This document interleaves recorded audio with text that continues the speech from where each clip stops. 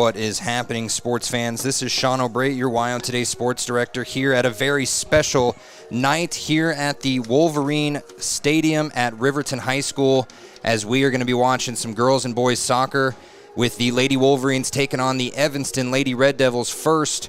And if you can't tell on the camera, it is a special night for one reason and one reason only. It's their annual Pink Night, second annual, should I mention. Last year, they were able to raise $10,665, and that was for one family. This year, they're trying to outdo that number and help out two local families that include two moms from these teams here, as we will get to a little notice from that earlier. They want me to read a speech here. It's a gorgeous speech, and it will be said at the halftime show as well over the loudspeaker, but it'll give you a better glimpse into why we are doing what we're doing tonight.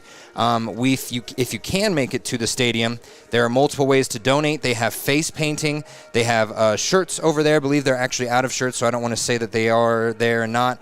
You can also scan the QR code on any of the rosters that are being handed out, as well as the bits of the QR codes that are all around the stadium. So lots of ways to donate tonight. If you are listening to this and cannot make it to the Riverton High School Wolverine Stadium, you can go to wiotoday.com, go to the sports section, or just type in Pink Night in the little search bar at the top of wiotoday.com. You can find out where to donate there. And also, there's other ways to find it. You can go to Facebook and go to the Riverton Wolverine Pink Night, I believe is the name of their Facebook. So we're about ready to get this pregame show going with our Hampton Inn & Suites pregame show on WIO Today's YouTube page. Right after this, we're going to pay some bills, come back with our Sutherland starting lineups, as well as our keys to the game. Some say healthcare is a calling, taking care of others. It's who we are. It's what we do and what we love. For decades, Sage West Healthcare has been here for the expected and the unexpected moments in life. As one of the region's largest employers, we're investing in our communities through donated services and charitable contributions. We're investing in our people, technologies, and facilities, so better care is more convenient and available to everyone, right here, close to you and the things that matter most. From maternity through maturity, from pediatrics to primary care, we're making a difference by improving life and health in our communities we love. Sage West Healthcare. Be well, live well. That's why we're here.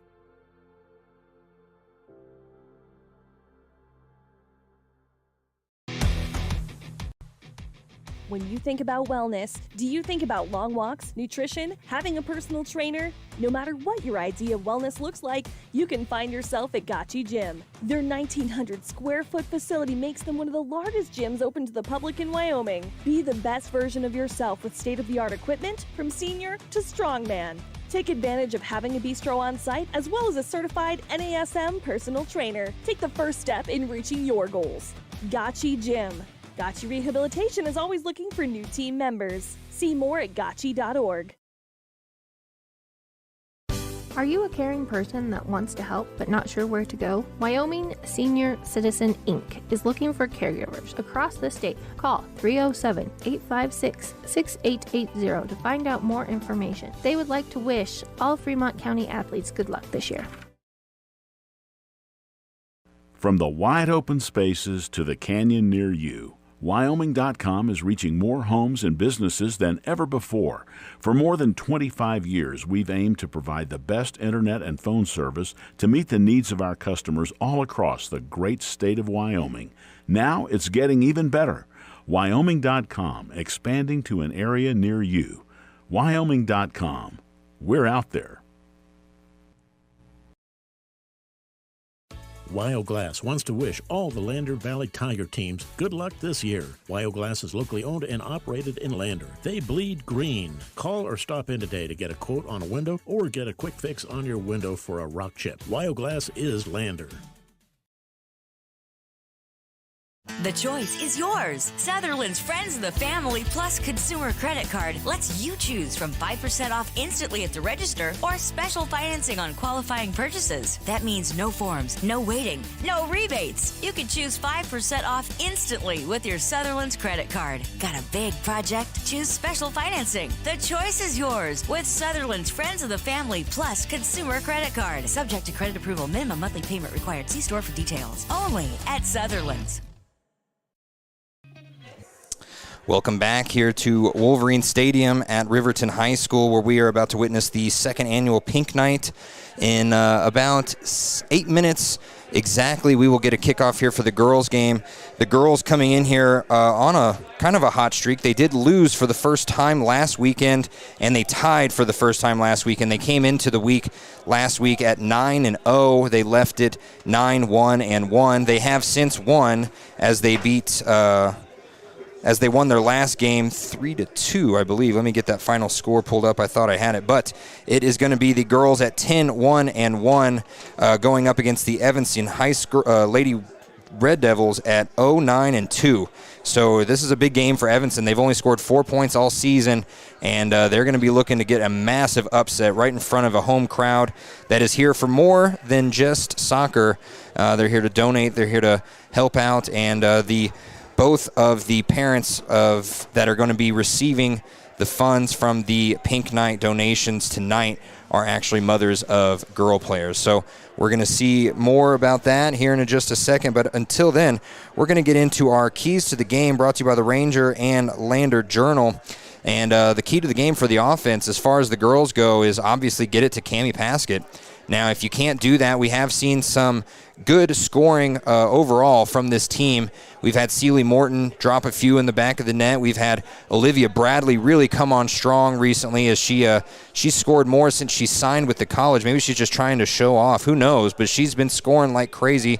And then, of course, we have Maya Nosip, who has found her angles the last couple games. So there are a lot of scorers on this team. Obviously, Cammie Paskett is option number 1, and that's because she has scored more goals than anyone in all of 3A or 4A, and there's a reason. She just knows how to get open. She's fast. She picks her shots really well, and she's able to just find holes in the defense that other players just can't find. Meanwhile, for Evanston, I think that it's pretty obvious on defense, your key to the game is you got to block Cammie Paskett from getting the ball.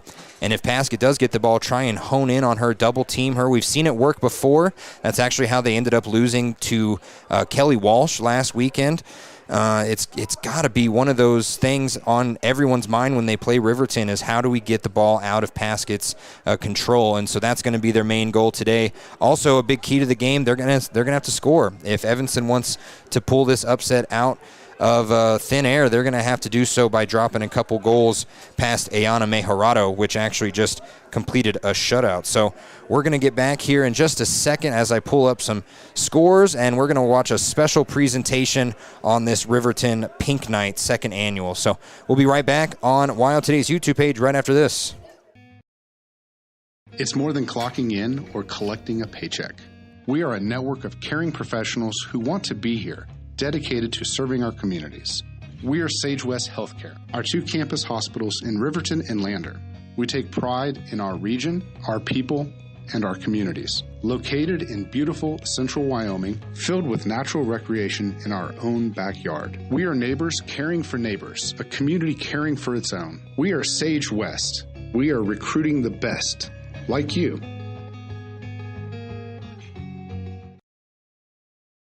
Hey there, how's your day going? Frustrating. My car's check engine light came on, and they can't take it in till next week. And then Max, our Rottweiler, chewed up my glasses, and I'm going to have to wait at least a week to get another pair. It seems you have to wait for everything important. I know the feeling. Some things seem to take forever to get done. Forgot to ask, how's your day? I had to take my daughter into the clinic to have her arm looked at. Let me guess. You had to wait to get an appointment. What was it, 1 week, 2 weeks? Same day. What? Same day? We go to Hot Springs Health. They offer same-day appointments at all their clinics. Riverton, Shoshone, Thermopolis, Worland, and Basin. You just call the clinic and you have an appointment in a matter of minutes. It's easy and so convenient. Wow, so Hot Springs Health actually values our time? Thanks for the advice. Now if I could only get a same-day appointment for Max. He hasn't been the same since he ate my glasses. He keeps running around and making a spectacle of himself. For more information or directions, please visit hotspringshealth.com, your hub of healthcare in the Basin. Riverton's Hampton Inn & Suites is proud to sponsor our youth athletics in Fremont County. Fremont County school athletics provide our youth timeless experiences and lessons that can lead to success for life. Setting goals, teamwork, and hard work make young athletes into good citizens.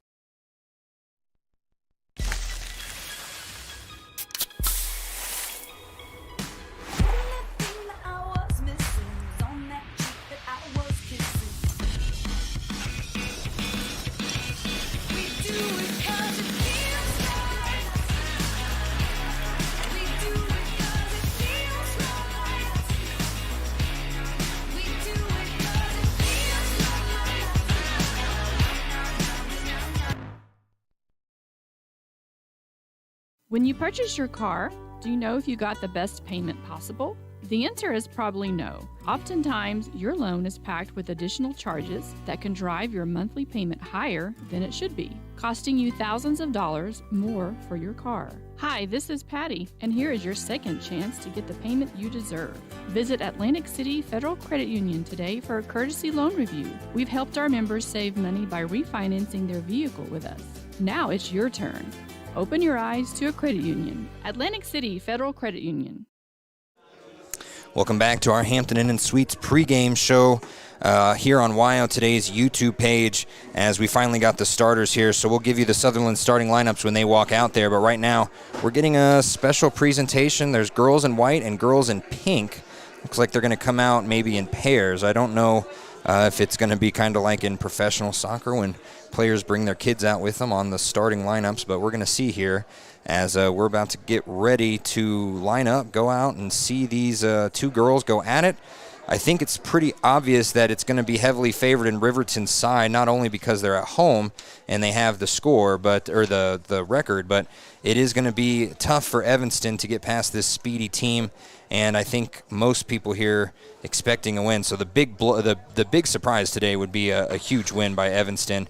That would make it, one of the biggest upsets of the year. Last time these two faced each other, 13-2 was the final score. It was a doozy, and there was multiple goals by multiple girls in that game. Trying to remember just who as I'm pulling it up here. And the girls are going to go out. They look like they have double the amount of team, so we're going to see why.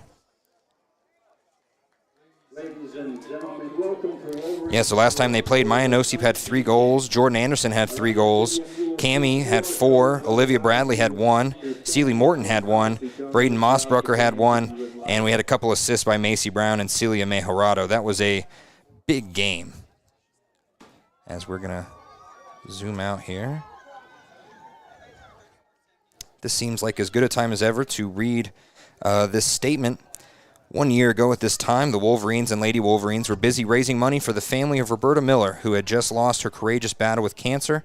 Together with the community, they were able to raise $10,665 in her honor.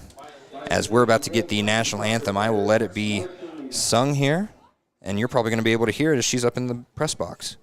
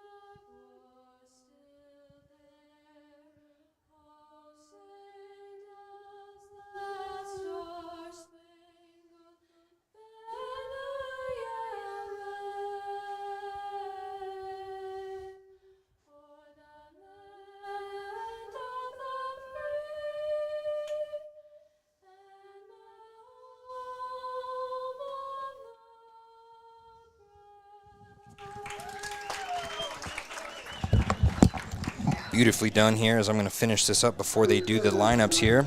Tonight the Wolverines are at it again. This year they will fight for two members of our community, Candace McHugh-Veach and Kelsey McAuliffe. They will play in their honor. They had a quote, "We are here to support two cancer warriors, Kelsey McAuliffe and Candy McHugh-Veach. Kelsey's mother, Lynn, has been friends with Candy since 7th grade, and they have shared many adventures over the years, from skiing, riding horseback, and backpacking through the Wyoming mountains. Candy is most happy when she is outdoors photographing the beauty around her. Candy is a lifelong resident of Riverton and recently retired from a long career serving as the administrative assistant to the school superintendent. Candy is a friend to many, and those who are fortunate to be friends with Candy know that when you need her, she is there for you." When Kelsey was diagnosed with cancer, Candy was one of the first to step forward and offer emotional and financial support, as well as friendship. Kelsey is a lifelong resident of Riverton and a familiar face at Java Espresso, having worked there for 13 years. Kelsey has a twin brother, Brendan, and they enjoy razor riding, jet skiing, and about anything else Brendan can talk her into. Kelsey is a single mother of Kaisley, her 7-year-old daughter, and on February 2022, Kelsey McAuliffe, at 26 years old, was diagnosed with stage 3 aggressive form of breast cancer. The diagnosis hit hard. It was truly just unbelievable at first, but as she headed to Huntsman Cancer Center in Salt Lake City, it quickly became her new reality. Having long, beautiful hair her whole life, the idea of losing it was almost more than she could face, but soon she realized fighting to keep her life was far more important than her hair. Kelsey found strength she never imagined was within her, and her boyfriend Dylan Stewart was there for her every step of the way. She endured the dreaded Red Devil chemo treatments, disfiguring surgery, and radiation that burned her so badly it jeopardized her reconstruction and has created complications she is still facing today. It has been a year of constant treatment, travel to Utah, and constant pain, but for Kelsey, she is one of the fortunate ones and was told she is cancer-free, and everything from here is preventative for the next decade.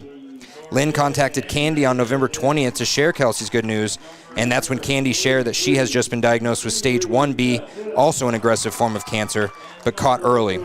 As one fight was being won, another was just beginning. Candy chose to be treated in Colorado so she could be close to her children, Jamie and Chad. Candy had surgery first and is now going through chemo, and then will face radiation. Her husband Roger, her family, and tons of friends are by her side. Candy is a woman of strong faith and believes in the power of prayer, and just as she prayed for Kelsey, she has a legion of prayer warriors praying for her. This journey is grueling, and you need family, friends, and community to get through it. Aside from the medical challenges, there are financial burdens as well. Everyone needs help, and the generosity of groups like this is so needed and appreciated. This game is a reminder that no one fights alone in our town. And as I said that, they introduced, so we're going to quickly go to this Sutherland starting lineup. If I can get to it here.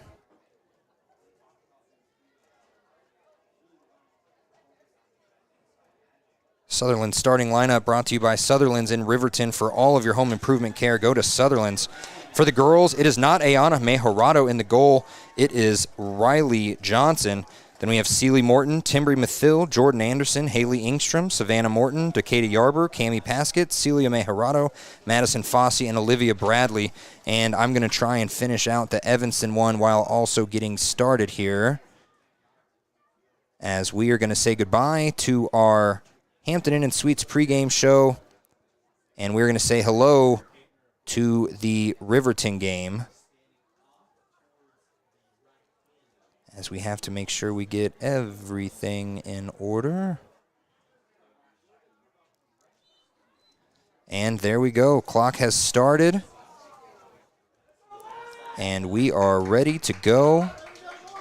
Finally got everything here. So Riverton moving first all the way down on the far side touchline, and almost forgot my handy-dandy binoculars. The press box is booming. Lots of people up here. Exciting time, as Riverton still trying to just get on the offensive side of the field here. They finally do. Now a long pass, almost perfectly placed for Olivia Bradley, but stopped in between. And now it's going over to Maya. Maya almost got to it. Or I'm sorry, that was Celia Mejorado. And now over on the far side, Mejorado with the cross. And the shot going to be a little bit high and out of reach.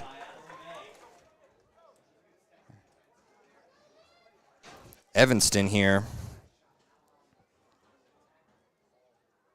As we have the clock going. We're about 5 seconds behind, but that's okay. The cross from the corner, and it's headed out by Evanston. And now it goes out of the back of the goal line again. That was a long kick, it looked like, by, yes, Madison Fossey. So now we're going to get a goal kick here by number 9 for Evanston. That's Kaylee Renova. Right from the bottom of the V in Riverton, and she kicks it low. It gets to an Evanston Lady Red Devil, but quickly picked up by Mejarado. Mejarado now moving near the touchline left side, near us. She has to kick it back out, gives it to number 23. That's Timbri Mathil. Mathil working with it. Oh, nice cross, but it got stopped up by Evanston in the middle. Now Evanston has numbers if they can try and push. They're instead going on the far side, trying to get around a determined Sealy Morton. Now it's turned away. They got it kicked up nicely for Olivia Bradley. Bradley's going to have an opportunity here until it gets kicked into her knees, and then that made it so that the goalie could get there in time. And you're hearing clapping because the entire Evanston boys JV and varsity team is right below our camera. As that goal kick from the keeper goes right into the chest of Mejarado. Mejarado with a cross goes over Olivia's head, and it went into Cami Paskett, but it was kicked too far to the right. Cami Paskett does not miss very much. And that goes out the back of the goal line, so they're going to get this right back where they started. The entire Evanston team still staying in the defensive third, even though they know they could try and get this past the middle. There's no one there, but of course they can't even get it past Madison Fossey. Now it gets kicked up, broken away as number 19, Jordan Anderson. Well, she just got it kicked out of her control there. Now on that far side touchline. Oh, blocked up, but she's able to get around. Was Sealy Morton, and then a shot goes, and it goes right of the goal. It looked like it hit the goalie, but I don't know if it did, as they're going to give it to, they're going to give it into the corner here for another corner kick. This one coming by Cami Paskett. Coming from that far side, here she comes. High, a little bit too high, almost headed in by one player. Who was that? Was that Bradley? I believe it was. And it ends up going almost all the way out of bounds. Saved nicely, kicked by number 23. That's Riley Johnson. I'm sorry, that's Timbri Mathil. Now they get it all the way back out. Here's Mejarado. Loses it out of bounds as it was kicked out by number 11. Kylie Worthing. She threw it in nicely, did Riverton, right into Cami Paskett. Paskett tried to put a little hop step in there, and she just couldn't get it over two players, and that's exactly what I said in our keys to the game. If Evanston wants to win this, they're going to have to double-team Cami as soon as she even gets looked at, as that kick goes all the way down into the middle third.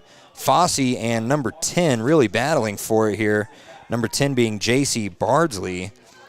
Bardsley ends up getting it out, passes it back now and towards the center of the pitch. Now at the center circle is number 7. And quickly, they get it all the way into the attacking third here, and Riverton kind of caught with their pants down. They're going to figure out something to do. Nicely saved there by number 11. That's Savannah Morton. Morton has it now. You might be able to hear the Evanston call on the left side of me here. Gets it up all the way nicely to Mejarado. It's a little bit too far, but she's going to be able to corral it. Stop, look for the corner, look for the cross. She finds the cross, but it didn't go as high as she wanted to, and now it goes in. Nicely done by Cami Paskett. She does what she does best there. With 34-30, Cami Paskett. Cami just adding to that total.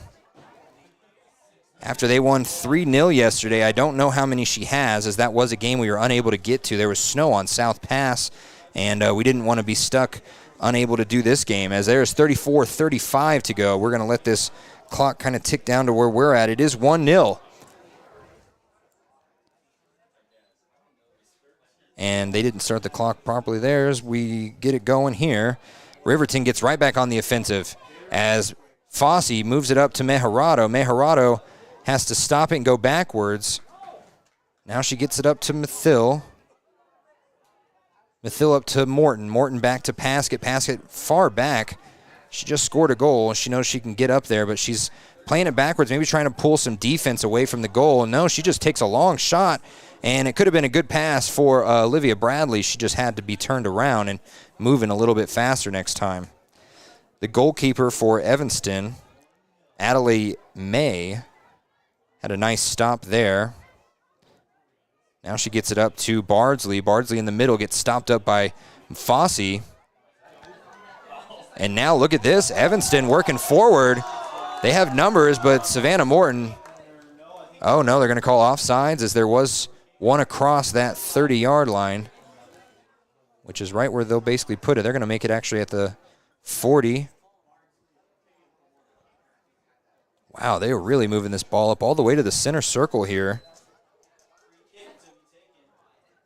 This kick, nicely placed by Morton, gets headed up off of Evanston and goes into Mejarado's lap, and Mejarado's going to take a look. Oh, she gets it stopped. Now she pushes it in with, who is that? Is that number 13? By Haley Engstrom, and Engstrom couldn't get a shot, but ended up still getting it back to Mejarado. Mejarado, Celia Mejarado, moving back all the way up to Cammie in the middle. Cammie moving left, tries to get it up to Bradley. Bradley, nice little triangle kick. Cammie's going to take the shot, and it's getting blocked by Adelaide May. Adelaide May, it looks like. Another shot on goal by Paskett, and we're less than 8 minutes in. Cammie's already got 2 shots on goal, one of them going in. Is nice stop there by Fossey up to Cammie. Cammie kicks it towards Mejarado, but not enough oomph on it as it gets stolen away. Now it goes out of bounds. Nicely done there by number 23, Timbri Mathil. She throws it into Celia Mejarado. Mejarado back out to Engstrom. And Anderson and a couple other players just playing pass around now. As Mathil now gets it off to Mejarado. Mejarado shot far left of the goal. Could not make that one work. She tried to curve it in, and it just did not end up curving. Lots of pink out in the crowd tonight. Some of the boys wearing their jerseys in the JV game there, or the varsity team as the JV game is happening.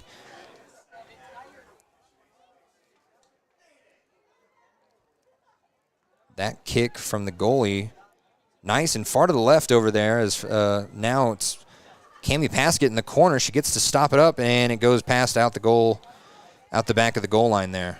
Stepping on my own words because of just how fast Cammie Paskett can get the ball. No substitutions yet.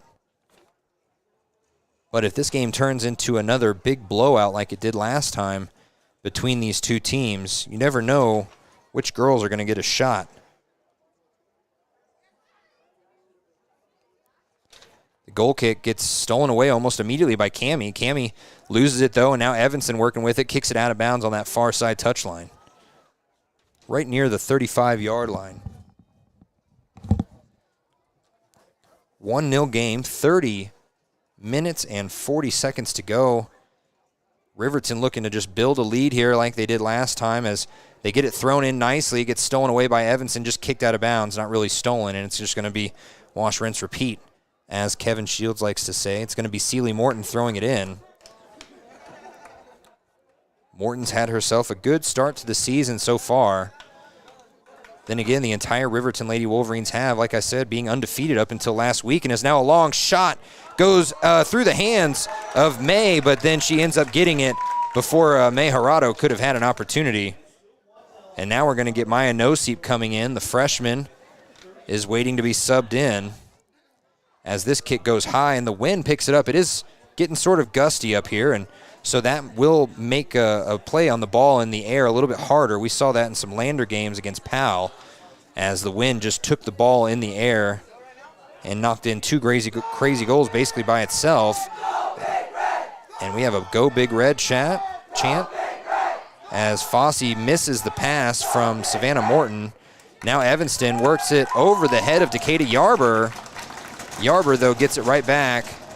Oh, and the Go Big Red chant can work both ways today as Evanston uses that chant just like the Riverton Wolverines do, just like Nebraska does. Everyone does it here. I don't know why.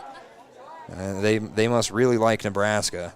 As Evanston tries to kick it up into the attacking third, they do, but it gets stolen away by Morton. Morton with a long clear all the way down to Paskett. It stays inbounds, and Paskett's got speed. She can work with this. Now she's going to cross, and she didn't put enough mustard on it. Gets stolen away before it can reach Olivia. And now that ball stolen away on that far side over there by number 13, Haley Engstrom. And now Evanston just working around the middle third really nicely, but once this ball gets past them, it's really all Riverton like it is here with May Harado, and she can catch up to this. She's going to stop it with the right foot. She's looking for a cross or making, hopefully, Evanston kick it out. She gets it off to Mathill. Mathill now tried to kick it into Olivia Bradley. That didn't work, and Evanston's working around with it now as Paskett gets it, and she kicks it all the way back out to Engstrom. Now Yarber has it over back to Engstrom again. Now up to Madison Fossey, the All-Stater. She gets it up to Celia Mejarado. Mejarado's triangle pass did not work, getting back in the feet of Mathill. Evanston trying to just get it and clear it, and they finally do. Clear it right into the lap of Madison Fossey. Now Paskett has it back and forth with Jordan Anderson. And Evanston actually does clear it this time. As the team below us, just anytime Evanston can get the ball, they're cheering. That's exactly what a good visiting fan section should do, as you might see in the bleachers across from us where the visitors are supposed to sit in the sun. We have some shade on this side. I'm sure that was designed that way when they put this together with the big bleachers and press box. As this pass nicely done with the cross, it's going to go into the hands. It's going to go past the goalie as it passes her hands. Who was that? That was Celie Morton. That was Celie Morton. As we're double checking, but they are giving Celie the heads up and the hands and the high fives, and now we're at a 2-0 game. 27-15 to go. And this game can get out of hand early with these girls. I said it in our keys to the game, it does not have to be Cammie Paskett, as we have some substitutions come in here. I told you once they get a little lead, they might just start subbing in. Clock starting. We'll get a number here shortly. Mejarado, I know that Maya Nosip came in as Mejarado. She gets the ball stolen away, and now Nosip has it on that far side. Oh, it was number 3, Macy Brown, the senior that came in. She just had it over there on that far side. And now all the way to the halfway line. Evanston almost gets it past, but can't. Haley Engstrom, as she does it there again with her chest. Left kicks it up to Macy Brown. Brown gets it stolen away, and now it passes through the defensive line. Morton has to save it, and now she's just going to kick it far.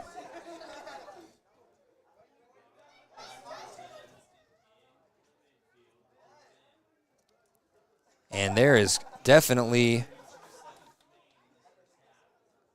a lot of reason to cheer tonight, not only with Pink Night, but the girls, definitely one of the best starts in franchise history, program history, I should say. I don't know if they've ever had this good of a start. They're looking for state or bust. They've got the team as the Red Devils below us cheering like cheerleaders like the Evanston group did. And the varsity boys game, I forgot, ended in a 1-1 tie. Let's hope the boys game later does a little bit better, because we'd love to get out of here with a win. Boys losing 2-0 yesterday at Rock Springs, and now Mejarado has it nicely passed by Olivia Bradley. She gets it up to Maya Nosip. Back and forth now as Evanston clears it. Can't clear it past Morton, though. Maya Nosip, nice footwork to get around number 27. Who is that? That was Sierra Barnes. She got around her nicely, but they couldn't get the ball any further. It gets kicked out right into Madison Fossey on that far side touchline. They kick it nicely into the middle over to Celia Mejorado. Now some bodies hit the dirt, and one of them's not getting up, and it's a pink jersey. Oh, that's Cammie Paskett tying her shoe. That Cammie left the game last time I was here, actually, the last game that I was able to witness in person. She hit her head pretty hard, and that was a big blow to the team, even though it was just 10 minutes left in the game.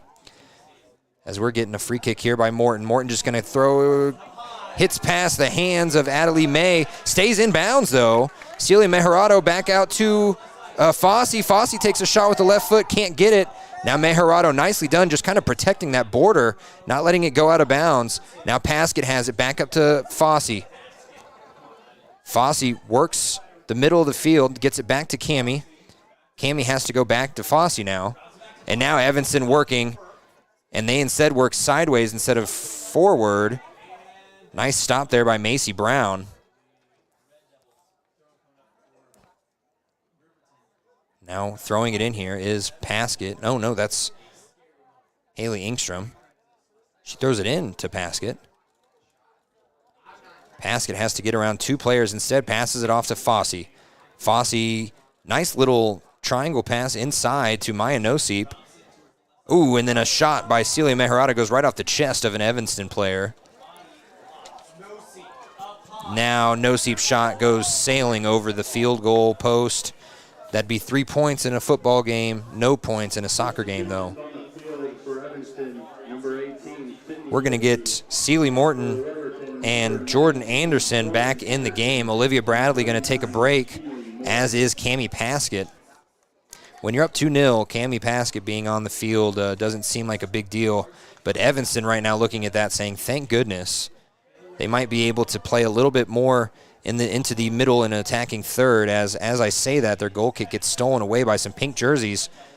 Now Maya Noseep, she can be dangerous too. She tries a long cross, well placed as it gets into the feet of Celie Morton, but then Celie's pass a little bit too behind Haley Engstrom. I'm sorry, Jordan Anderson. Now Celia Mejorado crosses, and it gets headed away by number 19, Bella Dover of Evanston. Nicely done there, as she would have had a good look. Gets stolen away up here by Engstrom. Kicked up to number 7, Kinley Hintz. Now a battle in the middle between Madison Fossey and Jace Bardsley. And Fossey won that battle. And that actually was 18 Sydney Lichty, who we heard is going to get a lot of playing time. She was brought up from the JV team. Ooh, a shot to go out of bounds, hits Mejorado right in the face, stays in bounds. Decatur Yarber has to corral it up at center circle. Hopefully Mejorado didn't take too hard of a hit there. Now Savannah Morton has it right here in the middle. Kicks it over to Mathill. Mathill back to Morton. Morton, a short pass up to Fossey, but Fossey able to get up to it. Stop and go. She's able to move right.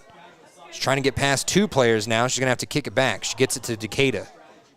Decatur, a low pass inside to Maya Noseep, right in the middle of the field. Back over to Fossey. And they're just trying to get past this one line of defense. And now a high pass might be able to do that, but it's going to be stopped before it can get into Macy Brown's lap, and it's going to go out of bounds. Last touched by Evanston. Substitutions number 15, Taylin Lisberg. Throwing in is going to be Macy Brown, as number 15, Taylin Lisberg, is coming in for Mejorado. Mejorado gets a high five from her coach for taking that soccer ball to the dome.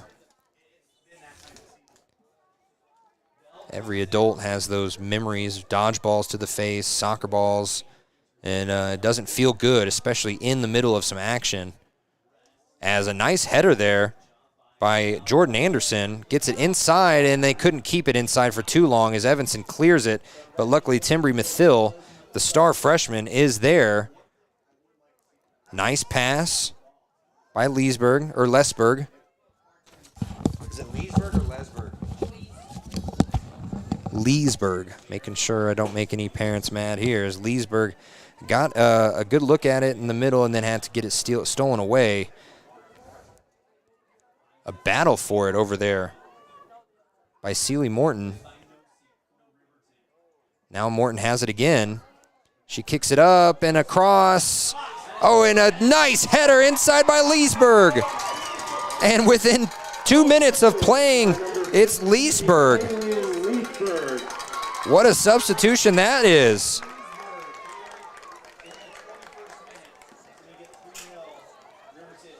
And suddenly, I mean, the gates have been blown wide open.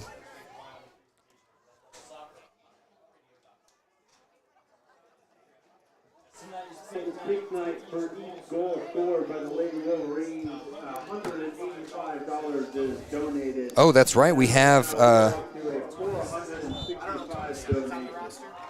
for us. Sierra Barnes.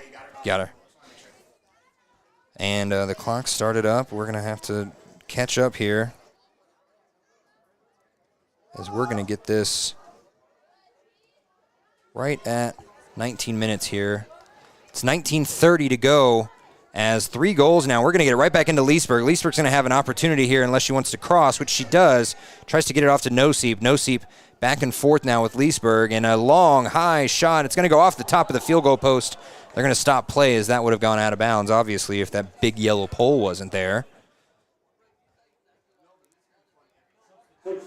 So far, some great opportunities for Riverton. And we're going to have to find a pin here. Can I keep it? Thank you. I appreciate it. Woo! I want to mark down goals as well as I remember them for the paper, as we will have a full write-up for this on WyoToday.com later tonight and in the Ranger and Lander Journal on Wednesday, as the sports page is already put to bed and the paper is already being printed. Evanston, nice steal there right in the middle. They get it back, though, to some pink jerseys. Savannah Morton in the middle gets it past all the way up to Fossey. Back and forth, though, as it gets ricocheted back into Morton's feet there. And so we have a goal by Cammie. We have a goal by Taylin Leesburg and a goal by Sealy Morton. 3's a charm, and it's only 12 minutes into this game. Should I say match? It's got to be one of the better starts here, but then again, Riverton's just had such a phenomenal season. It's hard to remember a bad game from them, if we're being honest. The only bad games were their tie and their loss, and you could even say in both those games, maybe they were still the better team. They just made mistakes. Olivia Bradley and Cammie Paskett coming back in. Olivia Bradley and number 8, Cammie Paskett. Madison Fossey and Macy Brown coming out as Bradley and Paskett come in. We've got a long list of players here for the Riverton girls. You always wonder how many JV girls they can actually put in. There's a pretty thick bench there full of players that could very easily see a lot of playing time if this game gets any more out of hand, which it's looking like it could, as Maya Noseep, the pass up to Cammie Paskett gets stolen away. A good look, but not the perfect look, as now a ball gets ricocheted off of Timbri Mathil's leg over there. Is that Mathil? That might be Morton. And now it gets cleared out. Evanston up to the edge of the middle third on that far side. In between, Bradley's not going to let that happen. Bradley steals it. She kicks it up. That is Sealy Morton up there. She's going to look to get it before it gets to the corner. She stops it from going out of bounds, but no one there to help her out. And Evanston going to take this and try and clear it up that far side touchline. The cross, nicely placed to Bardsley. And then stolen away by Cammie Paskett. A nice kick, and it actually puts her on her behind as well, as that was actually Lichty. The 10 and the 8 look very similar on these white jerseys with red numbers. And a nice pass up here to Leesburg. Leesburg's going to stop it and try and cross. No, she gets it back to Paskett. Paskett can't stop it, though, in time, and it gets stolen away by Celeste Ayala Gomez. Now Lichty in the middle. Stops Maya Noseep from getting anywhere with it. Has to kick it back, though, and it goes up to Jocelyn Carpenter. Decatur Yarber and Morton going back and forth. Now Bradley has it over to Noseep. Noseep hesitated a little, and now she gets kind of pushed back. That is by Bardsley, and Bardsley able to get it back to Yarber. Now it's over to Morton. Morton's going to come all the way down here to Mathill at the very close touchline. And that one goes out of bounds a little bit too much behind Olivia Bradley's leg there. 15:20 to go in this match, in this first half. And Olivia Bradley gets the ball and gets it up to Jordan Anderson before it gets stolen away, and now it's kicked all the way to that other side of the pitch as Morton has to kick it back and forth, and she waits for a pass to get up to her, and it's a nice-looking pass. She's going to be able to stop it again. No, she's not. It goes out the back of the goal line. We've got more substitutions for Evanston as Dannon Kohler and Bella Leavitt is going to be coming in. Coming out will be Kyrie Worthing and Jace Bardsley. Won't have to worry about mixing up Lichty and Bardsley anymore. The goal kick comes over the head of two players, ends up in the lap of Evanston, and a nice body move there by Riverton's. Who is that? That's Haley Engstrom. Good work to get that ball stolen away, and now it's over here by Mathill. Back to Morton. Morton's pass a little bit too long for Mathill, but they're still sitting here in the middle with Lichty stealing it, and then Morton nicely just puts her back to her, almost gets it, but it gets kicked away, and now it's finally in the attacking third for Evanston pretty much, as not if Mathill will do anything for it, and Mathill nicely stopped it, but now Riverton has to work with it, and then Olivia Bradley's going to kick it right into the legs of the referee, so that's going to stop the play, but not stop the clock, as we are at 13:40 to go. Mathill playing just great defense here on the near side. She's able to get pretty much everywhere she needs to get to. As Bradley has it, she's going to give a high pass to Paskett, and it's too long, as it's going to be saved up by Adelie May. These goal kicks not going very far, and I'm sure the leg of May is tired as Paskett headed it, almost got a shoulder to the face, and now we're going to get another high shot there, and picked up by May once again.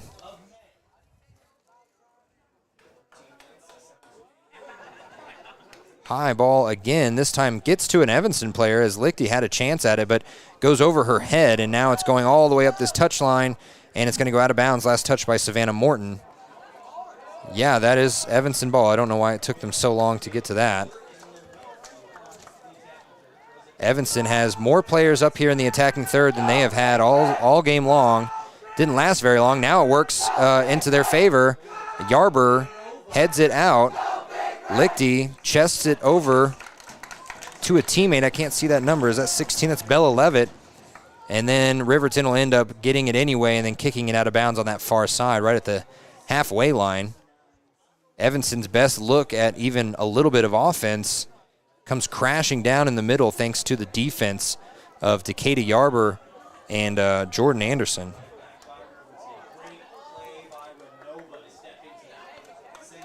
And now it's going to go all the way down, out of bounds again, this time last touched by Evanston. We're going to get some subs coming in here.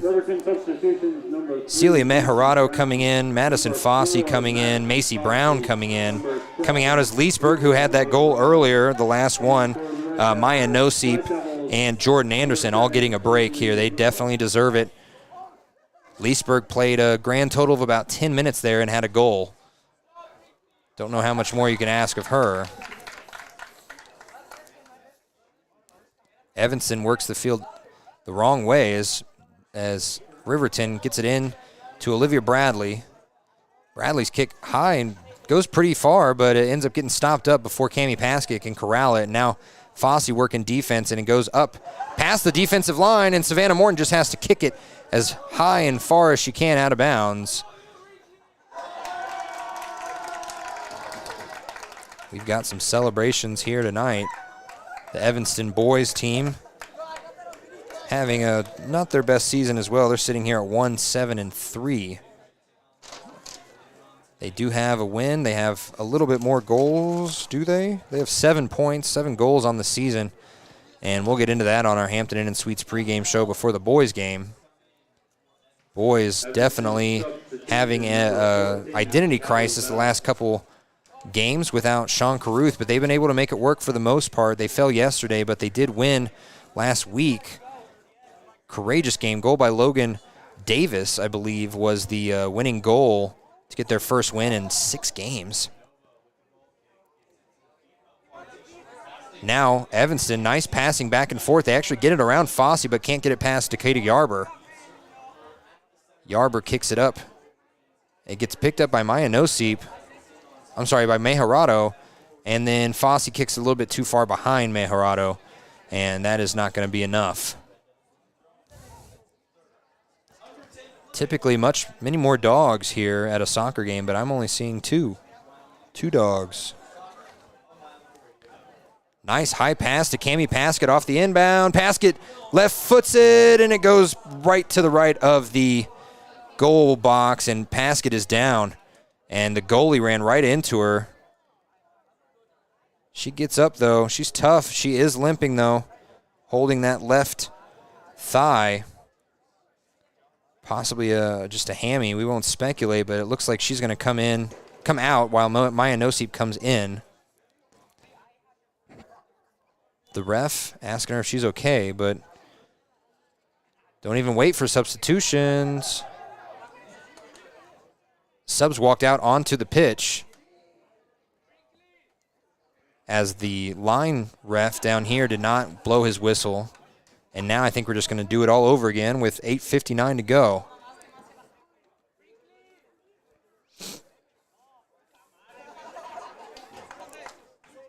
And finally, the subs come in. It's going to be Maya Nosip and Jordan Anderson coming in. Paskett obviously having to come out. I believe they're going to have to check her for anything that might be wrong. And then Celie Morton, who has both, so 2 goal scorers from today coming out, with Maya Nosip coming in and Jordan Anderson coming in. Now we get a goal kick. Took about a minute off of the clock there. Depending on how you look on it, Evanston might be happy about that or very upset, as Mejorado gets it past her chest, and now Bradley far away, doesn't get it, tried to cross, and it goes out of bounds out of the back of the goal line.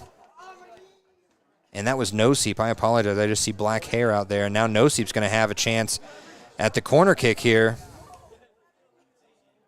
She's going to take it. A little bit too far outside. There's Bradley, though. She tried to head it in, and now it's just staying in the air. A couple different heads, and a high kick into the top left corner. Looked good for Macy Brown, but did not get past the goalie's hands. May, nice jump there. May kicks it in. Stolen right away by Macy Brown, but quickly stolen right back by 3 white jerseys. Tried to triangle kick it past a couple players, but not past Maya Nosip, and now it's up to Mejorado. Mejorado has to stop as she gets double-teamed. Kick it back to Nosip. Nosip tried to pass it up. I don't think Mejorado can stop it. She can, though. She gets it passed up towards the back of the goal line. She kicks it towards the center. No one there. Oh, that was a perfect opportunity for Jordan Anderson. I just don't think she thought that pass was going to be that far in front of her. Now, up in the air, Mejorado kicked it high, and a long pass. Oh, it goes off the foot of Evanston, and that's going to go out of the back of the goal, and we're going to have another corner kick here. That was a strong kick. Strong enough to bounce off the foot of a Lady Red Devil and go right out of bounds, and it looks like Cami Paskett is fine. She's waiting to go inside. Or in the game. Nosip again going to take this kick. Or I'm sorry, that is that Mejorado? Looks just long black hair out there. Kicks it stopped up there by Savannah Morton. It looked to be almost in Evanston's favor there if they could have gotten past one player, but could not get past the one they needed to. My camera being a little funky here. Fossey, right in the middle of the pitch, is going to take a long shot. Hits off the hands of May and is saved. 6 minutes to go here. Evanston still looking to get on the board. We had a shutout the other day by Mejorado. who again is not in the goal box today. And they're going to keep Cammie and Seeley on the sideline. Evanston going to have some substitutions, though.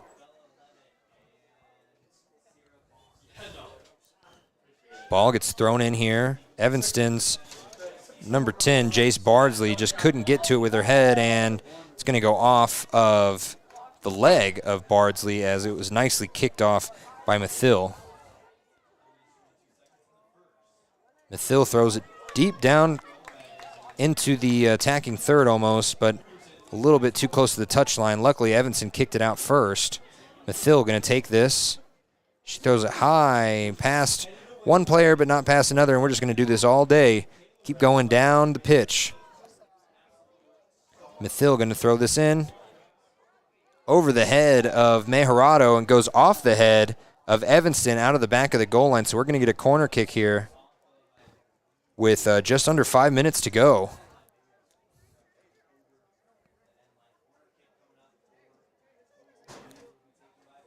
And we have some special donations per event here that we'll get you caught up on. As a nice pass. Oh, it looked like a good shot by Madison Fossey, and it goes right off the foot. Oh, it goes off the leg of Mejorado and somehow doesn't go underneath her legs or even towards the goal. It just bounces right off and ended up going behind the back of the goal line, and that was the worst case scenario, as that ball was straight in. As Mejorado acted like a goal blocker in hockey. They just stand in front of the goalie to try and stop their visibility, as Olivia Bradley has it now in the corner. She has to kick it back to Brown. Brown, kicked it up to Bradley. Shot goes high by an Evanston player. I don't know who kicked it, but kicked it extremely high. Now Evanston going to have a chance to clear it as they go all the way to the other side. There's no one there for Riverton. The only player that can catch up to it, though, it looks like is Maya Noseep. Noseep kicks it back out to Yarber after getting control. Now over to Morton. Morton a little bit behind Mathill. She has to come back to it. Mathill kicks it up to Brown. Brown kicks it off of Lichty. Nicely done there. As Mathill going to throw this in. She throws it into Bradley. Bradley right near the touchline. They're just tightrope in that touchline all day long near here. As Bradley gets the turnaround, she gets the cross.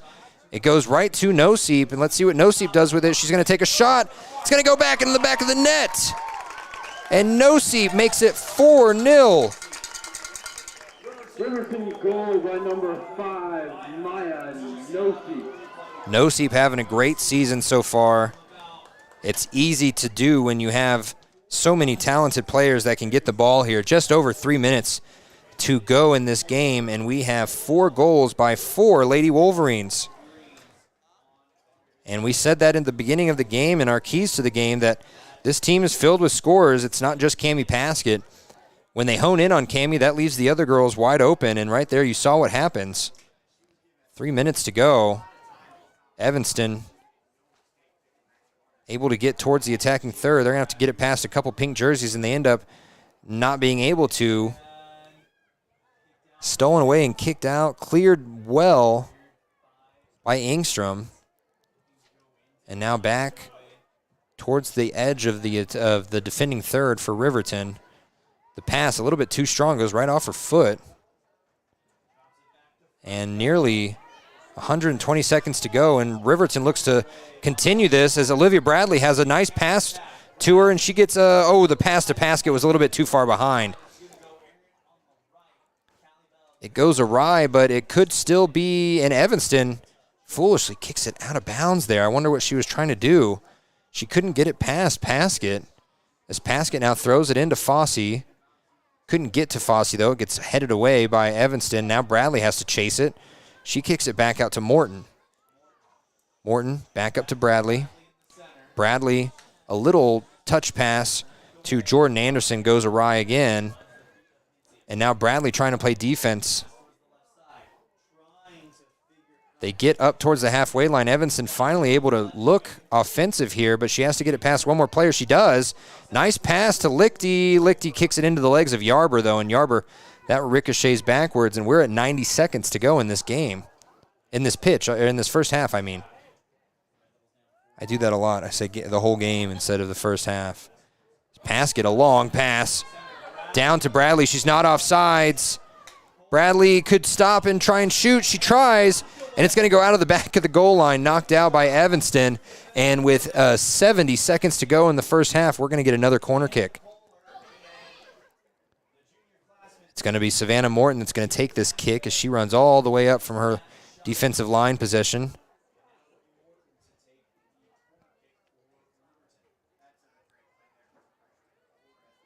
And here we go. This could be a final. Oh, it's going to go with the wind and go into the back of the left side of the net. So that was an opportunity missed and thwarted there very well by the Lady Red Devils.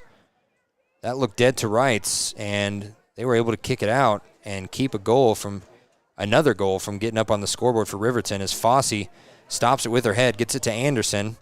Now Bradley has it. Bradley over to Fossey. Fossey in the middle of a bunch of white jerseys. Couldn't get that out. Morton just going to take a long shot, and it's going to go over the head of the goalie. Good thing she didn't touch that. That would have been a big mishap with 10 seconds to go here. Are they going to take this goal kick or not? 4 seconds, 3 seconds, 2 seconds. She's just going to do it for fun. See where she can get it. Kicks it up. All right, so at the end of the first half, it's the Lady Wolverines of Riverton 4 and the Lady Red Devils of Evanston 0. We will be right back with our CWC halftime show right after this. Wyoming Community Bank is ready to serve you. Stop in at any one of their branches located in Riverton, Lander, and DuBois.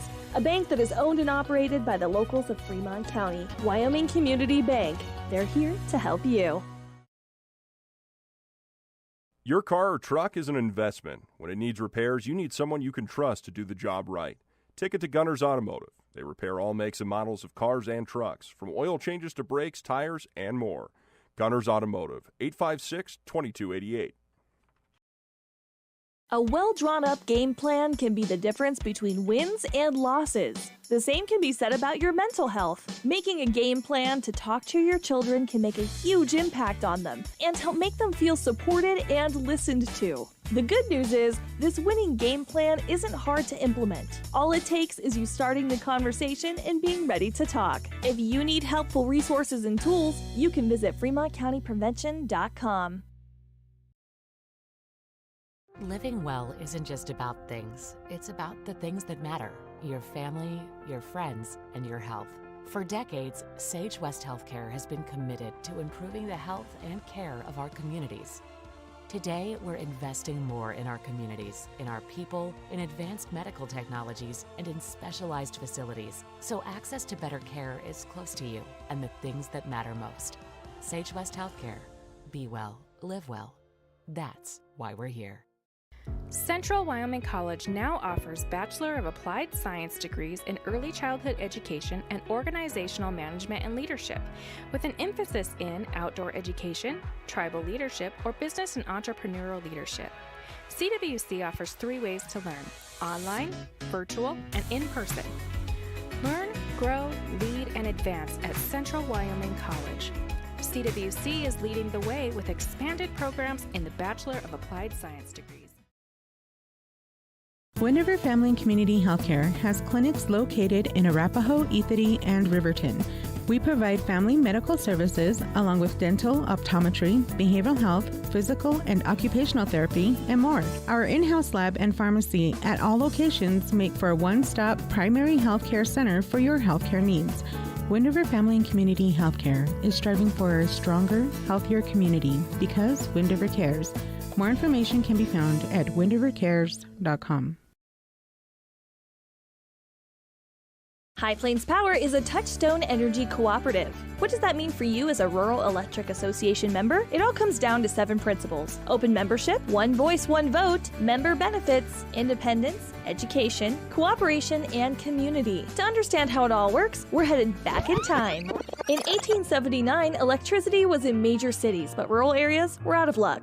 In 1935, President FDR made it possible for companies to build power lines to unserved areas. By the time we hit 1941, some 400 electric co-ops had been organized to serve rural America, just like High Plains Power. For more information, visit highplainspower.org.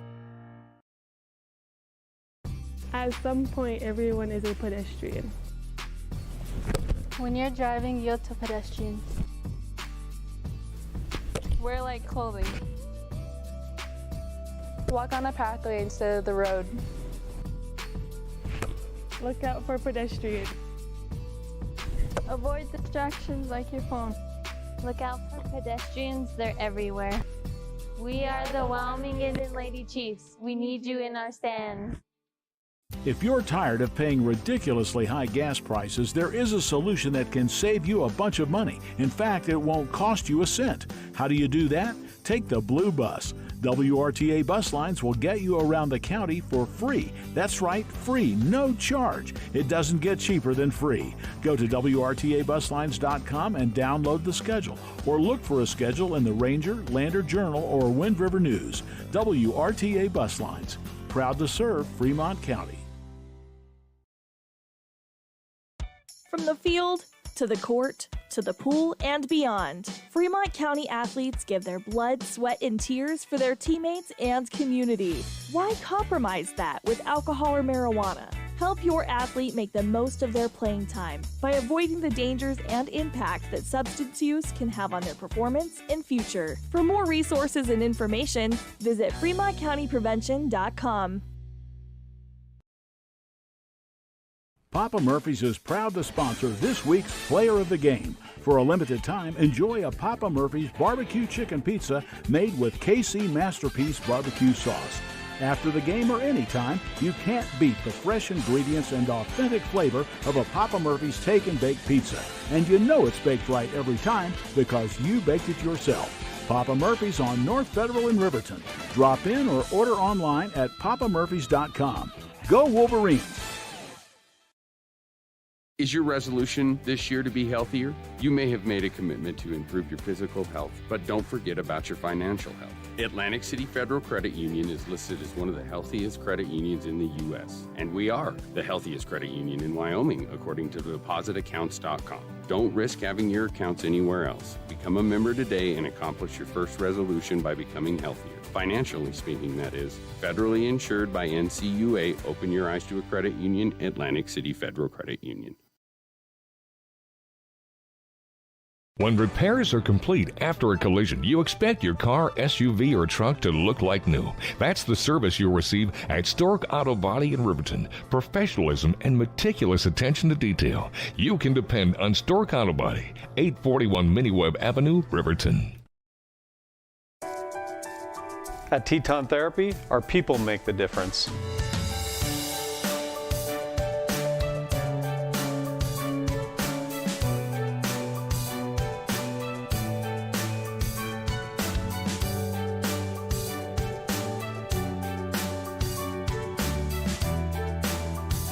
You can live pain-free.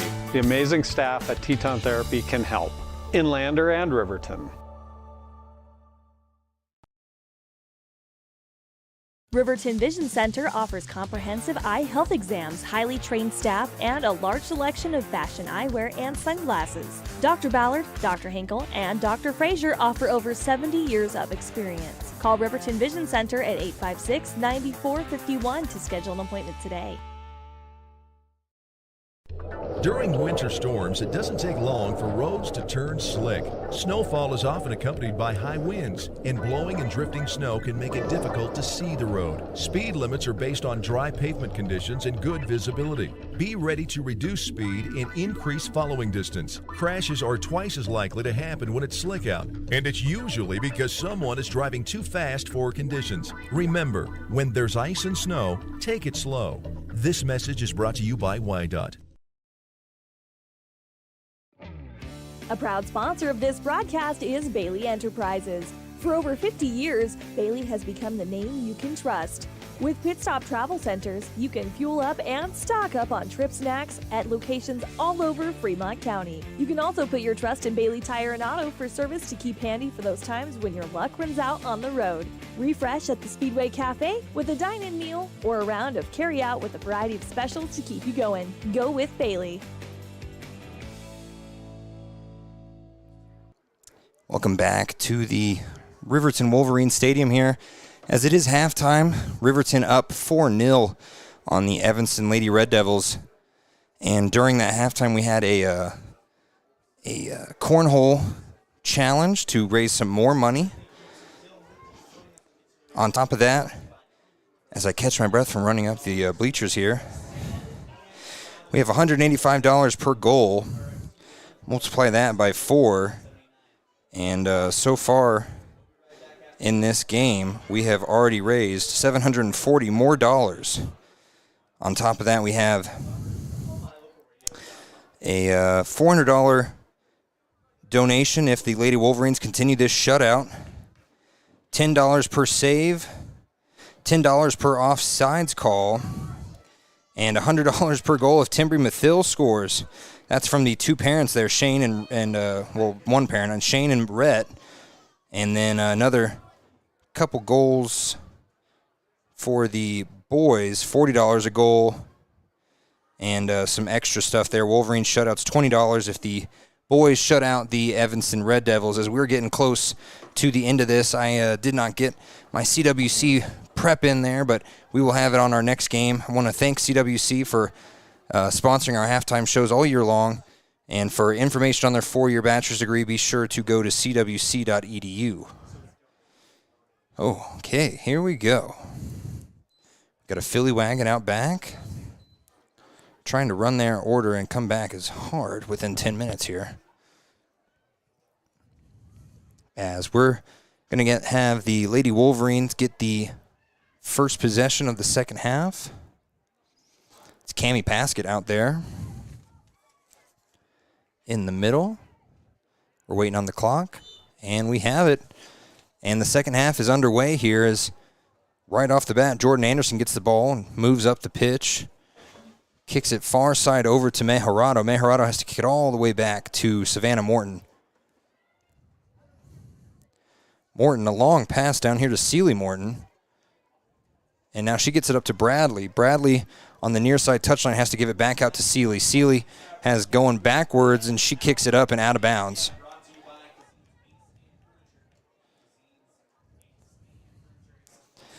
The girls, I don't want to say are easier to donate on, but the reason they have much larger numbers, they've scored more goals all season. As they could have another one here. Cammie Paskett able to get all the way up past the defensive line. She takes a shot, and it goes, 2 feet to the left. Oh, what a close goal. You don't see her miss those very often, but Adelie May came out of the goal box and really applied pressure right when it mattered most. That's exactly what you're supposed to do if you're a goalie and you see someone like Cammie coming right up to you. 1 minute in, we already have a shot on goal by Cammie Paskett. Evanston lucky that did not go in, as now they kick it, and they kick it right into Jordan Anderson and Madison Fossey. Now, after a steal by Dover on Evanston's team, they get it all the way back, and Celia Mejorado applied some pressure of her own there to get Evanston to kick it out of bounds. And now, all the pink jerseys load up in the attacking third except for just 3 defensive players. They get it up to Fossey. Fossey looks to turn. She just kicks it high and long and too far right out of the back of the goal line. As the ball goes very far, right out to the field events where there's some kids playing with the high jump. It's definitely getting warmer, and the wind has actually settled down quite a bit in this second half so far, as the goal kick goes right through 2 different players' legs and all the way up to Madison Fossey, who gets the ball back and now gets stolen away, and now she gets it right back again. She's able to do a nice pass, lead up to Olivia Bradley, who gets it stopped up, and she's going to take the shot. Oh, it's going to go onto the top of the net. Oh, my goodness. It hits the bottom of the field goal uprights and into the top of the net.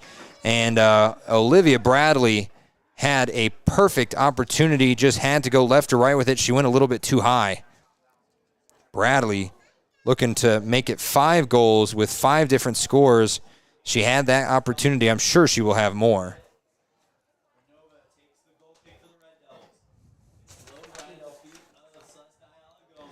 And Kayla Renova has been taking those goal kicks all day long. She had a good one there, but stolen away by Madison Fossey as a body hits the floor trying to get Fossey out of control of the ball. And now Bradley has another opportunity here. She's able to get all the way up to the corner, kicked out of bounds nicely, though, by Dannon Kohler.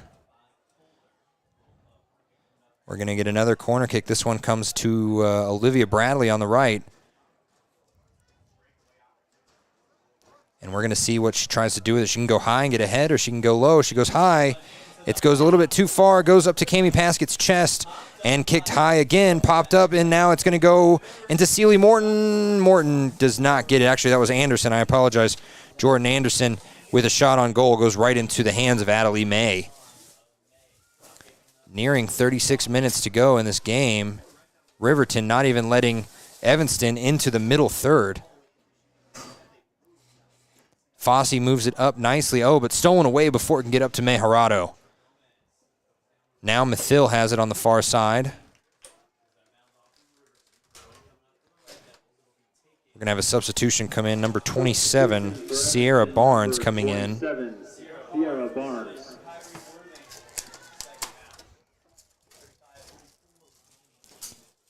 And coming out would be number 11. That's Kyrie Worthing. Riverton almost steals the inbound pass. Finally, they do. Now it's Jordan Anderson trying to lead Cami Paskett. Instead, she leaves Olivia Bradley. Oh, and the ball gets pushed out by the goalie. Bradley takes a hard fall. And Bradley gets up limping, going out of bounds. I saw the ref hold his flag up. I don't know if he was calling for some sort of injury timeout or not, but it does go out of bounds, and Bradley stays in the game. Remember, Bradley had a bad injury that kept her out of most season last year. It was a lower leg injury, if I'm not mistaken. She got to be careful when she's running up on the goalie like that. But she takes that for the team and almost got a nice look for another player there. But in the end, it is back into Riverton possession, getting into this attacking third, getting it to Paskett on the far side. She turns around. She's going to take a long shot. It's going to go high and over the field goal post.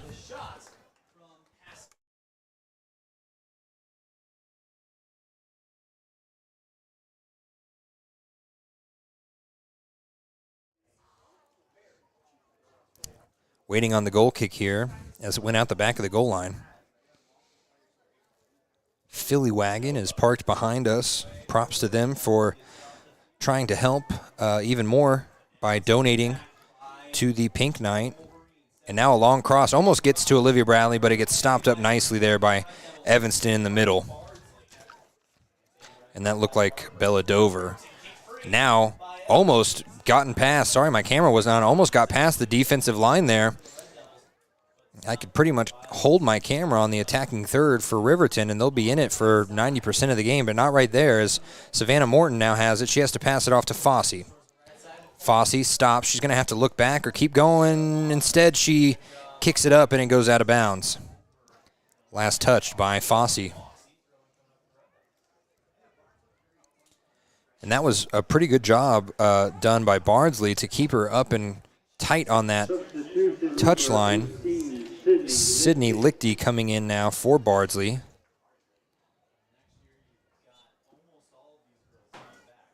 Throwing it in is going to be Barnes, and Barnes gets pushed away. Sealy Morton, little physical bully ball there, but she couldn't get to the ball in time as the boys of Riverton are piling up on the sideline here, waiting for their turn to help donate some money with some goals, some shutouts hopefully.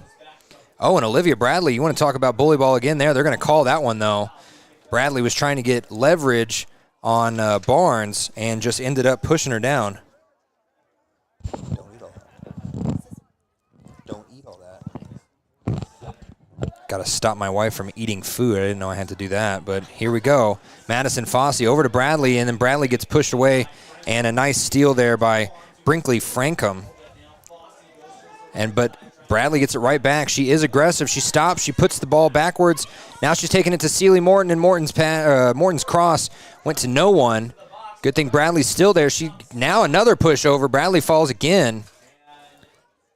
And the ball ended up in Haley Ingstrom's lap here. Sealy Morton crosses over to Cammie Paskett. Paskett looking for an option, looking for an avenue. Instead, she passes it up, and it goes a little bit, it doesn't have enough mustard on it. It gets stolen away by Frankham again. And now the ball gets past the halfway line for, I believe, the first time in this second half for Evanston. Wind picking up just a little bit again as the pass goes past Sealy Morton off of a head and then goes into Olivia Bradley, and Bradley gets a kick out happening by Evanston as we have Macy Brown and Maya Nosip waiting to come back in. They're coming in for Sealy Morton and Jordan Anderson.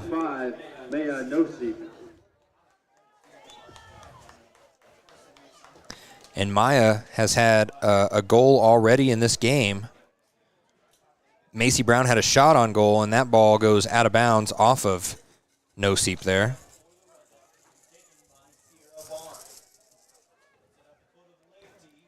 Nice stop there by Maya Nosip. She's able to pass it, but it gets over the head of Celia Mejarado.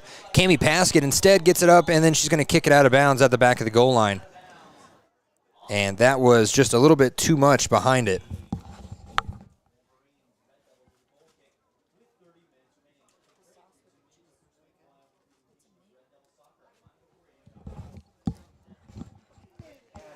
We appreciate everyone watching on Why on Today's YouTube page. This is one of our bigger and most well-attended games, so our views might be a little bit less today, but we do appreciate whenever we get views on these games as the sponsors make it happen for us because we want to see, shots like that, and it almost goes as Adelie May had a hand on it and then dropped it, and boy, right there waiting was Olivia Bradley, still looking to get on the board for the first time tonight.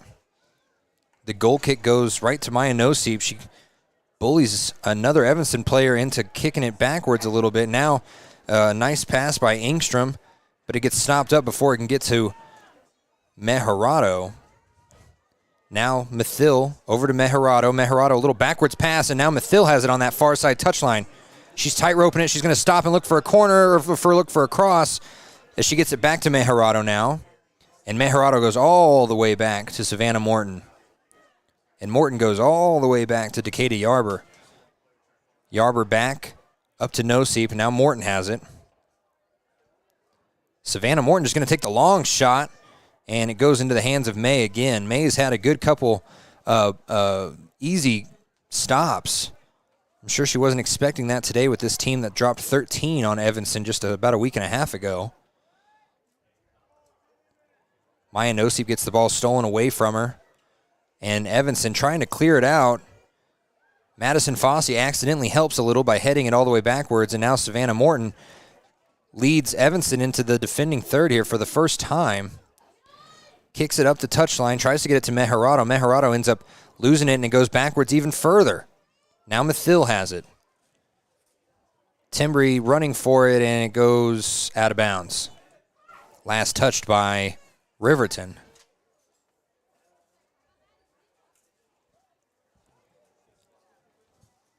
Got some good food, got some good games, lots of people. The sun has resided for a little while as the clouds kind of bringing a little bit of chill with it. And Riverton tries to get it past the halfway line with Maya. Maya can't get past, who is that, number 11, Kyrie Worthing. Ends up getting it up. And now Evanston really working well offensively with some passes, but they have to go backwards. And backwards to Celeste Ayala Gomez. And now even further, and Paskett thought she was going to have a runaway goal. She ends up getting stopped up. And Evanston works with it towards the attacking third. It goes out of bounds, though, last touched by Evanston.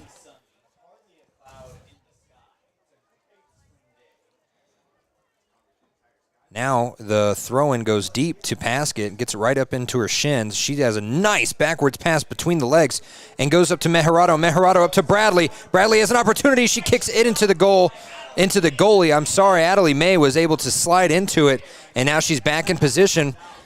Riverton had a chance to get an opportunity there, but they were not in position as that ball just went flying backwards, and now they're going to have to work again towards getting up that close. Cami Paskett gets stopped, works it up. Evanston doing well right in the middle, but here's about when they mess up, and they don't mess up there. They get it to Lichty. Lichty running. And Lichty is able to cross, but no one was there and waiting for it, and Riverton with their first real stop of the second half. Now Olivia Bradley hugging this tight this touchline up here. She gets up to the corner. She's going to take a shot, or is she going to cross? She's going to take a shot. Oh, it goes into the goalie's hands, and Evanston just has to kick it out, and Macy Brown smart to stop it there. She could have let it go. Maya Nosip now gets it. She tries to stop and go. She does. Gets it up to Paskett.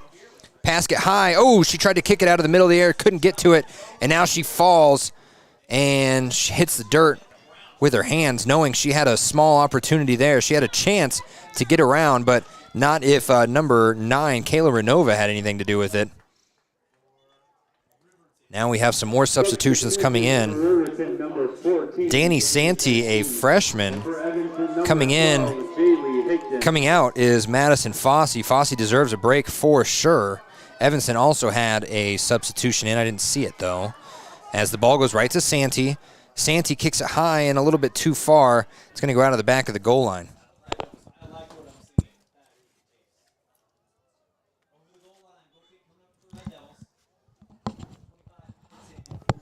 Just over 25 minutes and 40 seconds to go. Anderson coming back in. Celia Mejarado coming out.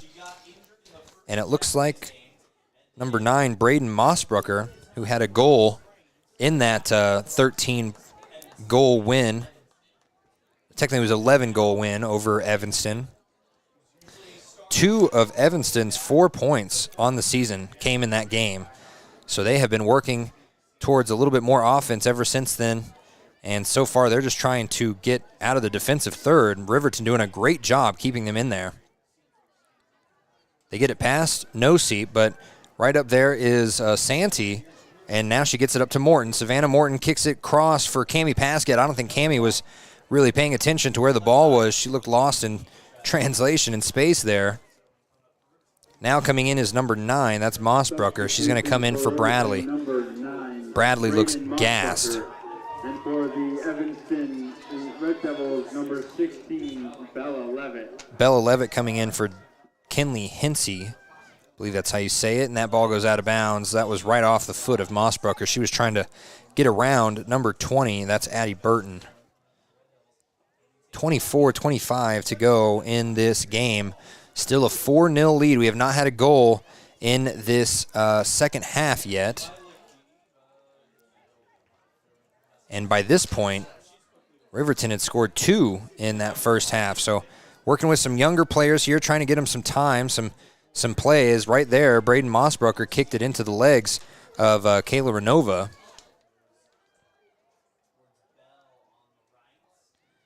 And Danny Santee had a good look at it there, but then Cami Paskett gets tripped up, and it's going to be a penalty or a whistle on Evanston right at that 30-yard line. And we're going to get a free kick here. Paskett's going to take it from the 28. Paskett looking to use the wind to her advantage. It's moving left to right. Gets it high. It goes into the net. What a goal! Incredible goal by Cami Paskett.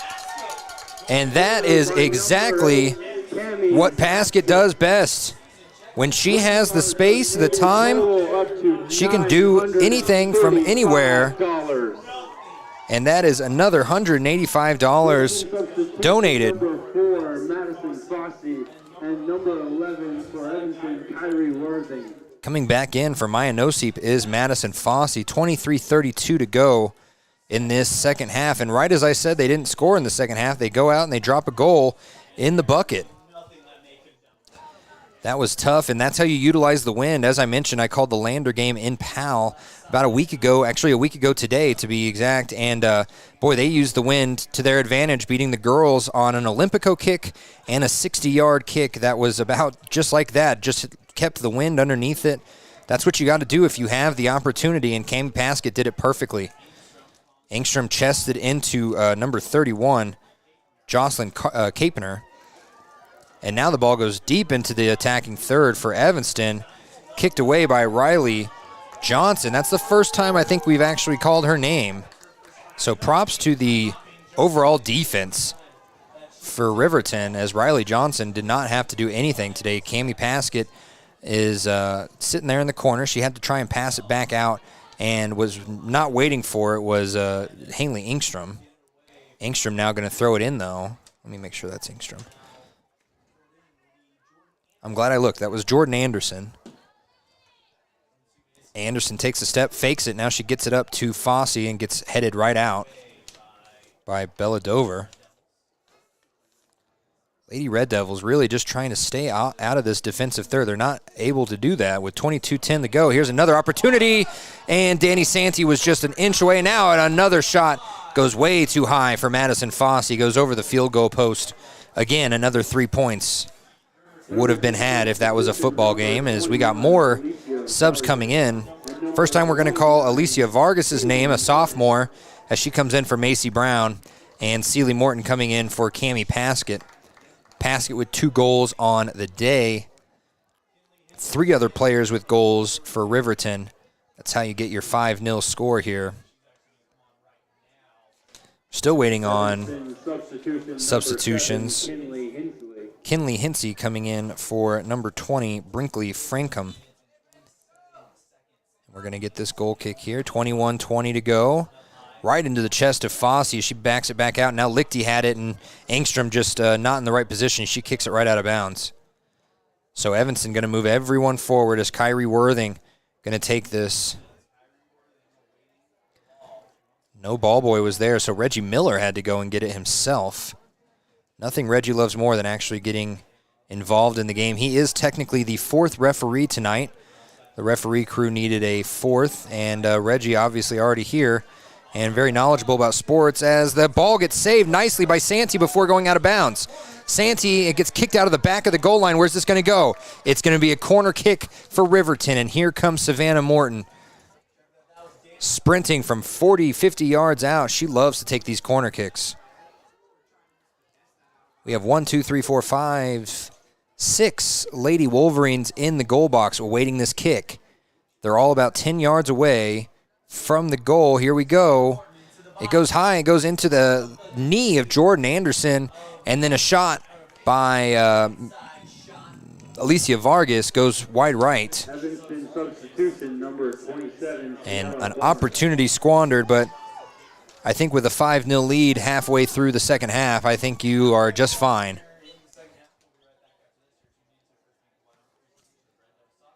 The Riverton Lady Wolverines just stopping every goal kick from going further than 20 yards.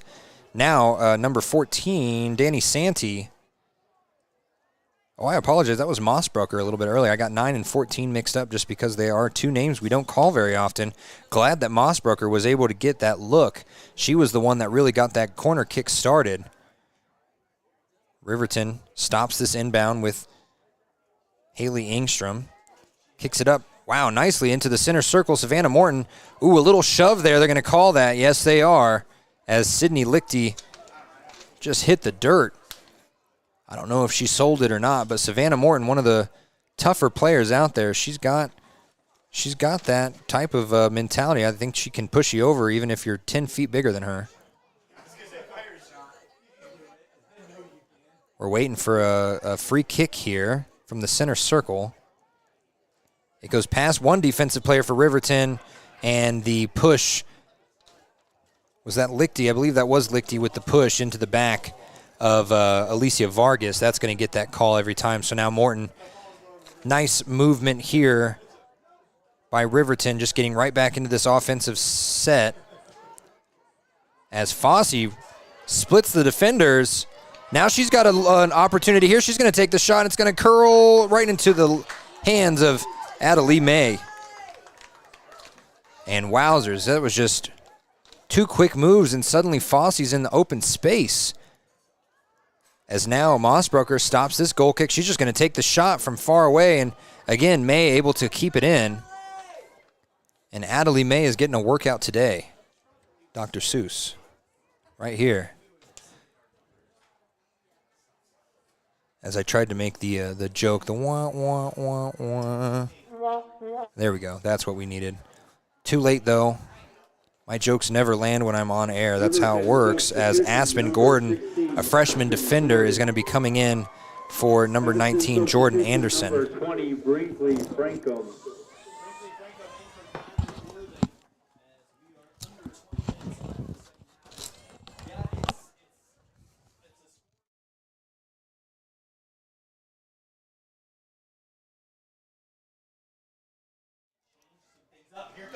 Oh, now look at Evanston.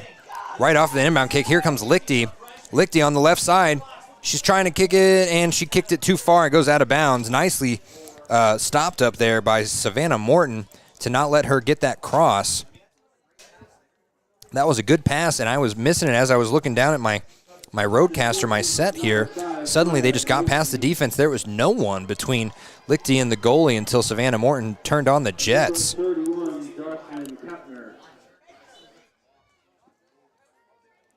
From the bottom of the V, here comes Savannah Morton. High kick. Goes right to Mossbrucker. Nicely done. And she gets it off to Vargas. Vargas, a nice pass up to Fossey.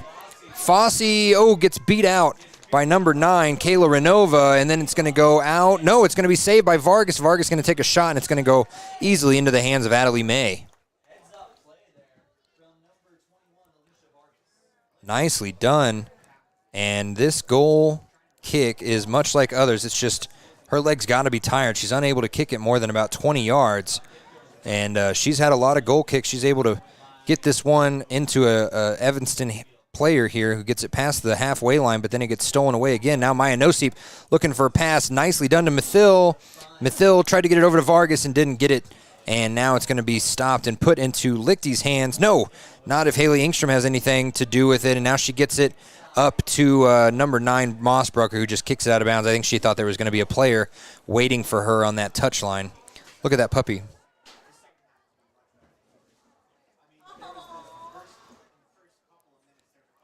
Lots of dogs always at the games here as the inbound pass goes to Fossey. Fossey high kicks it to herself. Nicely done. Tries to get it up to Mossbrucker. Ends up going out of bounds off Evanston. And Haley Engstrom. For the Lady Wolverines, number 7. Coming in is Celia Mejorado. Coming out is Celie Morton. Olivia Bradley giving her some love on the sideline. And I think we are going to get a lot more freshmen in the game as 15 minutes really to go, 5-0. You don't want to risk injuring a key player, especially when you are doing so well this season. These girls are the odds-on favorite to win state. Them and Thunder Basin both having the highest odds in 4A.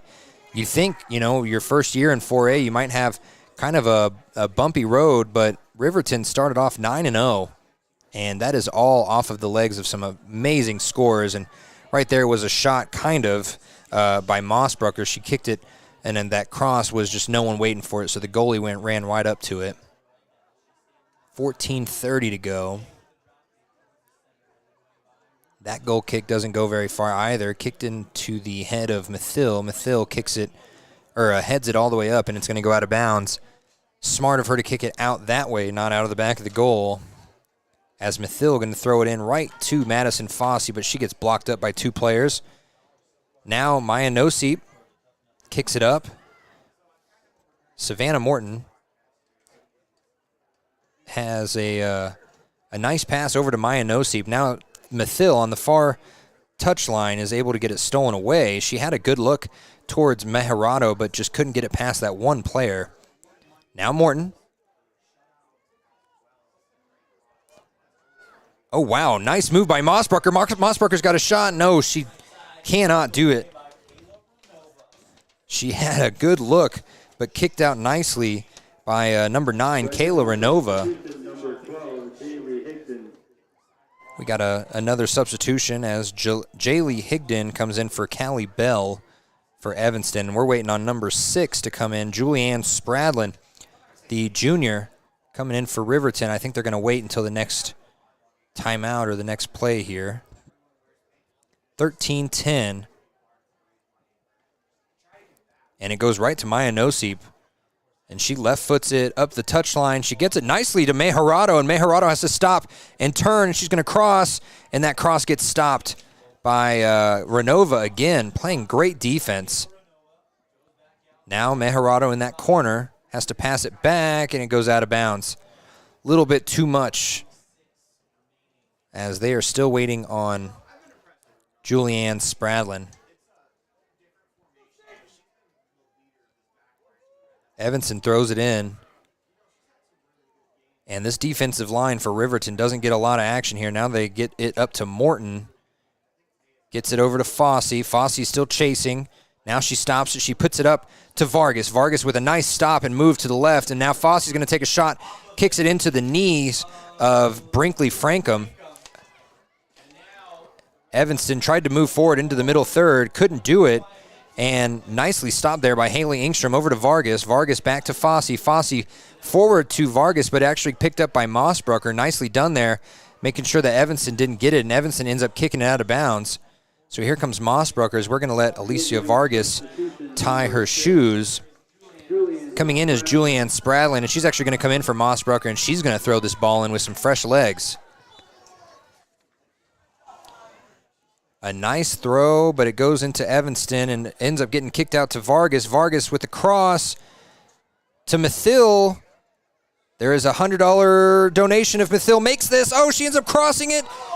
And it goes over the line, but saved and pushed out nicely by Adelie May. Can't be mad at that one. It went over the goal line, but never touched a net. And now they're just going to have another opportunity, and it's just going to go over the goal line. Wow. That was not a goal. Substitution number 16, Bella. Say what? Riverton substitution it's number just Tiffany Mathil. If she scores, it's $100 extra. Jordan Anderson. Additional substitution number 1. Extra substitution, and as I said that they're going to keep some of their key players out, Olivia Bradley comes back in for Haley Engstrom. And Mathil, yes, one of the only players to have an extra donation if she scores a goal. I'm sure some people wanted to do that on Cammie Paskett, but I don't know if they can afford it some days, you know, especially after she had 4 goals last time. Now, Savannah Morton nicely stops the play from going any further. Barnes back to Bella Levitt, and then Mathil actually a nice kick off her knee right out of bounds. Just entering single digits here left on the clock with 10 minutes, 15 seconds to go. The throw-in goes over the head of Lichty. Lichty tries to get around. Maya Nosip ends up going out of bounds. So we're going to get this in a Riverton possession with 10 minutes to go exactly. Mathil throws it in right off the chest of Dannon Kohler. Out of bounds. We're going to stop, start, wash, rinse, repeat here. As Reggie Miller, the AD for Riverton, throws it in. I see some pink hair down there. There, they really went all out. And remember, this is Riverton's Pink Night. Next Thursday will be Lander's Pink Night against Pinedale in Lander, and we will definitely have that game on. Can't wait for that, as they just destroyed Pinedale yesterday at Pinedale. Lander girls winning 8-0, Lander boys winning 4-0. So a really good day for Lander against Pinedale. Let's see if they can recreate that on Thursday on their Pink Night. That's their first annual Pink Night, and that's going to that donation going to 2 mothers as well, with Addie Weston's mother and Mason Morton's mother. And I know Mason Morton's mother, L'Oreal, she did she was very gracious in talking to me for the story, which you can find on yotoday.com or the Ranger or LanderJournal.com. But that is that's a very brave woman who's dealt with a lot, including breast cancer. So there's a lot to be thankful for at these games, and it just shines a light on something that a lot of people really only pay attention to during 1 month, which is typically Breast Cancer Awareness Month. But these games, like I said, last year raised $10,600. Madison Fossey has a goal here, has a chance here. She's going to try and shoot it on the goal. She goes low and right into May's lap. And Madison Fossey's had 2 good looks now, one going over the goal, the other going a little bit too low. And that was low and slow right into the waiting arms of Adelie May. And nicely done here by Jordan Anderson to keep it inbounds. Gets it back out to Maya Noseep. Noseep's cross stolen away by Lichty. Oh, I'm sorry, that's not Lichty, that's Dover. Now Olivia Bradley stops it, pushes it up to Spradlin. Spradlin can't get to it, I don't think she does. It just goes out of bounds right as she does it, though. Cammie Paskett coming back in, replacing Julianne Spradlin. And there's that puppy again.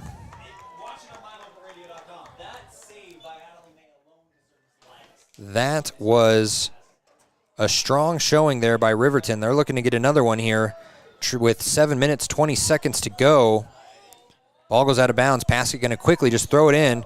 She throws it into Fossey, and it gets stolen away by Levitt. And now a high bounce goes out of bounds. Saved nicely by Fossey. Oh, no, they're going to say that was out of bounds. Right in front of our photographer, Carl Cody. I mean, that would have hit him right in the camera if Madison Fossey had not kicked that away.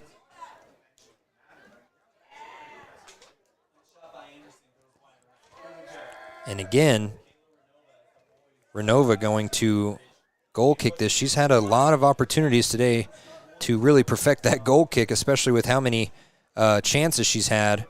And now Mathill can't get to it. Fossey a little bit too strong-legged there. And it goes out of bounds. Just over 6.5 minutes to go.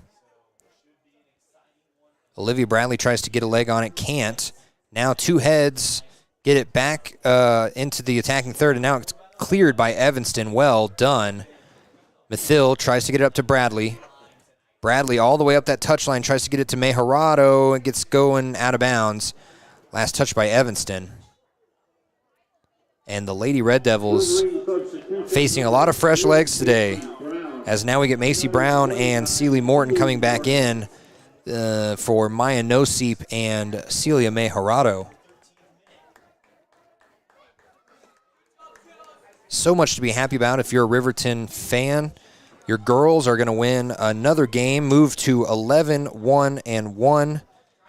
And, I mean, just a dominant force in 4A in their very first year. They're really just putting together a slew of good games. Those two games against Casper teams, Natrona County, where they got a tie, and Kelly Walsh, where they got a loss. Those were the only two black marks on an otherwise perfect season. The ball goes past the defense of Timbry Mathill right into the waiting lap of Savannah Morton. Now she gets it to Fossey. Fossey with a nice lead to one of two players. Who's going to take it? It's going to be Anderson. She's going to cross, and it goes perfectly. Oh, wow, what a save. What a save as Olivia Bradley tried to chest it in and right into the hands of May. What a save. And Adelie May, if we were giving players of the game out to the opposite team, would definitely deserve a Gatorade or a Papa Murphy's coupon today.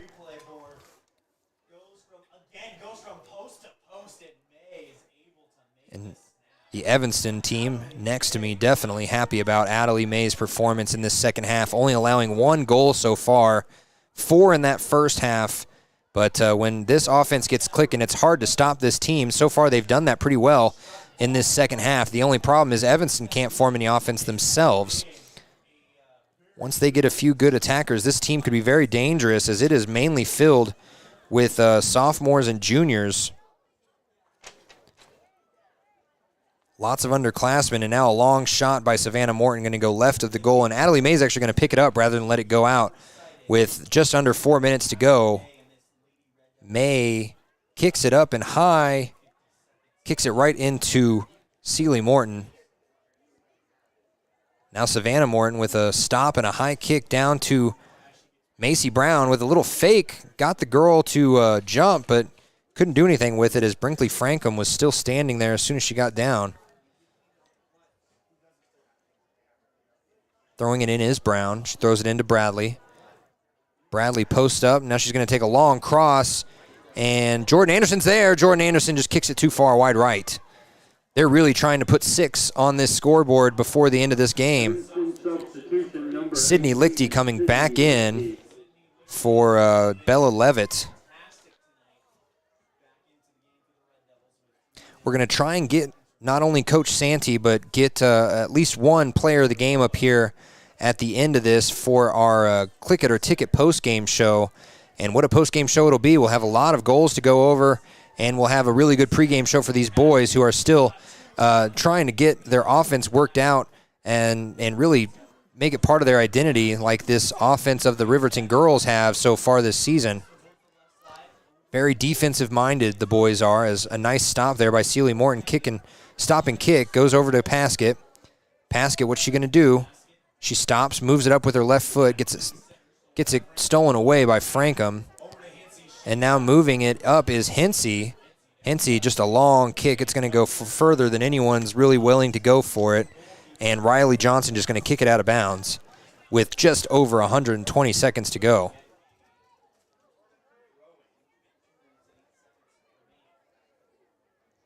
Waiting on a substitution coming in is number 14, Callie Bell maybe. And coming out, she wasn't coming out. She's coming to the ball is Dannon Kohler. She throws it in. And it goes off the hand of an Evanston player, but I think they're just going to let this one slide. Went off her bottom of her left forearm. Jordan Anderson gets the ball from the throw-in. She gets it stolen away by Levitt.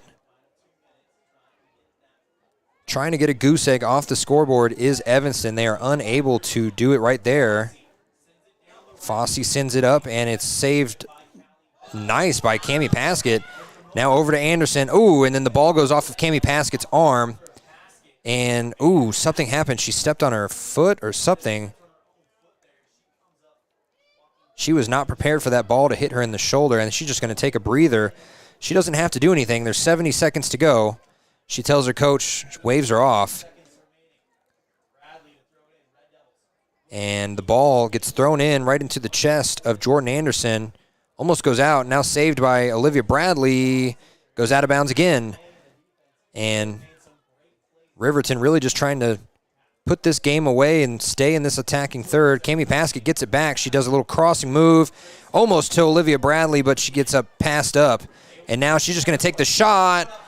And it gets headed out by Evanston. What a not a well-thought-out plan there. Who was that? Celeste Gomez is going to put a corner kick with under 30 seconds to go here.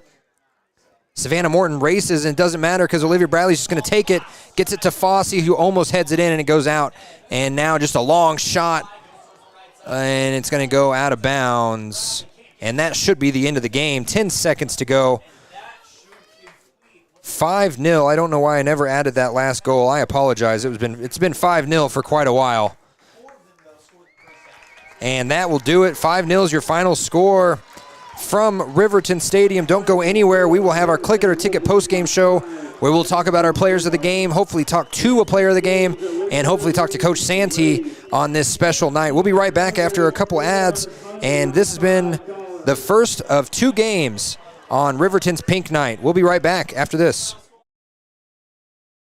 Natural Health Solutions offers treatments for a variety of conditions, along with nutritional counseling, chiropractic, acupuncture, and more. Treatment plans designed individually to optimize your health. Call for an appointment, 856-8181 today. You need an oil change, but you don't have a lot of time. Expressway Lubes on South Federal in Riverton and Highway 789 in Lander provide a fast, professional lube oil and filter change. Expressway Lubes, locally owned and proud to support our local student athletes.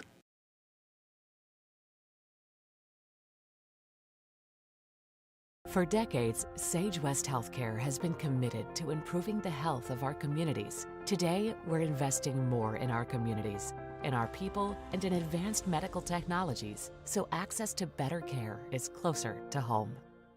Why should your new floor come from Carpet One? Because we're passionate about the spaces our neighbors call home.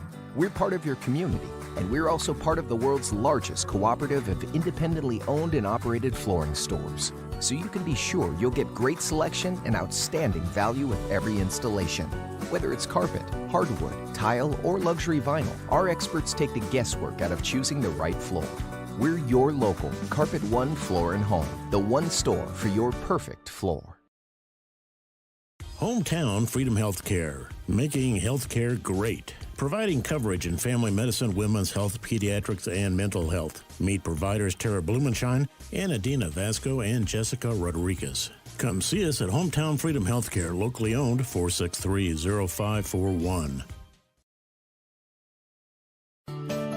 Snyder Signature Properties would like to give a huge shout out to the local sports of Fremont County. They are here to support your team and your local home real estate needs. Call today to see how Snyder Signature Properties can help you buy and sell your next property. Good luck to all Fremont County athletes.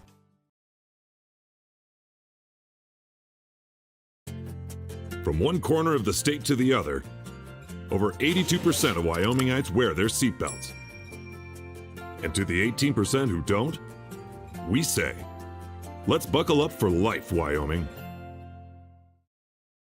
Visit Lander Gambles to make your home feel like new. They will beat any competitor's price. Stop by to speak to one of the sales agents or visit LanderGambles.com. Lander Gambles will help you find the perfect product that fits your budget and lifestyle. Lander Gambles, 420 Main Street, Lander, Wyoming. Want access to local news, sports, events, and more? Download the WYO Today app. Now available on all platforms. Stream your favorite radio station, submit something to buy, sell, or trade for deals on the dial, or view contests and special coupons. Better yet, the WYO Today app is the best way to access free HD video of Fremont and Hot Springs County athletics. It's all at your fingertips. Head to your app store or visit wyotoday.com to download the WYO Today app now. If your vehicle needs repair, you can depend on the crew at Extra Care Auto Repair. They can repair almost anything with wheels, gas, diesel, domestic, or import, and their work is top quality and reliable. Extra Care Auto Repair on North Federal in Riverton. Community Health Centers of Central Wyoming has locations across Fremont County ready to serve you at DuBois Medical Clinic, Riverton Community Health, and Lander Community Health Pediatrics. We accept all forms of insurance, including Medicaid and Medicare. Are you struggling to get medical care? Ask for their sliding fee scale. From family medicine to pediatrics, Community Health Centers are here to serve you. Call 307-463-7160 or visit chccw.org to schedule your appointment. The Stock Dock is proud to serve all of Fremont County and surrounding areas. They are dedicated to providing the highest level of veterinarian medicine along with friendly and compassionate service. They service all pets of shapes and sizes between dogs and cows and cats and horses. They treat your animal like it's their own. The Stock Dock. Welcome back to Riverton Stadium, Wolverine Stadium, I should say. It is the post-game show sponsored by Click It or Ticket, and it has been one heck of a game for the girls as the girls win 5-0, and that was just a clinic of offense on that first half as they scored 4 goals, one by Cammie Paskett, one by Maya Noseep, one by Taylin Leesburg, and another by Celie Morton. And then in that second half, they really had 2 goals if you want to count the one that went over the line, but the goalie was able to save it and push it back. So that was a good move to keep it from being 6-0, but that second goal scored by Cammie Paskett. And that brings us right to our players of the game. And there is going to be my co-host for the second game as we have a special guest for the boys. And our Papa Murphy's player of the game, I think we all know who it's going to go to. It's Cammie Paskett. 2 goals on the day. Could have had a hat trick there, but they pulled it away from her. And then I don't know who can stop her defensively. Kelly Walsh did a good job, but that does not mean that they were able to do it consistently, as we have a special presentation happening.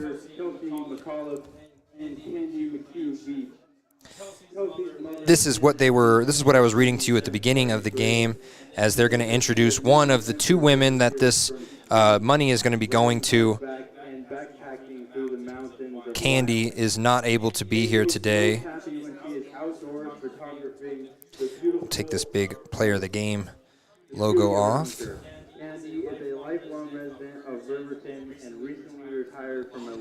And this is a great photo opportunity. I hope Carl is taking pictures. Candy is a friends, too many of those who are fortunate to be friends with Candy to know that what you need. She is there for you. When Kelsey was diagnosed with cancer, Candy was one of the first to step forward and offer emotional and financial support. And they have every single Riverton player, boy or girl, on the field right now, Having worked there for 13 years. honoring both of the women that will be receiving all the money that is raised today.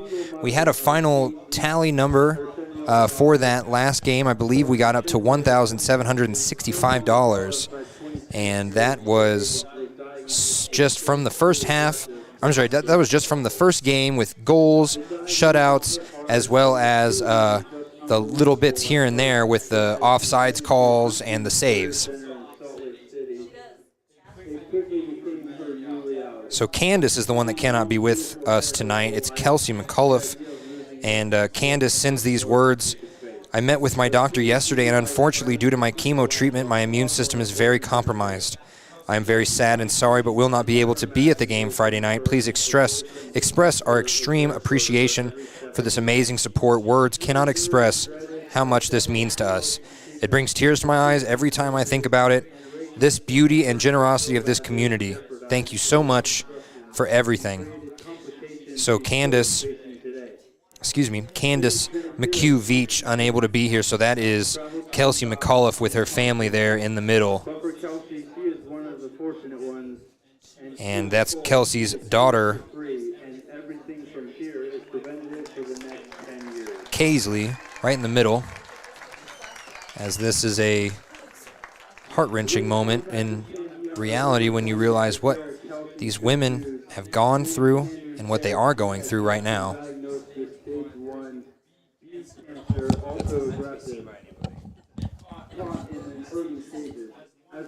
And we have the clock stopped for this special performance, but the boys on the right looking to do some damage against Evanston today as they come into this game 3-6-3. They lost yesterday 2-0 against Rock Springs, but big games last week by Jackson Larson and Logan Davis were able to get them a win. And what a win it was.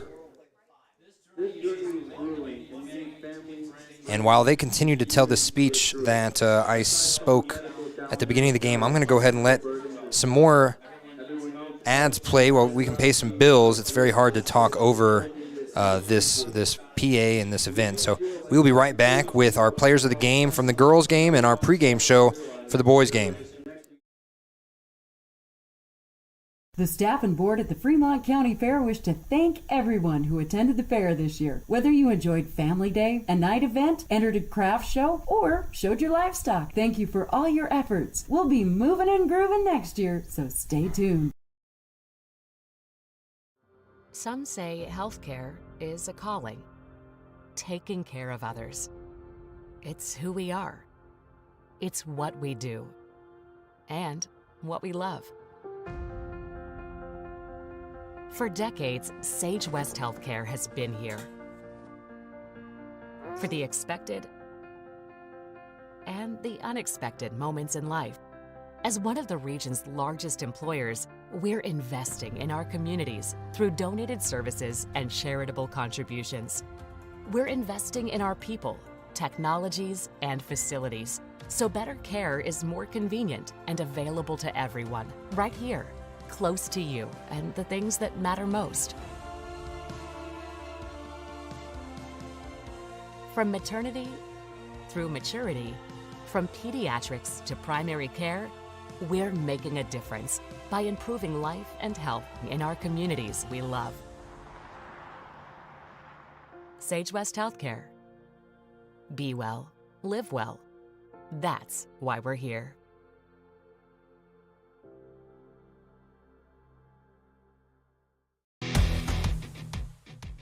When you think about wellness, do you think about long walks, nutrition, having a personal trainer? No matter what your idea of wellness looks like, you you can find yourself at Gotchi Gym. Their 1,900 square foot facility makes them one of the largest gyms open to the public in Wyoming. Be the best version of yourself with state-of-the-art equipment from senior to strongman. Take advantage of having a bistro on site as well as a certified NASM personal trainer. Take the first step in reaching your goals. Gotchi Gym. Gotchi Rehabilitation is always looking for new team members. See more at gotchi.org. Are you a caring person that wants to help but not sure where to go? Wyoming Senior Citizen Inc. is looking for caregivers across the state. Call 307-856-6880 to find out more information. They would like to wish all Fremont County athletes good luck this year. From the wide open spaces to the canyon near you, Wyoming.com is reaching more homes and businesses than ever before. For more than 25 years, we've aimed to provide the best internet and phone service to meet the needs of our customers all across the great state of Wyoming. Now it's getting even better. Wyoming.com, expanding to an area near you. Wyoming.com. We're out there. WyoGlass wants to wish all the Lander Valley Tiger teams good luck this year. WyoGlass is locally owned and operated in Lander. They bleed green. Call or stop in today to get a quote on a window or get a quick fix on your window for a rock chip. WyoGlass is Lander. The choice is yours. Sutherland's Friends of the Family Plus Consumer Credit Card lets you choose from 5% off instantly at the register or special financing on qualifying purchases. That means no forms, no waiting, no rebates. You can choose 5% off instantly with your Sutherland's credit card. Got a big project? Choose special financing. The choice is yours with Sutherland's Friends of the Family Plus Consumer Credit Card. Subject to credit approval. Minimum monthly payment required. See store for details. Only at Sutherland's. It's more than clocking in or collecting a paycheck. We are a network of caring professionals who want to be here, dedicated to serving our communities. We are Sage West Healthcare, our 2 campus hospitals in Riverton and Lander. We take pride in our region, our people, and our communities. Located in beautiful central Wyoming, filled with natural recreation in our own backyard. We are neighbors caring for neighbors, a community caring for its own. We are Sage West. We are recruiting the best. Like you.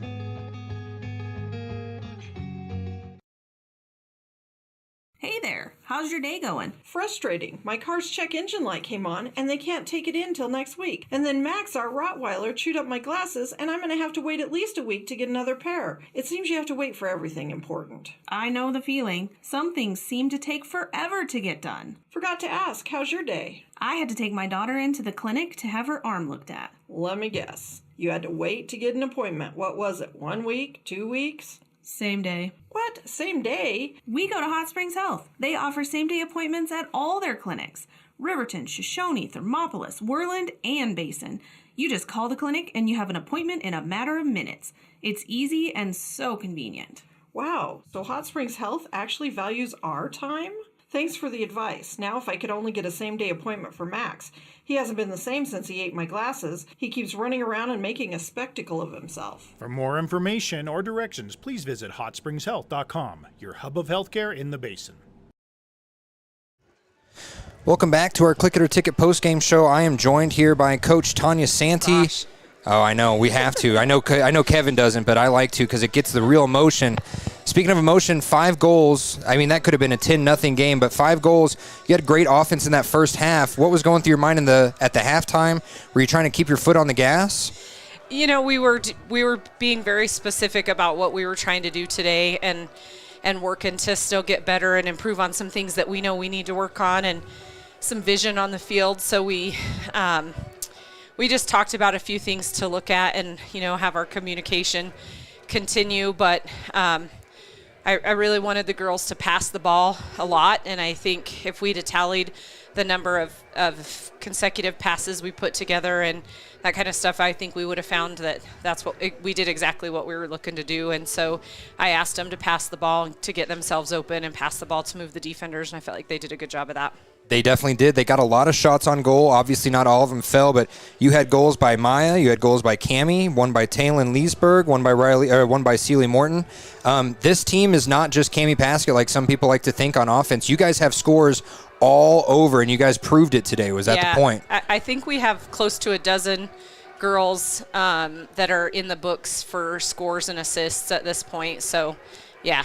Yeah, and one of them, you almost had a couple shots here. We're going to talk to Madison Fossey in a second. Maddie got up close and personal with that goalie a couple times. Yeah. That goalie, though, you have to admit, she had a heck of a game. She had a really good game. She played very well, and she read the ball and just didn't give up. So, yeah. And you really utilized the wind on that last goal in the second half, your only goal of the second half. Did the wind play a factor all in that second half? I don't even think we thought that there was any wind happening. We could hear it up here. I would bet that Cammie's probably taken that shot 1,000 times. So, she feels confident at that place to take that in that range, and so she steps in and takes it, and that's what she does. Last question here. It's obviously Pink Night, our second annual Pink Night. We're happy to bring it to you. Who were you, I know you weren't playing, but who were you coaching for today? Interestingly enough, when they picked the two people that they were going to choose to support tonight, Kelsey was one of the very first groups of kids that I coached as a coach when I coached middle school volleyball. And Candy, I went to school with her kids. Wow. And so, and then she's worked in the district forever, so I've known her for a long time and personally. So for me, it was great. Those were the two that I was really thinking about. We have a very close family friend also who's currently battling breast cancer, and that's Galen Hobson Hill. And she's here tonight watching her grandson play, and so she would be another one that we always think of and are happy to support and honor her. So, well, thanks, Coach. Congratulations on the win, and we look forward to watching you keep it going this season. You bet. Hope everybody comes to join us next week for our senior night. We also do, and we'll also be carrying that game as well. We'll hand it over to the Gatorade player of the game today. Thank you. And our the Gatorade player of the game is Miss Madison Fossey. Maddie, you play a lot of defense, but today you had a lot of offense going on. What was in your mind today? You were getting near the goal almost every 10 minutes, it feels like. Yeah, I was just trying to look for every opportunity, and I knew that I wasn't going to score off of everything, and I was just looking for the pass and trying to find open teammates, but then once I had the shot, I took it. Obviously, up until last week, this team was undefeated.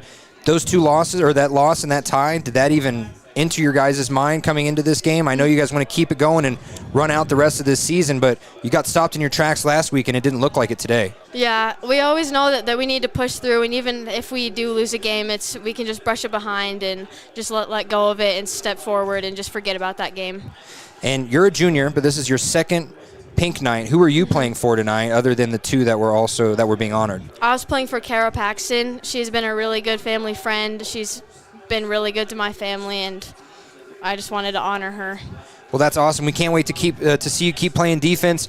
And when you're a senior next year, you're going to be looked at as a leader. You're already looked at as a leader. But that defensive line, it goes through you and Savannah Morton for sure. Mm-hmm. You guys have a duo that nobody can really seem to get behind. Is that just through years of practice together? I mean, are you guys just that good?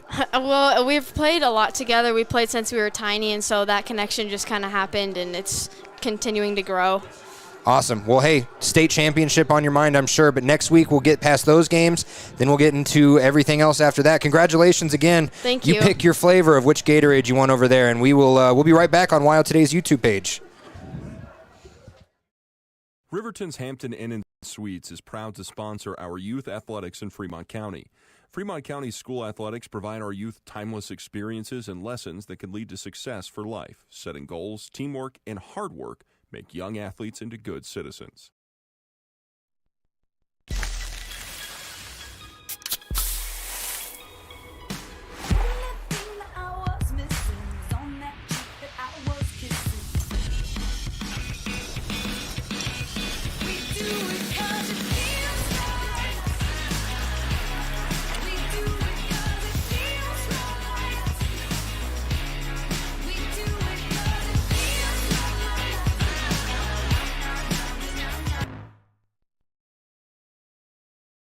When you purchase your car, do you know if you got the best payment possible?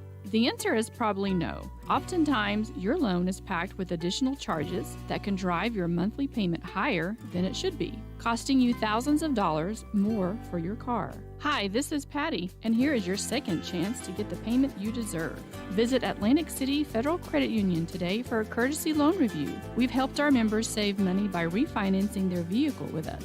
Now it's your turn. Open your eyes to a credit union. Atlantic City Federal Credit Union. Wyoming Community Bank is ready to serve you. Stop in at any one of their branches located in Riverton, Lander, and DuBois. A bank that is owned and operated by the locals of Fremont County. Wyoming Community Bank. They're here to help you. Your car or truck is an investment. When it needs repairs, you need someone you can trust to do the job right. Take it to Gunner's Automotive. They repair all makes and models of cars and trucks, from oil changes to brakes, tires, and more. Gunner's Automotive, 856-2288. A well-drawn-up game plan can be the difference between wins and losses. The same can be said about your mental health. Making a game plan to talk to your children can make a huge impact on them and help make them feel supported and listened to. The good news is, this winning game plan isn't hard to implement. All it takes is you starting the conversation and being ready to talk. If you need helpful resources and tools, you can visit FremontCountyPrevention.com. Living well isn't just about things. It's about the things that matter. Your family, your friends, and your health.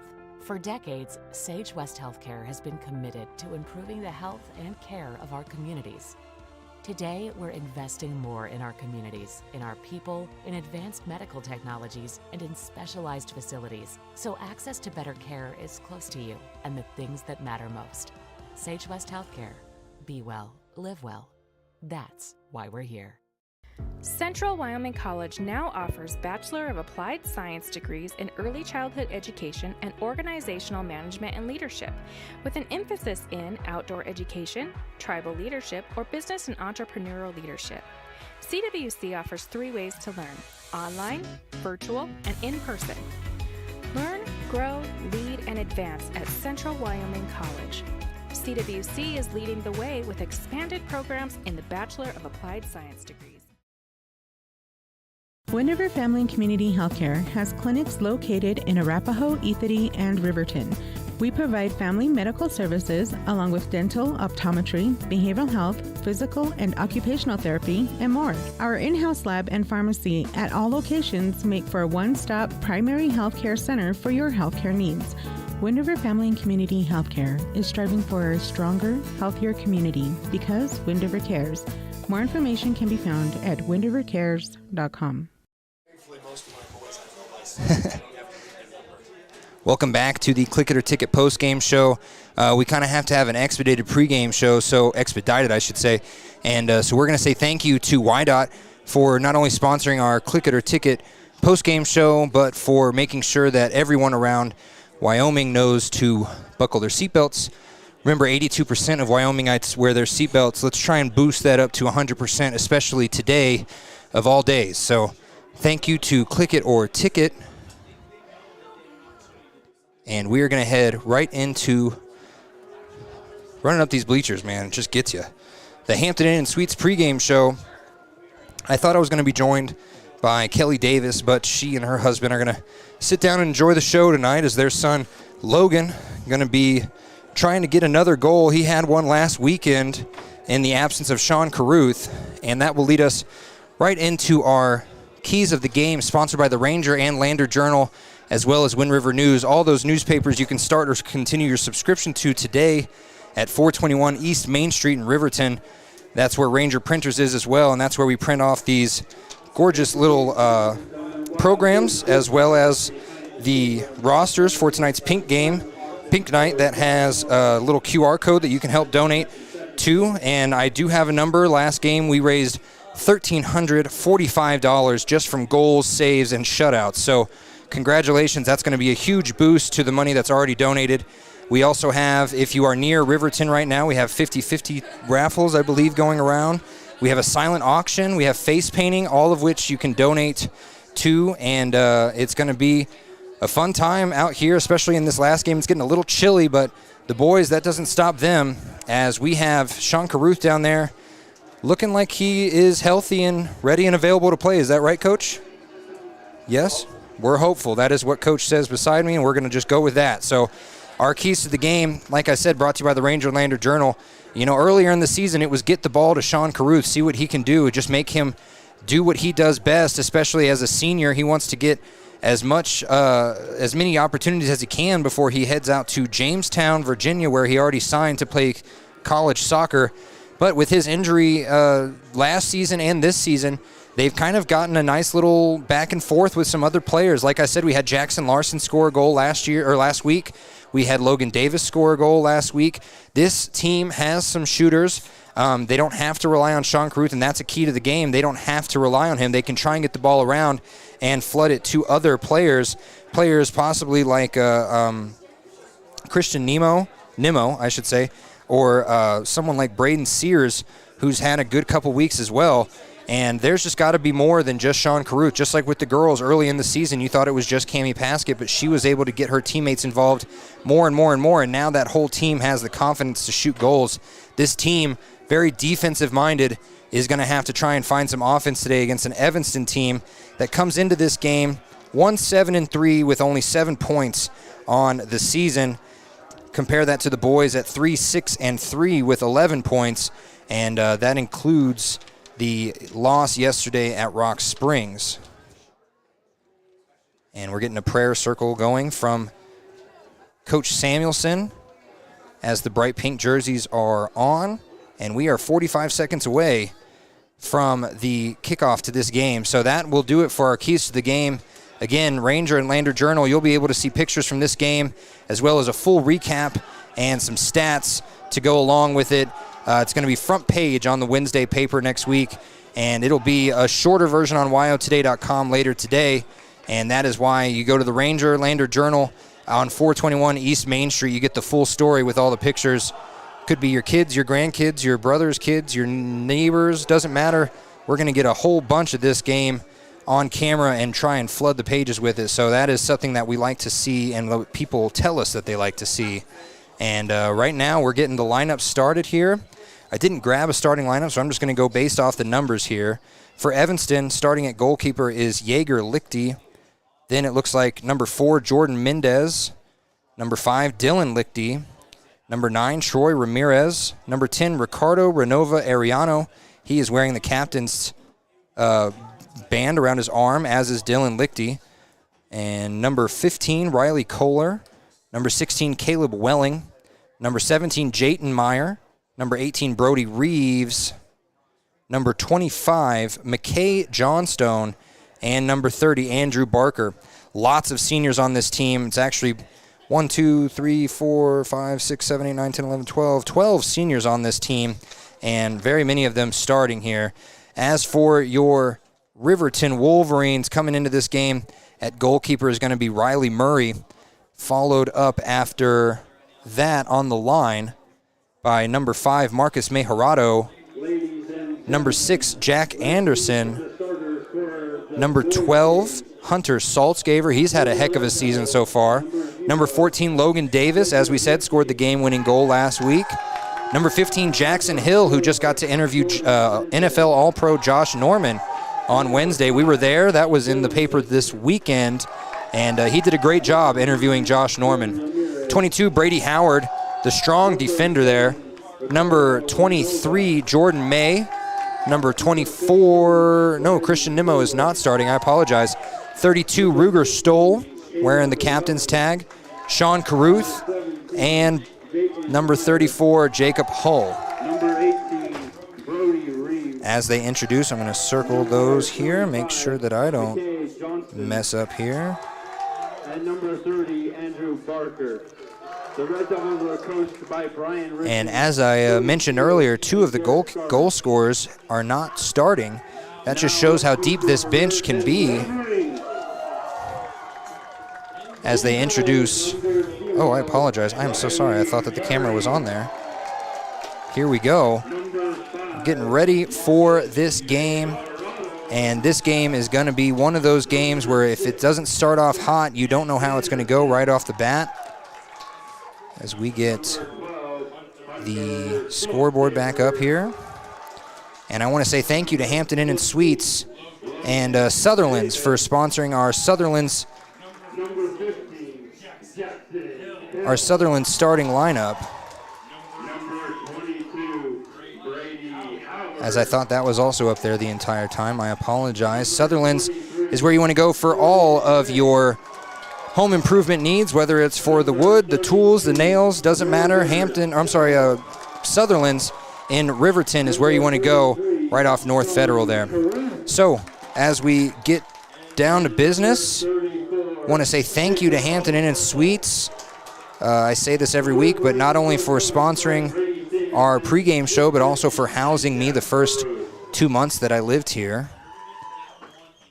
It was quite a good time, to be completely honest, as we put 40 up on the clock, and we get ready for this game. As Reggie Miller's still not up here, he's going to be that fourth official down there on the halfway line. You can see him at the bottom of your screen.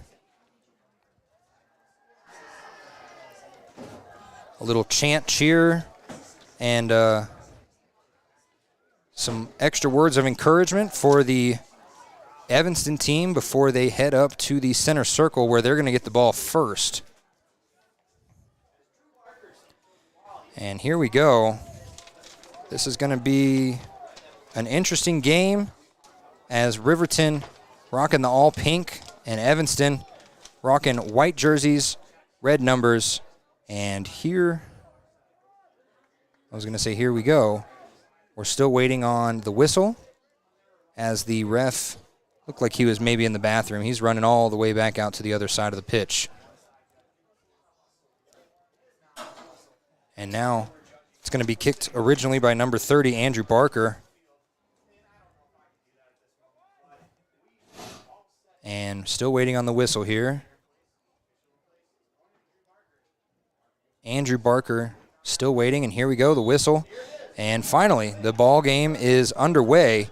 It goes back, all the way back down here to the near side touchline, and it gets into the middle third rather easily for Evanston. Now he's going to pass it up. Nicely stolen away by Brady Howard there, and then kicked out of bounds, last touched by Evanston. And this Riverton team running out there with a lot of momentum, a lot of energy, as now they get a little caught behind by Troy Ramirez. Ramirez now working on number 34, Jacob Holy, passes it over to Ariano, the captain. Ariano's going to get across, and the header goes right past the face of the goal. And Riley Murray, he jumped as high as he could for that, and it just barely reached over his hand. Lucky that the head did not go in, and that header looked like it was from number 30. That would have been Barker. As the short pass over to Stoll, gets it up to Jackson Hill. And now they're running all the way up that far side touchline, a little bit too hard off the foot of Marcus Mejorado. And now Evanston trying to steal it too. Good luck with that, as number 12, Hunter Saltzgaver, gets around two Red Devils. He gets it all the way up to Sean Caruth. Nice pass on that far side. He's going to take this shot high and cornered and saved by the goalkeeper, Jaeger Lichty. Lots of Lichtys on this team. We just finished a game with Sidney Lichty, and now we have both Jaeger and Dillon starting for this team. As the ball goes out of play, or did it get stopped? No, we had a free kick as I was looking down at the rosters. 38 minutes to go coming up here, and right from the halfway line, they're going to kick it high and over the head of Andrew Parker, who they wanted to pass it to, and ends up getting over there and saved nicely by Jordan Mendez. Now back and forth, goes over to Brody Reeves. Reeves passes it inside to McKay Johnstone. Jackson Hill runs up trying to play some defense, and it ends up going to Riley Murray's hands, and it gets pushed off out of the back of the goal line. Instead of saved, it's going to be a corner kick, and he's going to take it is Ricardo Renova Ariano. And I have been covering much more Lander soccer, and Lander has really improved their defense on corner kicks I'm unsure how Riverton's going to handle this. There's a big collection of players. Now they all scatter, and it's just going to go right into the safety net of Riley Murray's hands right there. Nicely done. And then a bomb of a kick all the way down to Sean Carruth, who nicely stops it, passes it back to Logan Davis. Davis passes right back to Carruth. Carruth went off his heel a little awkward, but he kicks a high pass over to Marcus Mejorado, and it goes over Mejorado. Now Mejorado kicks it and gets out the back of the goal line.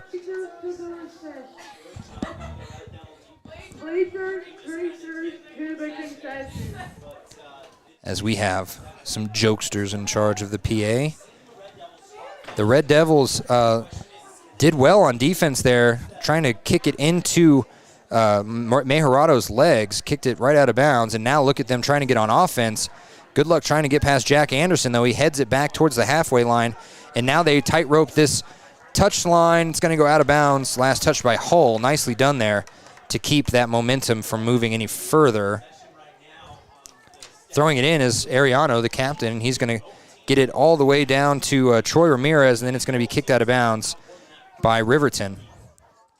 Number 18, Brody Reeves, throws it in. Logan Davis tries to steal it away, and then it just goes out of bounds, and that was actually last kicked by Evanston. He was trying to kick it back over for Ariano, and just a little bit too far ahead of him is now we get a throw in by Brady Howard. Howard to Davis right here on that touchline near side. Davis's pass stolen away. Now Ariano has his ball stolen away by Davis. It's going to go out of bounds. No, it's going to be saved and kicked underneath the legs of Brady Howard, and you can hear the fans of Evanston below us as it doesn't matter. Carruth now running with it full speed up this left side. He has to stop and go. He kicks it back up to Saltzgaver, who tries to get it back to him. Is he going to stop it in time? He is, and now we have a corner kick type situation where he's going to try and get it, touch that, and he's going to get past that goal line. He tried to thread that needle and just got too far down there. Now we're getting a goal kick by Jayton Meyer. Meyer's kick comes right down here towards the touchline to Ariano. Ariano's long kick across the pitch, nicely placed to Jordan Mendez. Mendez tries to move around Mejorado and does. Then he kicks it a little bit too far, and Ruger Stoll saves it nicely, but it kicks it directly to an Evanston player who gets it up to Brady Howard. Howard kind of steps in front of it, doesn't want to stop it too much, and now Jack Anderson's got it on this near side touchline. He kicks it right out of bounds. Just a little too hard off of his right foot, as now we have Barker running up that goal line. He saves it from going out of bounds. He's just going to lightly tap it. It's going to go into the hands of Riley Murray. Nicely done. Two goalkeepers for Riverton today, both named Riley. Fun fact of the day. Logan Davis gets it right at the middle third, gets it up to Sean Carruth. Carruth with the pink socks, orange shoes, passes it back up to Logan. Logan Davis back. Nice cross over to Carruth, just a step ahead of him, though. Luckily saved by Anderson, and then it gets kicked back out into the middle third where Evanston's got it. And Barker had it. He ends up giving it to Lichty, Dylan Lichty, as it gets stolen away. Stolen away by Jordan May. And a long crossing pass to Sean Carruth goes a little bit too far. Now Evanston going to clear it. Clear it right into the legs of Jack Anderson. And now it's going to be in the feet of Brady Howard, who gives a high pass inside to Sean Carruth. And then the ball goes out of bounds. And Carruth and the defender there both grabbing at their knees, taking a breather, as they have been playing some bully ball with each other so far. And we're only 7 minutes in, as number 8, Trenton Weber, coming in for Logan Davis.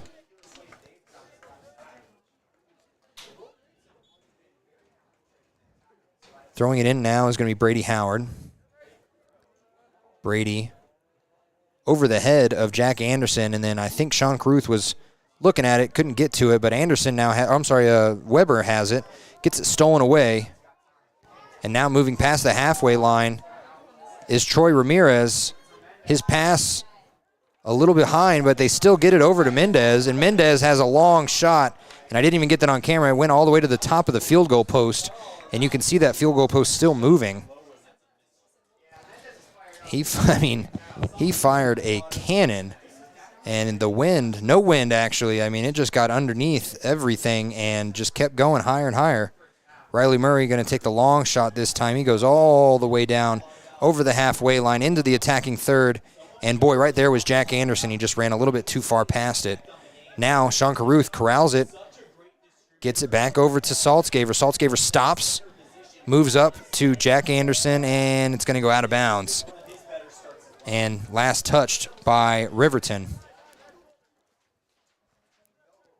The throw-in almost stolen away by Jackson Hill. Jackson ends up pushing down number 5, Mendez, just a little bit, Lichty.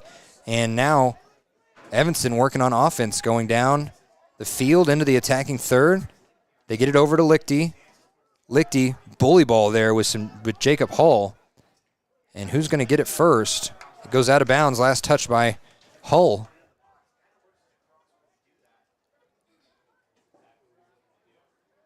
The throw-in goes directly to Barker, and Barker a little bit high pass for himself. Jackson Hill heads it. Now Barker heads it over to Mendez. Mendez takes a shot. Nice save by Riley Murray as he dives left and right onto the ball. Nicely done there. As I see former Riverton Mayor Rich Gard in attendance tonight. As that kick, just a bomber, goes right over the head of Shawn Caruth, and then number 17 whiffed on it, and then Caruth had an opportunity, but the ball goes high, and now Caruth just trying to play defense or steal it. He does so. Now he's going to try and turn. Stops behind pass to Saltzgaver. Saltzgaver looking to cross, and I heard a whistle. Was that offsides, Coach? He was definitely onside. I thought so as well, but that is offsides according to that judge or that ref over there. So we're going to get a free kick from Evanston right on the 5-yard line. Gets it deep into a battalion of pink jerseys here. As now a high kick goes deep and past Mendez, and it's going to go out of bounds. And they're going to say last touch by Evanston. As we approach 10 minutes into this game, still sitting at 0-0. As, wow, another high pass. And just goes over the head of Trenton Weber. Back and forth now.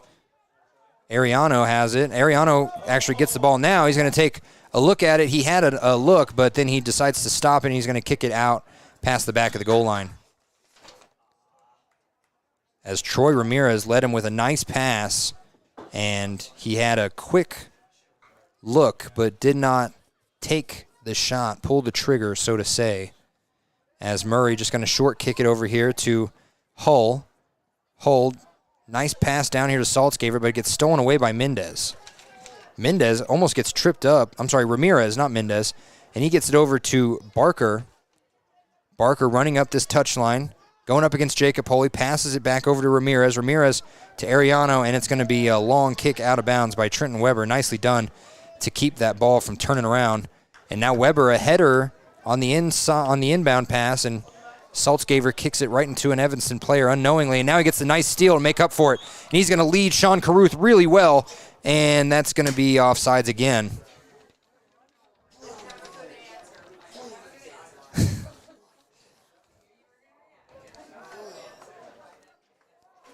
And Coach Caruth next to me, pretty positive that was onside, but that was not what the ref thinks. And we've gotten more offsides call in this first half than I think we did all game in that girls' game.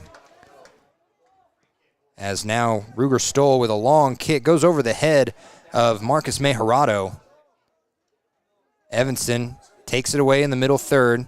A long lead, gets past Riverton, and now they're working on that far side touchline and goes out of the back of the goal line. And is that going to be a corner kick? They're moving towards it, and it looks like it will be. So we're going to get another corner kick here for Evanston.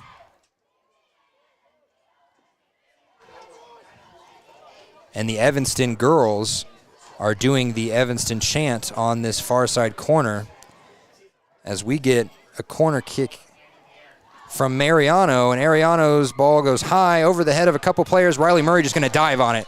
Smart move there as Brady Howard kind of kicked it more towards the goal, but he gave his goalie an opportunity to jump on it. Saltzgaver now. Nice lead over to Caruth. He's inbounds. He's not offsides this time. And his pass goes far left. It's going to go out of bounds. No, it's not. Evanston saves it nicely, but it doesn't matter because Brady Howard's there. He kicks it off a few bodies, and now Saltzgaver gets it back to Howard. Howard over to Caruth. Caruth double teamed. Caruth tripped, and they're going to call that every time, right at the 20-yard line. Caruth coming off injury, got to be careful, but he took that really well, and now he's going to get a free kick here from about 32 yards outside of the goal. We'll see if he takes a shot or if maybe he tries a pass here. 26:55 to go. I think they're waiting on Jackson Hill to get in position over there, maybe. I don't know. Now we go. Sean Caruth going to take the shot, and it goes over the field goal post. That would have been a great field goal from outside the hash marks, but no bueno in soccer, as number 10, Jackson Larson, comes in, as well as Logan Davis coming in for Brady Howard and Marcus Mejorado. Also for Evanston, number 4 coming out, Jordan Mendez. I did not see who came in. I'm sure we'll get a number here shortly. As the inbound pass from Evanston,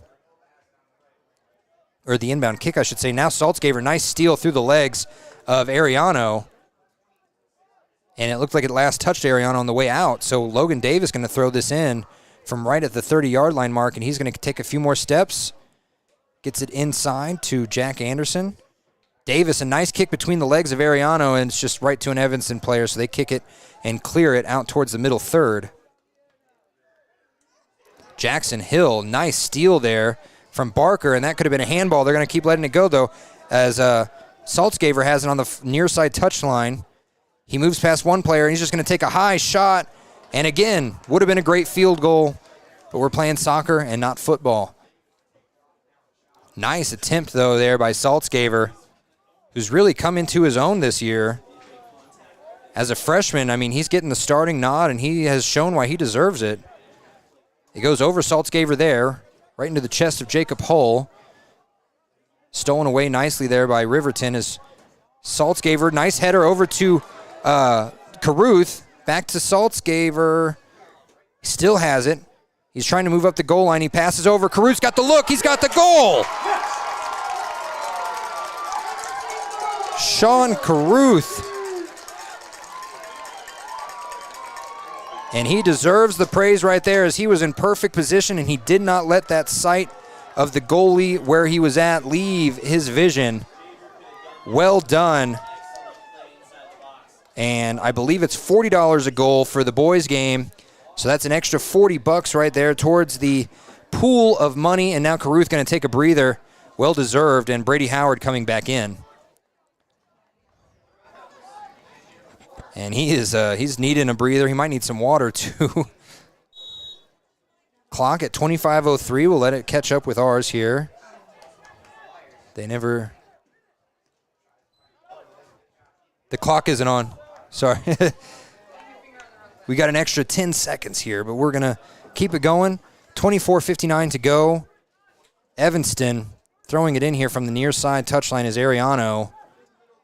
Jackson Hill and Jacob Hull. You got to mix those two up every now and then. And a handball off of number 18. That's Brody Reeves. Well done by Saltzgaver to kick it up just high enough for that handball to accidentally happen. 24:33 to go. And we're going to get a free kick here by Ruger Stoll. Ruger Stoll, the captain on defense. And Saltzgaver looking for a run, and it ends up going towards Jack Anderson, and it goes just a little bit past him off the back of an Evanston player, and it just gets stopped in its tracks. Saltzgaver, a nice steal. Now Anderson has it, and he's going to lead Saltzgaver really, really well, and we'll see what happens. It's going to go out of bounds. It's going to be Riverton ball, and it's going to be Ruger Stoll throwing it in. I'm sorry, Brady Howard's throwing it in. 2 headers in a row, and it's going to go out of bounds, last touched off of the head of Trenton Weber. And this 1-0 score is going to hold for the time being, as Riverton has done a great job getting into the attacking third. And passes up 2 or 3 players. Finally, Jacob Hull stops it in the center circle and didn't see the whistle there, but it's going to be Riverton ball. he originally put his arm up the other way and then called it towards the other end. So with just over halfway, we're just 17 minutes in, so almost at the halfway mark, as that kick nicely placed but gets stopped up by an Evanston player. And now Anderson, stop and go on this touchline near side. He crosses. It's going to go into the legs of Evanston, and they're going to clear it. Ooh, a header by Jackson Hill right into the head of number 28, Brooks Surley. And this ball passes the halfway line for Evanston, and it's going to go out of bounds. Last touch by Evanston. That was Barker that kicked that just a little bit too hard.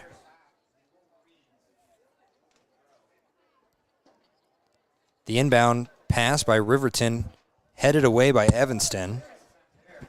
Logan Davis has it over there. He tries to turn around, but he gets it stolen before he can. Now up to Ruger Stoll to play defense. He heads it towards his teammates, and Logan Davis, his pass just a little bit short. And now Evanston trying to work with something in the attacking third, but not before Brady Howard kicks it deep past the middle third. Now Jackson Larson tried to turn and kick. He ends up blocking the ball with his back. Hunter Saltzgaver going to lead nicely, but it's going to go too far. It's going to go out of bounds for Jack Anderson. Sean Caruth going to come right back in. Jackson Larson coming out.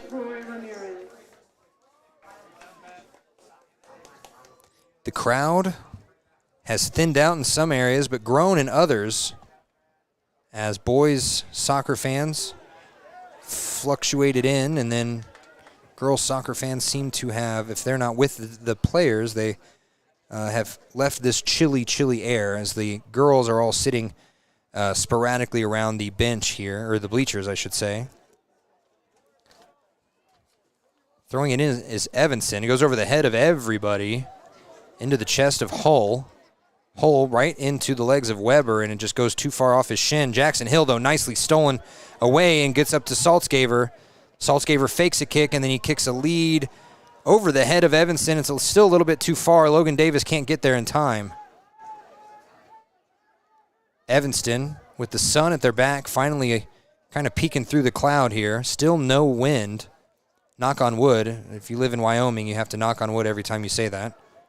Evanston, long kick down. Ruger Stoll nicely heads it towards the middle third.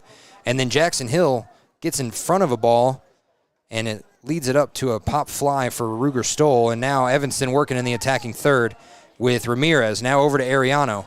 Ariano working on Brady Howard. He's going to take a shot. Oh, it was actually a great cross, and it just was a little bit too far ahead of number 30, Andrew Barker. Riley Murray had an awesome opportunity, too, to just push it out, but both missed, as now Riley Murray just going to jump in the air and catch it. Well done by Riley Murray on both of those possessions.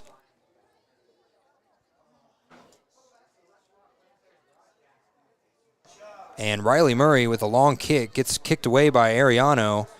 Saltzgaver, again, just playing outstanding defense. If he's not stealing the ball, he's getting close enough to make the Evanston players feel a little bit of heat on the back of their neck. Brady Howard now going to throw it in. Waiting and waiting for his right opportunity. Throws it right to Saltzgaver. Goes past Saltzgaver, though, into the legs of Evanston and then kicked out of bounds. And they're saying that's the last touch by Brady Howard. So now Evanston with the opportunity to throw it into the attacking third. They do. They get it over to 25, McKay Johnstone, who passes it back out. Now Johnstone has it again. Kicking it back even further, and there's Caruth.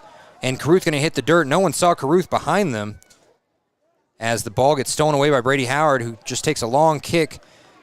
Evanston tried to head it out, and now Caruth and who is that? Jayton Meyer were just battling for it. Now we're getting Jackson Larson back in the game. Coming out is going to be Jordan May. Brady Howard, right here at the halfway line, going to throw it in. Throws it into Evanston, who heads it, and then Jack Anderson gets it right into his chest, and it's going to go out of bounds again. Last touch by Evanston. We're going to wash, rinse, repeat about 20 yards down the field. Throws it in Jackson Hill right near the middle. Jackson Hill puts a foot up but can't get it past number 25, Johnstone. Johnstone again right there, runs into Sean Carruth, and then the ball just goes sailing out of bounds. Last touched by Riverton.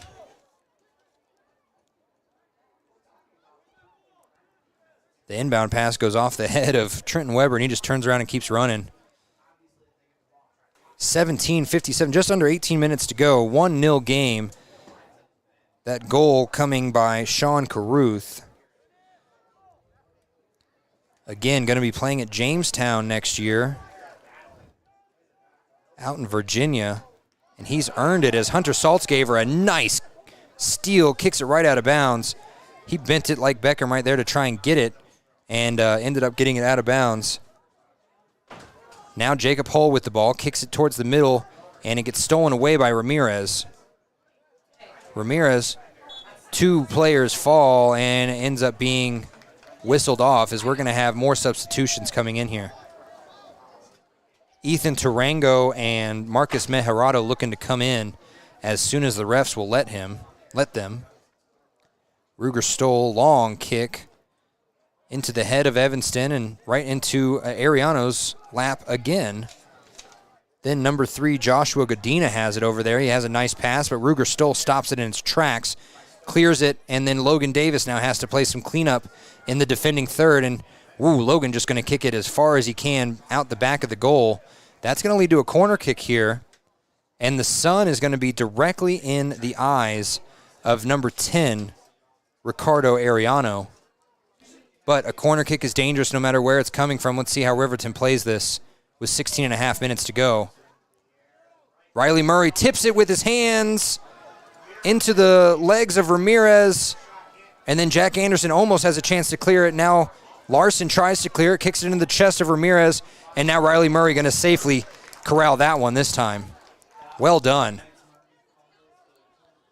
Brady Howard now down here near the touchline. Over to Saltzgaver. Saltzgaver kicks it out of bounds on accident, trying to get it up to Jack Anderson.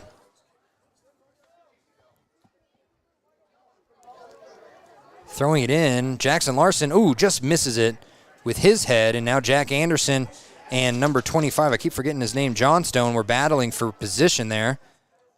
Now Logan Davis playing defense, and the crossing kick, almost went into Ariano's perfectly placed lap, but not if Hunter Saltzgaver can have anything to do with it there. Jack Anderson now with it in between 3 players, gets it away, but it's going to be Sean Carruth here having to save it from going out of bounds, and he does. Carruth waiting for his teammates to catch up with him. Kicks it over to Weber. Weber back to Carruth. Carruth, a nice cross move over there. He's going to take a shot again. Oh, my goodness, that was 1.5 inches over the goal, and that would have been an awesome, awesome way to add 40 more bucks to this pot. I mean, by the hair of his neck. And now coming out is Carruth, Jackson Hill, and Logan Davis. A goal kick goes all the way down to the halfway line. Hunter Saltzgaver gets a nice pass. He shoulders it forward, gets it right into the waiting lap of Mejarado, and Mejarado has to pass it back to Saltzgaver. Saltzgaver stops, makes him think about it, waits for Anderson. Anderson going to take the shot, and the shot's going to be just a little bit far left out the back of the goal. Actually went directly into the goal that's sitting behind the goal, so kind of a, what do they call that in water pong? A social right there.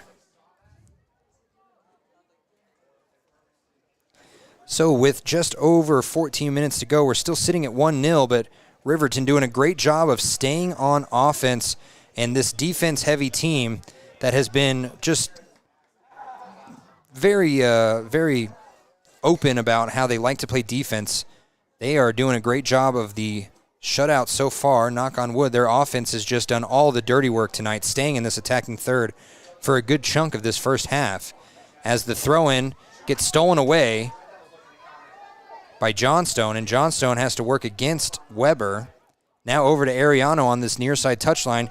Ooh, he makes Brady Howard think his way over to the left, and then that crossing kick goes into the safe hands of Riley Murray, who chased that one down. Came about 15 yards outside the goal. And the entire Riverton bench is up and on their feet, rooting on their team as that goal kick goes off the head and out of bounds. So right at the halfway line, we're going to get Brady Howard. Brady into the head of Evanston again, and again it goes out of bounds. So again, we'll just move about 20 yards down the field, and we're going to try this all over again. Still staying on offense. This time not headed by Evanston. Gets into the legs of Saltzgaver, who passes it back to Anderson. And I guess Riverton was offsides there. And that... Okay, so he ran past the line to give and then came back. Ooh, and Logan Davis takes a shot to the head. Oh, man. And both players actually going to be down. The back of the Evanston player's head. Who is that? That's number 25, Johnstone, who's already got a face mask on, and that wasn't Logan Davis. That was Trenton Weber. And Weber took a header to the face. Gets a clapping, standing ovation, and we're going to have some players come in just to make sure. Jackson Hill subbing in for Trenton Weber. And that wasn't number 25. I apologize. That was number 28. I could only see the 2. That was Brooks Surley. And that stopped the clock at 12:07. So we're going to let that catch up with ours. And we're going to continue play here at the sound of the whistle.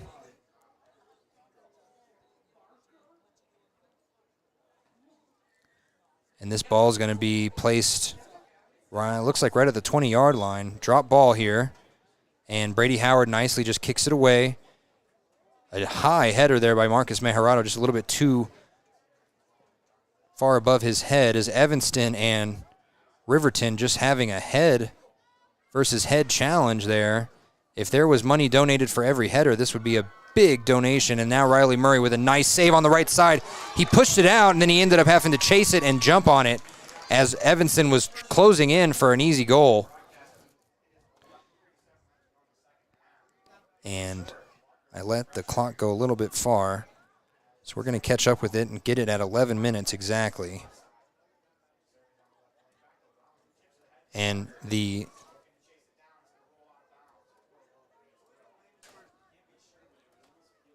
trying to get the clock working as well. There we go. 11:01 is where we will start it here as Riverton back and forth with Evanston in the middle third. They get the ball past the middle, and now Caruth. Oh, that wasn't Caruth. I apologize. As we hit 11:01, and now a lead nicely for Jack Anderson.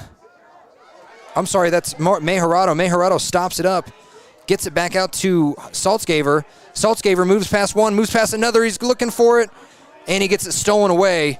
And Evanston gets away with another lucky break there as Saltzgaver had a look and Mejarado had a look. Riverton going to get this ball in the attacking third. It's going to be Howard throwing it in again. The throw-in goes over the head of who it was meant to go to. That looked like a handball, and it will be a handball. It bounced just directly into the right hand of Johnstone.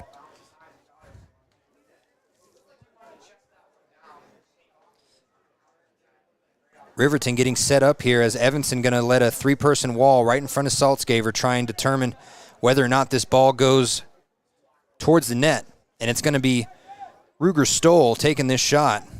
No, it's not. He's moving back. It looked like he was running for a little layup here. And now Saltzgaver with the long kick. It's going to go out to the right of the goal. Nicely done, though. Nice aim. It goes directly where he needed it to, just about 2 feet to the right, though. And those are the kicks that are going to continue to get better and better the more you practice them. Coming in now is Caruth for Mejarado. And for Evanston, coming out is 18, Brody Reeves. And coming in was 21, Colby Jones. As the goal kick goes off the head of Riverton. into Evanston's possession. Evanston moving fast through the middle third. They finally kick it up. Jackson Hill, nice stop there, but it doesn't stop him entirely. Now Jacob Hull with the clearing kick.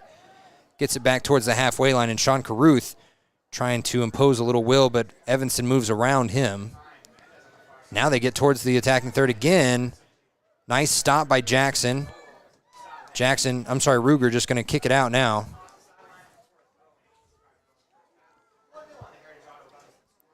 Evanston trying desperately to get some sort of shot on goal, and Riverton's defense just not allowing it, as a long kick downfield basically goes all the way down, and they're going to kick it back towards the goalie here. He's going to take a long kick towards this near side touchline over here for Jones.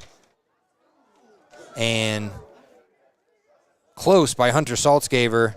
Goes out of bounds, though. Brady Howard heads it off the inside, inbound.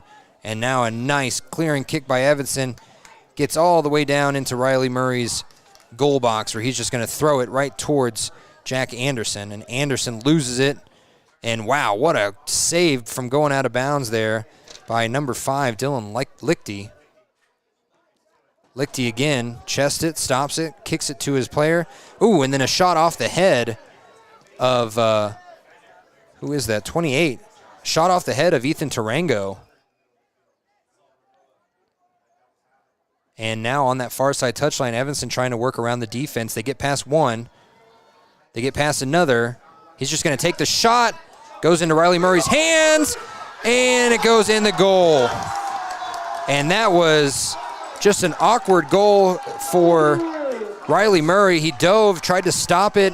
It kept moving past his hands, and then Brady Howard tried to put a foot on it, and it just slid underneath his foot into the back of the net.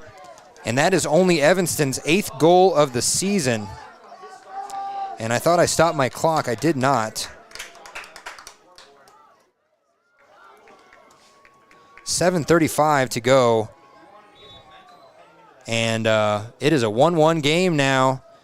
Riverton has had some offensive luck, but they've also had some offensive struggles. You could say the same about Evanston, and that is why both are able to sit at 1 goal right now. Ball goes out of bounds. No, that was actually because an Evanston player got flipped over. And it's going to be Johnstone at the 40 with the free kick. 7 minutes exactly to go coming up as this high ball goes over Brooks Surley. And now Jacob Hull's going to save it, keep it going up to Saltzgaver. Saltzgaver runs with it a little. Ooh, a nice save there by Colby Jones. Keeps it from getting into the lap of Sean Carruth, and now it goes out of bounds right in front of the bench. Brady Howard going to throw it in here. Brady throws it into 2 white jerseys, ends up getting saved and pushed into the middle third by Evanston. Now Barker kicks it over, and Evanston working into this attacking third a lot easier than they were a little bit earlier. Barker takes a shot, hits the dirt. Ooh, nice move pass to himself by Saltzgaver, and now look at Carruth. As long as he's not offsides, he's got a shot. He's going to look at it. He's going to move past 2. He's going to take the second. What a goal! What a goal by Sean Carruth!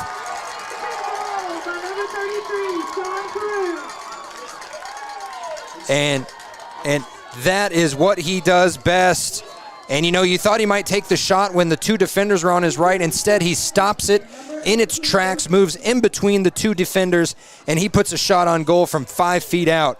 And that is exactly what Sean Carruth likes to do. What'd you say, Coach? Yeah. Coach Carruth happy about it over here. That's all we can say. 6:16 to go as it's starting to get a tidbit chilly out there. 2-1, and Riverton quickly gets back on the board after having the game tied up. And remember, every goal in this game leads to more money towards the 2 families that are receiving the funds tonight, Candy and Kelsey. As wow, look at Sean Carruth. He's able to get free just again. He has to get past 1. He does that, and he's going to get hit, put in the air, and drops to the dirt. And is that in the box or no? No, it is not. That is right on the 10-yard line, and that's where we're going to place it. And here we go. Shawn Caruth, an opportunity to put a hat trick on the board before the first half is over. Thought we would get a hat trick from Cammie Paskett. She got close, and now Shawn Caruth looking for his own as he wipes off his shin guards. Approaching 5 minutes to go. The line for Evanston, 3 players deep, and then Hunter Saltzgaver kind of adds to it a little. They do a little fake move, and now it's going to go past the goalie, and again, Shawn Caruth. 2 goals in less than a minute.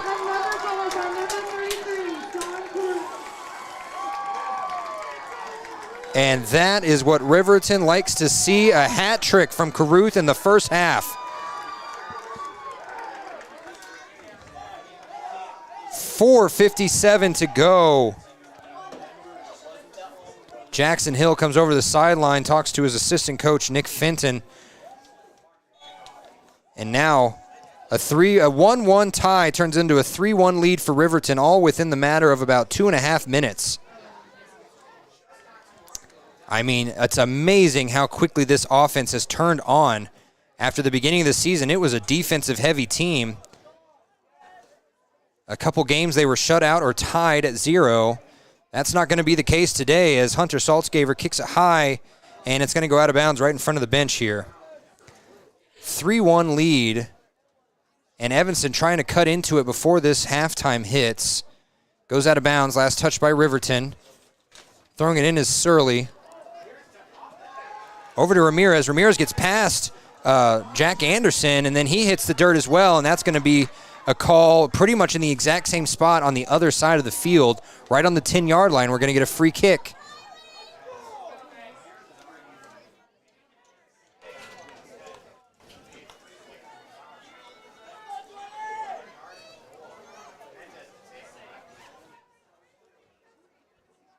And here we go. We're going to get this wall of about 4 lined up.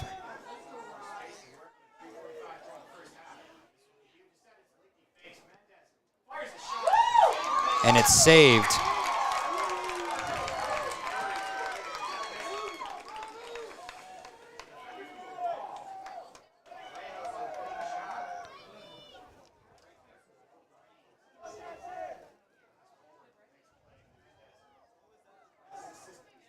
As I am just now finding out.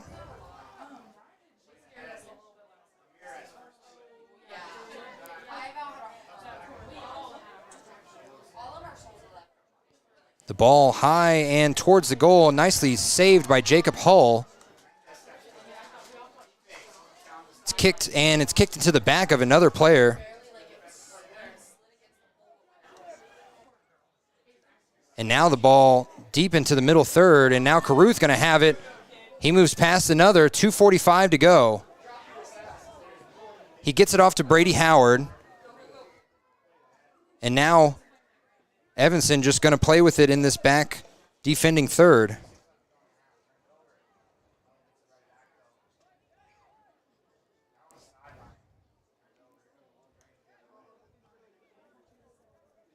And now it's going to be put in there by Jordan May. Sorry, I'm looking at my phone trying to figure out where my cameraman went. And suddenly the ball is just right in the middle third, ready for Evanston to keep running with it. Now they run and they go past the defensive line. And, oh, nice save by Riley Murray. I don't know if he actually touched it or not, but he got enough of an imposition there for Ramirez to have to kick it and kick it far right of the goal.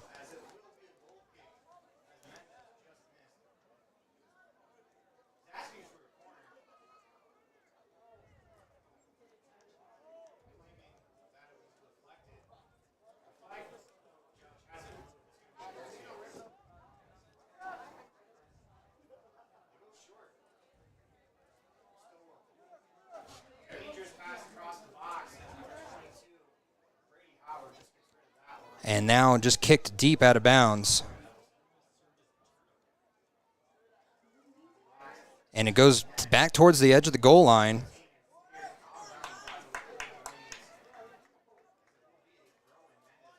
This is going to be a corner kick with just over 60 seconds to go. Riverton looking to play some serious defense on this huddle of people right here.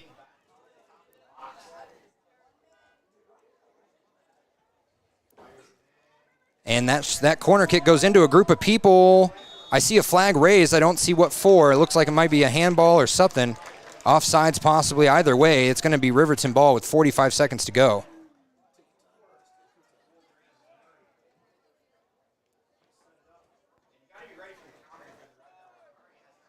Riley Murray, he has been bombing kicks today. He does it so again, past the halfway line, all the way down towards the 35-yard line on the other side of the middle third, and it's going to go near out of bounds on that far side touchline. Saved by Evanston, 20 seconds to go. And it's going to go out of bounds. Last touch by Evanston. And Riverton.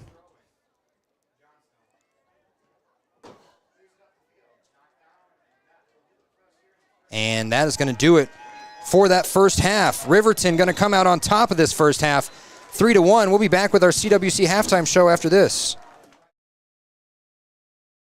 High Plains Power is a Touchstone Energy cooperative. What does that mean for you as a Rural Electric Association member? It all comes down to 7 principles: open membership, one voice, one vote, member benefits, independence, education, cooperation, and community. To understand how it all works, we're headed back in time.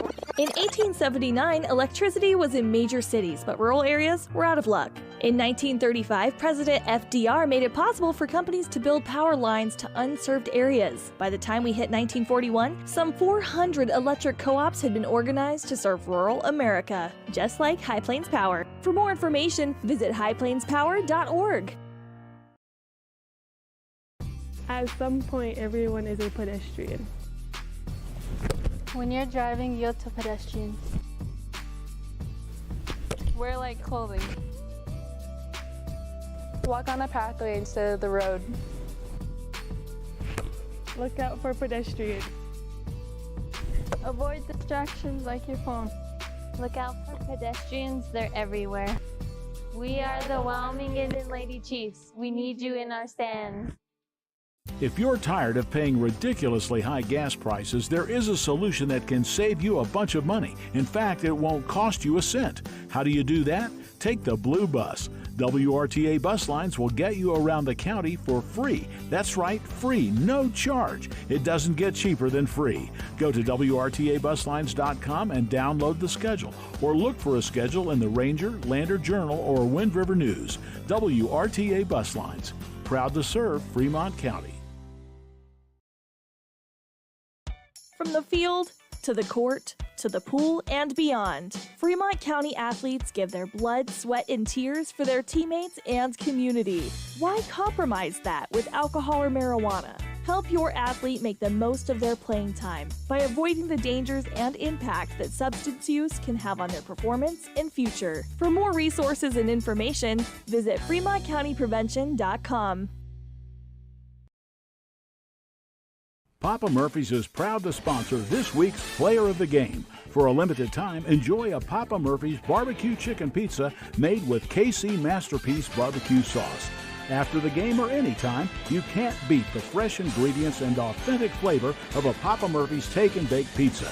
And you know it's baked right every time because you baked it yourself. Papa Murphy's on North Federal in Riverton. Drop in or order online at papamurphys.com. Go Wolverines! Is your resolution this year to be healthier? You may have made a commitment to improve your physical health, but don't forget about your financial health. Atlantic City Federal Credit Union is listed as one of the healthiest credit unions in the U.S., and we are the healthiest credit union in Wyoming, according to depositaccounts.com. Don't risk having your accounts anywhere else. Become a member today and accomplish your first resolution by becoming healthier. Financially speaking, that is. Federally insured by NCUA. Open your eyes to a credit union. Atlantic City Federal Credit Union.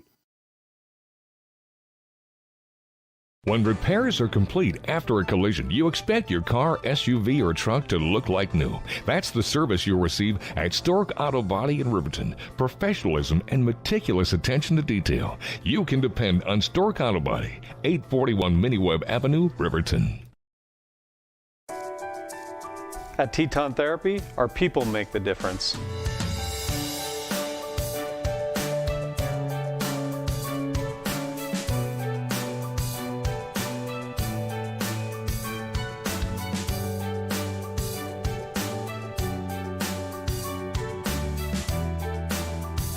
You can live pain-free. The amazing staff at Teton Therapy can help in Lander and Riverton.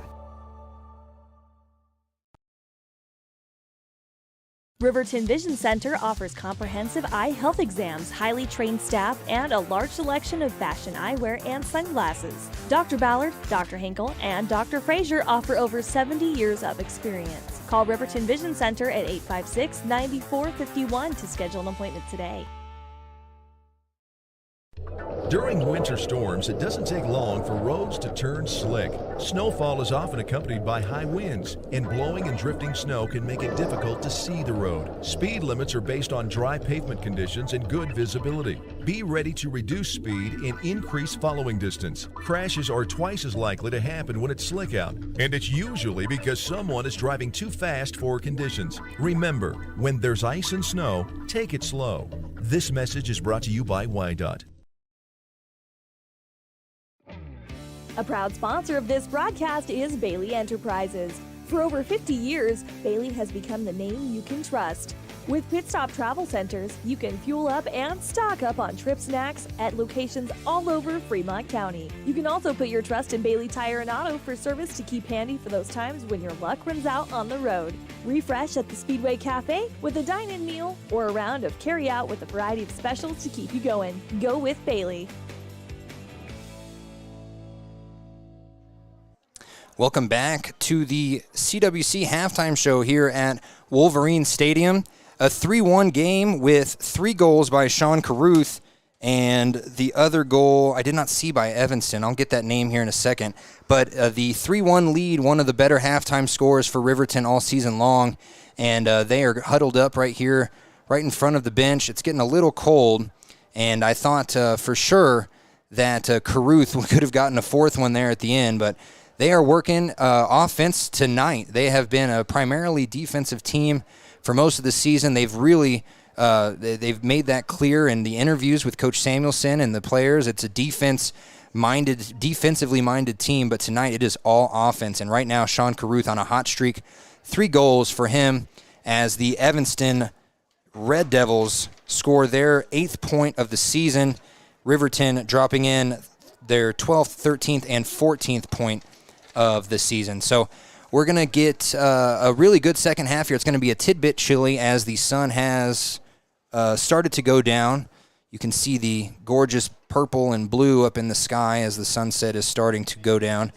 But it's going to be a chilly one for this last half, and can't wait to get to it. We'll be back with the rest of our CWC halftime show. Remember, for all information on their 4-year bachelor degree program, as well as how to earn that degree from the comfort of your own home, be sure to go to cwc.edu. Central Wyoming College. Make your way out here. Natural Health Solutions offers treatments for a variety of conditions, along with nutritional counseling, chiropractic, acupuncture, and more. Treatment plans designed individually to optimize your health. Call for an appointment, 856-8181 today.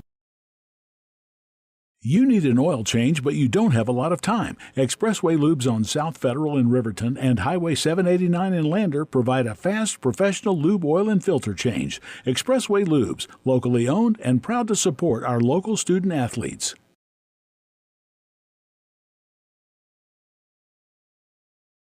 For decades, Sage West Healthcare has been committed to improving the health of our communities. Today, we're investing more in our communities, in our people, and in advanced medical technologies, so access to better care is closer to home.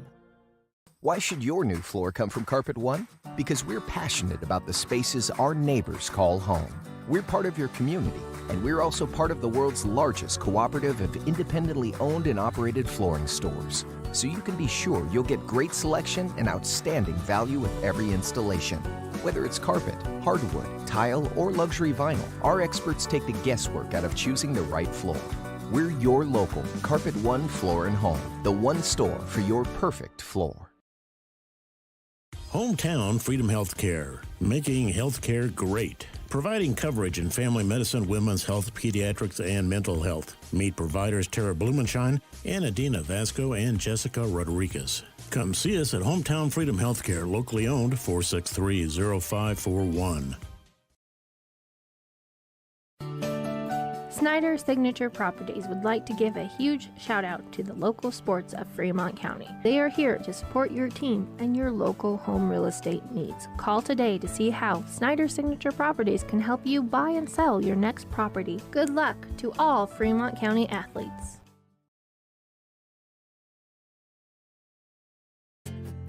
From one corner of the state to the other, over 82% of Wyomingites wear their seatbelts. And to the 18% who don't, we say, let's buckle up for life, Wyoming. Welcome back. I'm getting a little behind here as I was making sure that we had a photographer coming up here as we missed one or two of the goals, and we're going to get right into this second half. I want to say big thanks to Central Wyoming College for sponsoring all the halftime shows during the football season and basketball season, as well as this year's soccer season.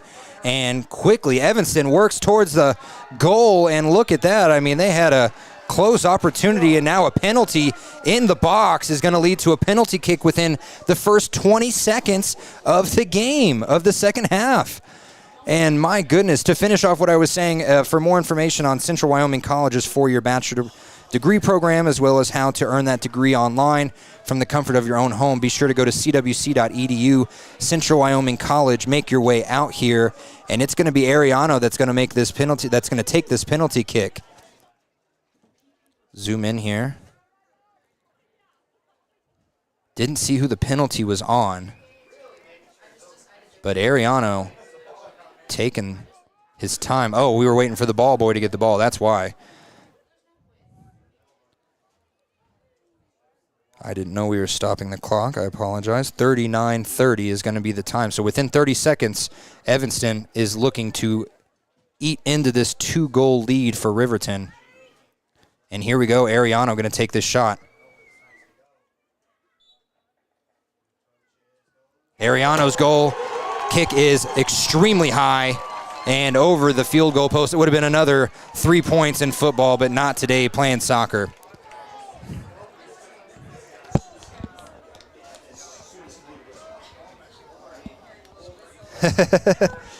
$39:30, and the clock continues to run now, so it's going to be, we're going to catch up with it here as the ball goes out of bounds. Last touch by Riverton. Evanston quickly trying to get back to where they just were, which is right in front of the goal. Body hits the dirt. I didn't see who. The lighting makes it terrible to read numbers right now, especially without my glasses, as this ball crosses early into the middle of the pitch right there, and it's going to go out of bounds. Last touched by Riverton. So we're going to get another throw in here, and Riverton has just had to play all defense since the beginning of this second half. They're not stopping now as Saltzgaver now trying to get it cleared out, can't. Instead kicks it directly to Evanston. That's Caleb Welling, and now the ball goes inside nicely for Evanston, but Jackson Hill kicks it right out of bounds. And it is a strong throw in there by Welling. I almost forgot his name. I just said it. It goes out of bounds again. We're going to get another throw in here by Evanston. The Red Devils obviously got some sort of talking to at halftime, and they are coming out hot and offensive. And here's Ariano. He fakes the long kick. He's going to now go around. Gets it over to number 4, Godina. Godina's shot gets into Jacob Hull's chest. And then next thing I know, the ball is just kicked out of bounds. And they end up keeping it inbounds. Evanston now looking for the cross, and it gets past everybody. Evanston now working and kicked out of bounds nicely by number 5, Marcus Mejorado. Ball goes inside to Wellen. And we did find out that goal earlier for Evanston was by Brooks Searle. Not Surly, but Searle. Apologize to the Searle family, and they're just moving up the pitch on that far side touchline, and it gets kicked back out by Evanston. Stays in, though. And, oh, wow, nicely stolen by Evanston. Riverton trying to get it out, and they clear it nicely by Ruger Stoll. And it's going to go out of bounds. Riverton has really come out and had to just play defense, and this ball going to go straight into the hands of the goalie from a long 40-yard kick.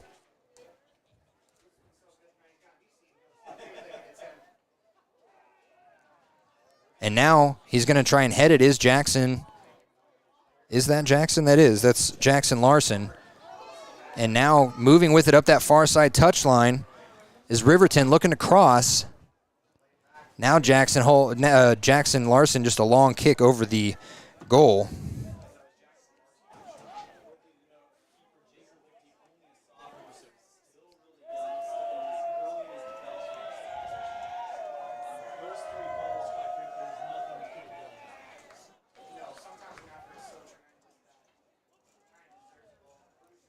Now it's going to be Evanston working in this middle third as we are trying to get some sort of offensive mindset back into Riverton. Oh, nice stop there in the middle of the pitch, actually on that far side. And now Evanston clears it into the middle third, gets back out. Logan Davis kicks it, and it might go out of bounds. It's going to be saved by Evanston.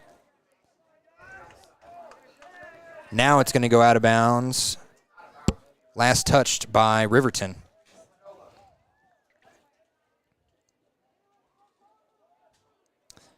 The chilly night only getting chillier as we approach the 35.5-minute mark. Trying to look through my binoculars and use the camera at the same time. Very difficult as Jack Anderson and Hunter Saltzgaver steal the ball away.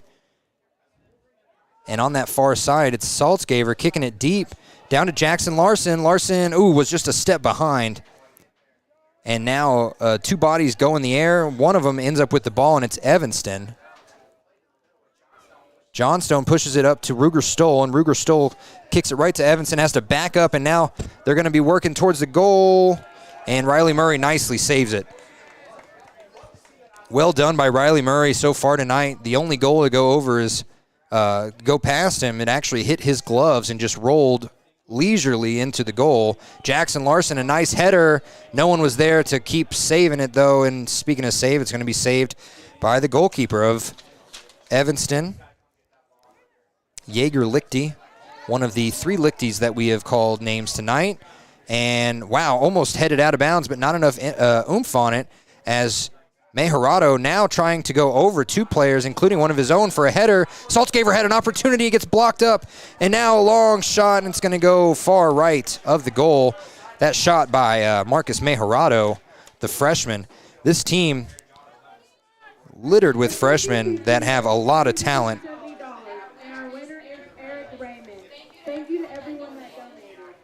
What was the half and half? What was it, 50-50? What was it? $370. $370 for the 50-50 tonight. And that would mean a grand total raised by that 50-50 of $740, if my math is correct. And it rarely is, other than 1, 2, 3, 4, 5. As, strong move by Jackson Larson gets picked up by Evanston, and now Evanston just going to kick it out of bounds down here.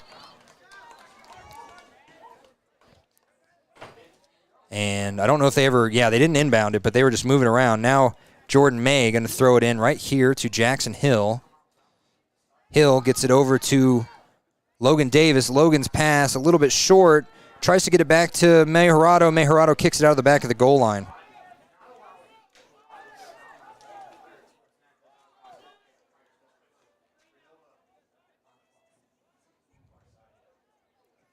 And they're going to get it all the way across the middle third quickly is Evanston, and they're trying to get back on offense where they started this second half.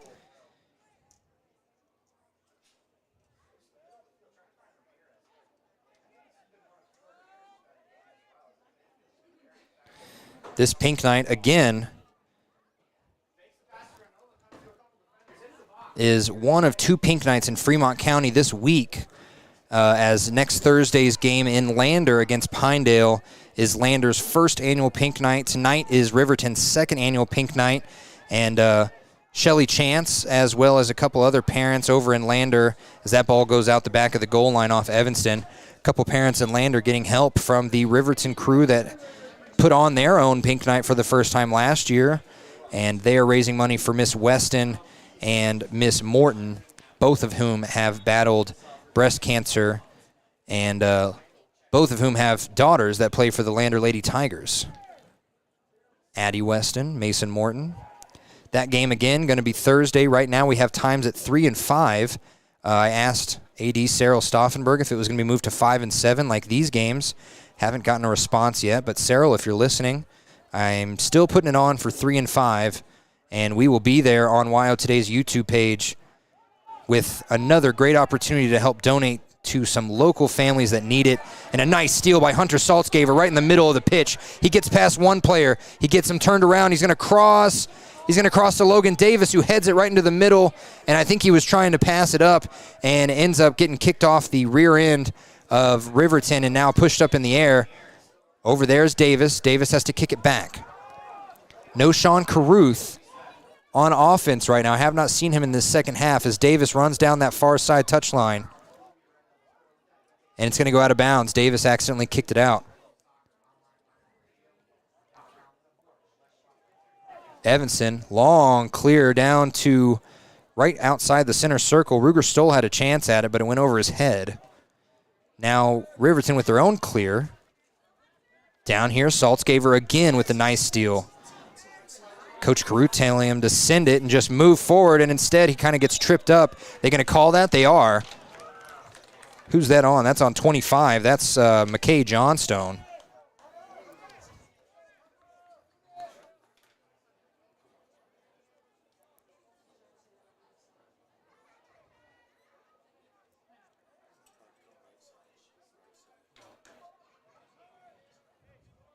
Big old choir and jazz concert, I think, is happening right down the street at CWC. That's where our photographer's been for a little while. We're going to get a free kick here by Saltzgaver over the heads of 3 players. Oh, almost headed in by Jackson Larson. Got word that the Raymond family wishes to donate their half of the 50-50 sales. That's $370 more to the family. And $370 in that 50-50 is going back into the pockets of the families that need it. I believe that is exactly what happened last year with the half and half. The 50-50 tickets. In a day like today, why would you want to take home that money? If you can give it right back to the people that need it and the people that this whole night is about, why wouldn't you? As Evanston kicks it. Still no Sean Carruth. He's on the sideline. Riverton putting in some players that can get a lot of experience from a game like tonight, especially up 3-1 with 29 minutes exactly to go. Get some offensive experience, some defensive experience. Nice throw in there off the head, and Hunter Saltzgaver was hoping for it, but the header went over him, and now it goes out the back of the goal line.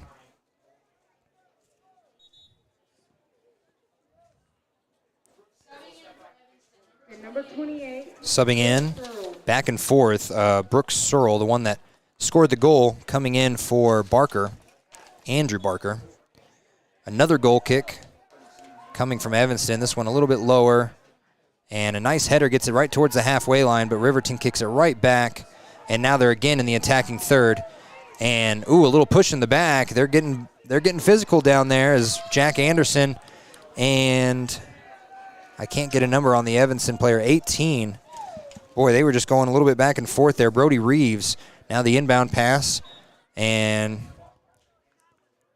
they whistled the play dead right at the 28-minute mark.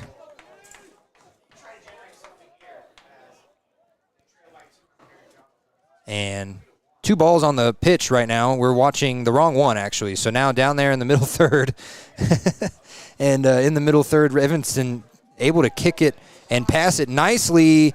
Oh, and 2 bodies hit the dirt. No call. Riley Murray's going to save it. Number 4 for Evanston, Jordan Mendez, the senior, well, one of many seniors on that team. He was right there and just got turned around and pulled down by the end of it as the ball right here near the touchline nicely passed to Jackson Larson. Larson gets pushed away. Evanston now steals it, gets it past Jackson Hill. Now they get it past Jordan May. May ends up stopping him, getting back out, and now it's kicked out towards the middle third. Here's Jack Anderson, and nicely done by Evanston to not touch it and watch it go out of bounds, but also keep Riverton from getting near it. Mendez gets the ball, moves past one player, gets kicked out of bounds. He's going to throw it in quickly He doesn't want Riverton's defense to get any more set than they already are, but Evanston's offense doesn't look set. As, Mendez, by the nape of his neck, almost got smacked right in the face by that. I mean, it was just a hair shy of just smacking him and leaving an imprint on his face. Some little octagon shapes as he throws in again. Throws into a wide open Joshua Godina, who passes it over to the far side. Now a long high pass, gets headed towards the right direction, but it's going to go too far left. And Riverton with a lucky break there, 26-15. Riverton's defense did well to force that left. And I can hear my Evanston cohorts over there talking about traffic in the goal box, and that is exactly what Riverton does well in those type of situations. As Riley Murray kicks it deep, and we are officially under the lights here. No more sunlight gracing this field for the rest of tonight. Kicked far out of bounds. Still Evanston ball. Just over 25 minutes to go. And offsides as soon as they throw the ball in. And say what? Oh, he dribbled out of bounds. I apologize. Yeah, you could see the Evanston player's hands go up saying, how is that on me? But we're going to get this goal kick here from Riley Murray right at the tip. Oh, I'm watching the wrong player here over here. Over there on that far side, there was a collision, and now Jack Anderson has it at the halfway line. And he kicks it almost right into our photographer.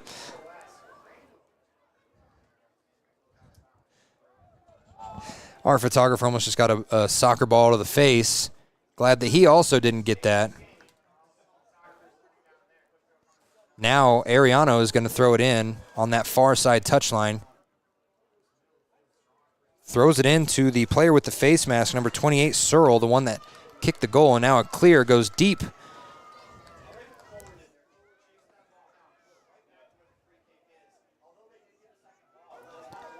And now Riverton trying to do something with it in the middle third. He's trying to get some offense going. They're going to have to set up here.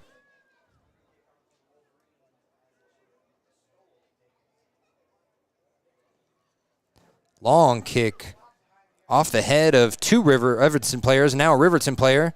Now another Riverton player. So 4 in a row. And it's going to stick with Riverton. They have to kick it back a little. And now Evanston kicks it. And it's going to go near that far side touchline. Ariano kicks it over his own head. Brady Howard now with the long clear, and that's going to be a little bit too long, and it's going to go out the back of the goal line. Approaching the halfway mark, it's still 3-1, the same score it was at halftime, as we get Logan Davis coming in for Jackson Larson. Still no Sean Caruth. Caruth with the hat trick.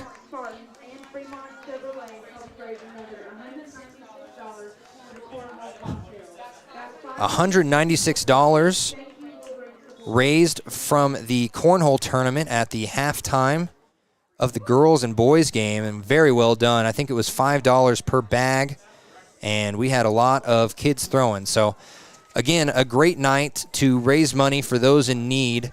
We're going to do it all over again on Thursday in Lander. This is the second annual Riverton Pink Night, and they helped Lander put together their first, which will be on Thursday against Pinedale. If you can't make it out to Lander, you can find the donation number as well as more information on the entire Pink Night on yotoday.com, as well as in the Ranger and Lander Journal on their websites.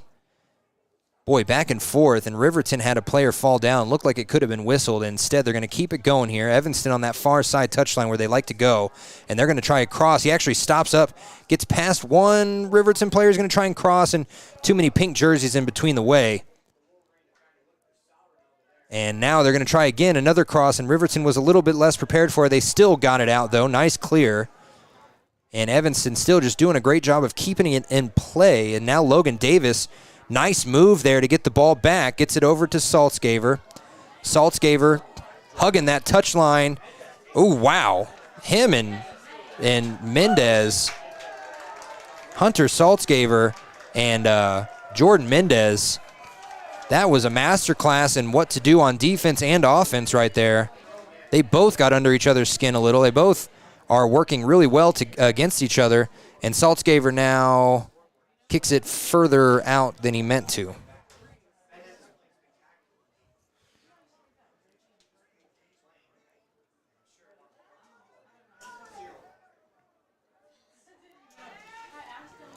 Now it's going to be stolen away by Saltzgaver.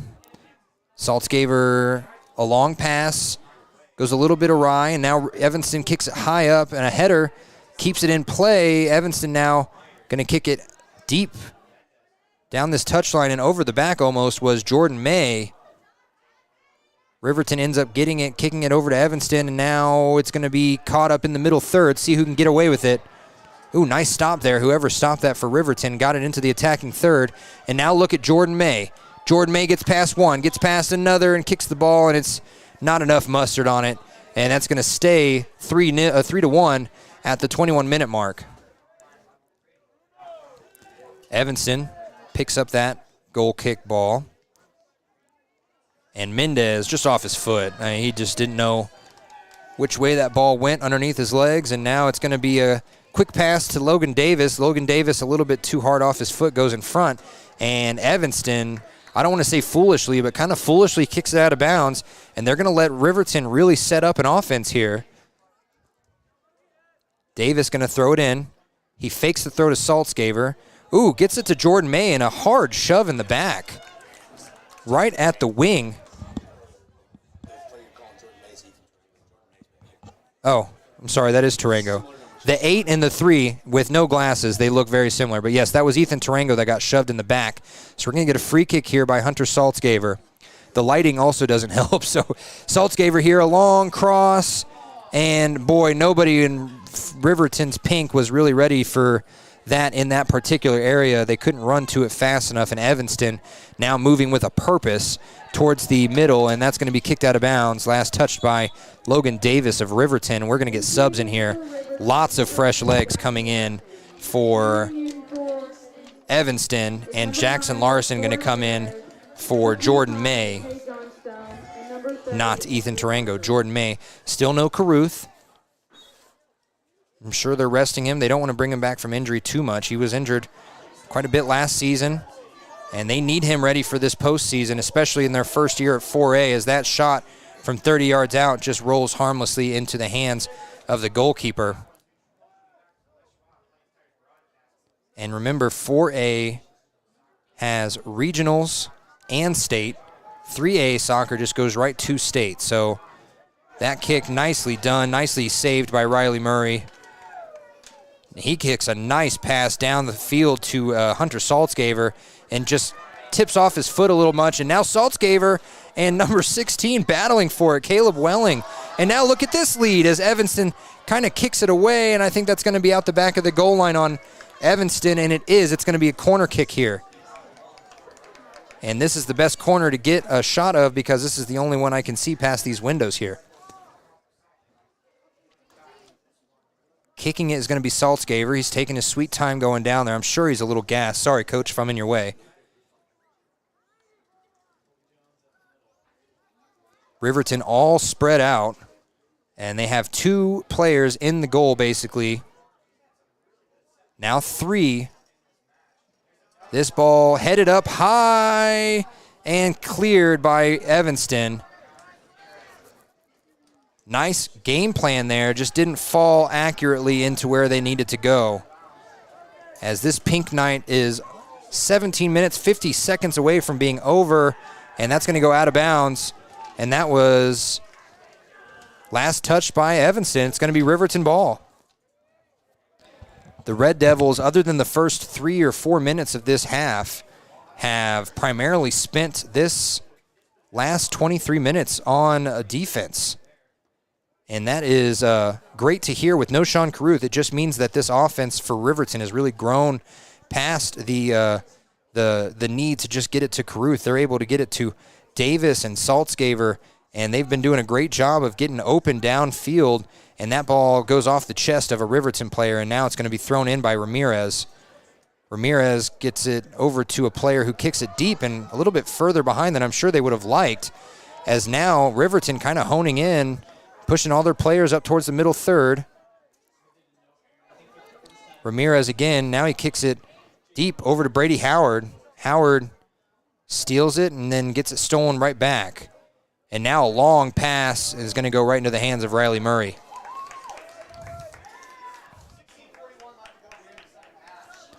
$8:30 p.m. on a Friday afternoon in Riverton watching soccer. I don't know where else you'd want to be. As long as you have a jacket or a blanket, I think this might be the best place to be tonight, as Evanston kind of makes a mistake, and Jackson Larson was going to take advantage of it, and it's going to go out of bounds. They can still take advantage of it, but the defender for Evanston, he tried to chest it down and instead chested it backwards even further as Jordan May comes back in. I'm going to take a sip of my water here as we wait for this corner kick. Saltzgaver again. Ball goes over the head of Evanston. What's up, John? Over the head of Evanston, and now it's on the far side touchline. Evanston trying to work with it. And kicks it into a couple pink jerseys, and now it's going to go out the back of the goal line. John, you just missed my wife with the baby. She was sitting right here the whole time. As Evanston now going to take this goal kick after it goes out the back of the goal line. 15:25 to go. Deep kick down past the halfway line. Evanston, a little bully ball to get further into the attacking third. And now look, they're going to have an opportunity to cross this. Instead, he stops it up, looks for the cross again, gets past two players, but Riley Murray was there. And the Evanston fans calling for something. I don't know what they'd be calling for. Either way, Riverton has seemingly upset the Evanston bench here. Now Saltzgaver right in front of his own bench working some magic, and he gets tripped up. Going to be Riverton ball here right in front of him. Jordan May throws it in. Ooh, and then another body hits the ground, and we are starting to get more and more physical throughout the rest of this game as Tarango takes a tumble. And this ball going to be a free kick from Hunter Saltzgaver from about the 26-yard line on the football field. See what he tries to do here. The wind not really picking up like it was in the girls' game. He's going to take the shot, and it's going to go too far right. I like the drive. I like the determination. Just a little bit too far for Saltzgaver as we approach 14 minutes to go in this game. And as I've been calling soccer for about 2 seasons now, I've seen that you do not give up on anything, even if you're up by 5 with 10 minutes to go. There is plenty of mistakes and opportunities that teams like to take advantage of. So they're going to need to play defense as hard as they can for the last 13 minutes, 40 seconds, and they can keep this win in their pocket. Second win in 3 games it would be if they were to keep this 3-1 lead. Again, no Sean Carruth the entire second half. Brady Howard coming in for Logan Davis.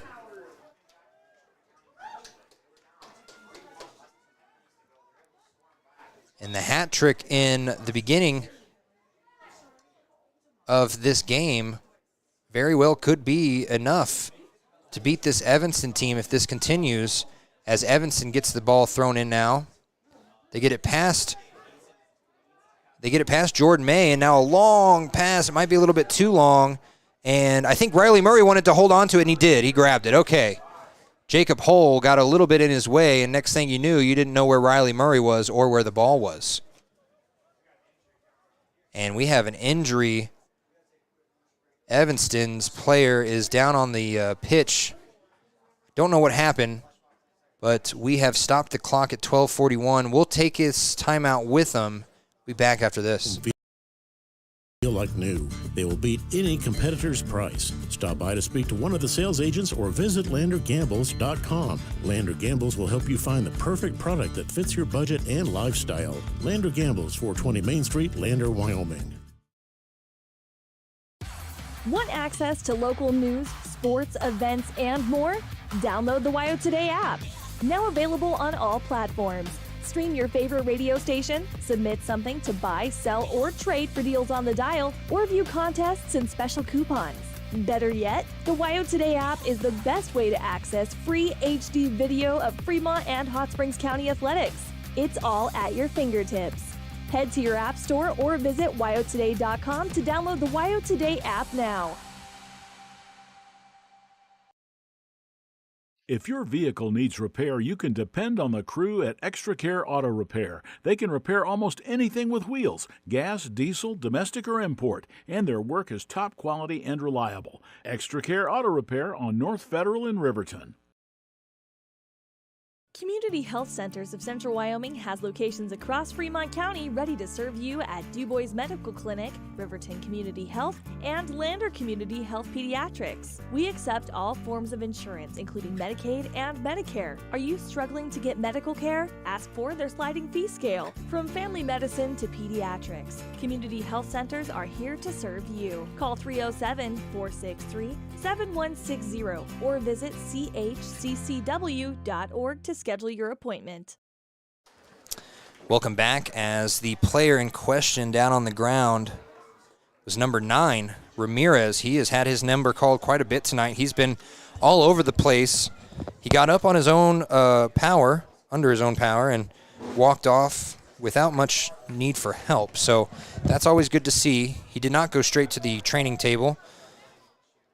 And we're going to get a whistle to start the clock here at 12:41. And we're going to let that ride down to us at 12:36.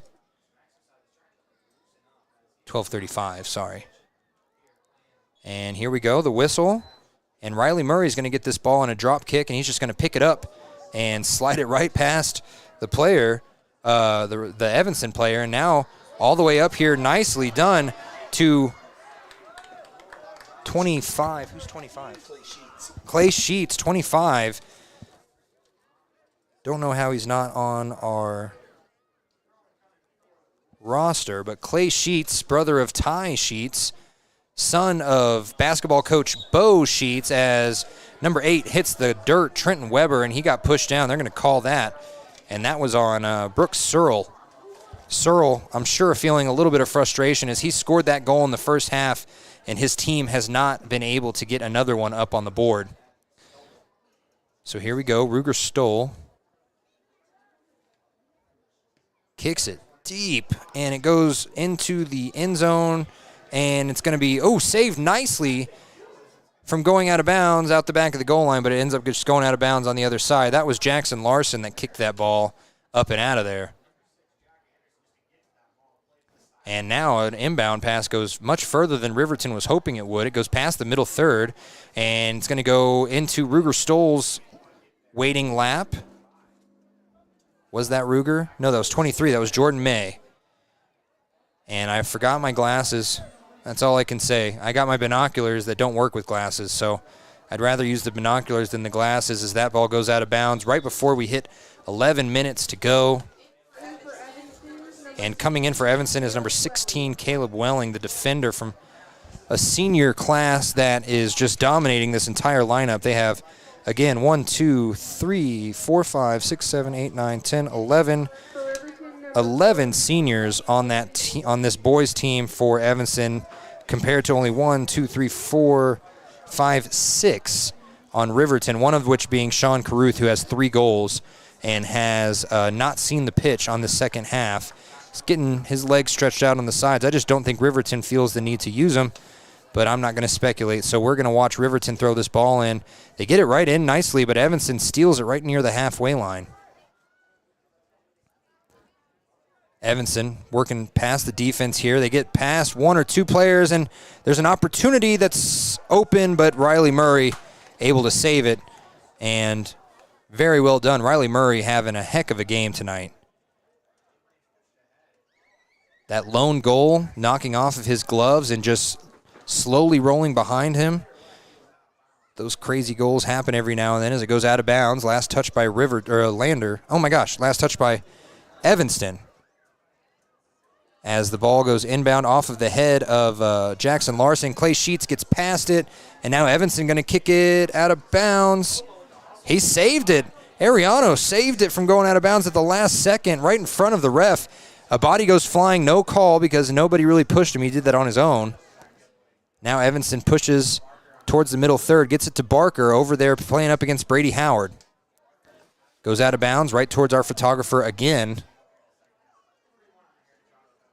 And I know personally how hard it is to get a good shot under these lights, so props to him for staying out there in the cold and trying to get 1 or 2 good shots we can put in the paper and on WYO Today tonight.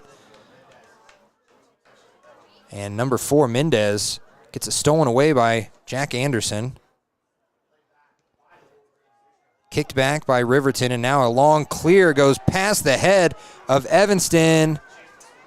And they're going to kick it out of bounds. They're going to get an inbound here. This could be Riverton's best opportunity at a goal as we get some subs coming in first. Hunter Saltzgaver and Ethan Tarango coming in for Jackson Larson and Clay Sheets. Clay Sheets, an amazing track and field star. His high jump, I mean, just watching him do it is so effortless. And he's doing a great job so far this season in soccer. And we haven't called his name as much. And as this ball goes so close to going out of bounds, right off of the foot of Jordan May. But Evanston ends up saving it and kicked it off of the hand. They didn't call that, but kicked it off the hand of Jackson Hill. And now an inbound pass off of Ramirez's foot, high in the air. Now Hill kicks it deep. And Hill's kick just a little bit too long. Evanston going to try and stop it and play with it a little, and it doesn't go the way that Evanston wants, but it doesn't go the way that Riverton wants either. Hunter Saltzgaver kicks it out of bounds, goes off of his shin as we pass under the 8-minute mark. Again, nothing's impossible. I was calling a game a couple weeks ago where 22 seconds to go, a game-tying score was made, so we just need to watch this defense of Riverton carefully. They've done a great job so far this second half, especially after such a strong first couple minutes for the Red Devils. Now throwing it in close to the attacking third is Mendez. Mendez throws it in, and then, Riverton goes off the bottom of his foot, was Jordan May, and then a long shot on the goal gets headed away by a Riverton player, and now it goes out of bounds. 7:12 to go. For anyone that cares about NBA, the Sacramento Kings up nearly 20 on the Golden State Warriors. That would tie that series at 3-3.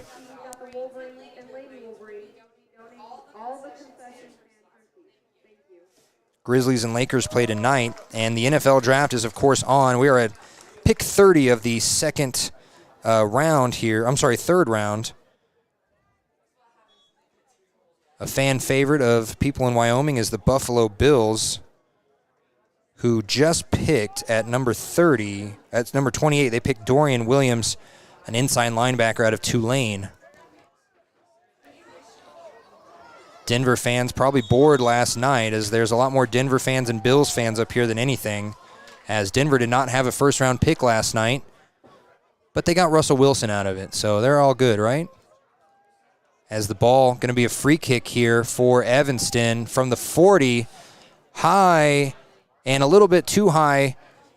Gnarly collision there between Brady Howard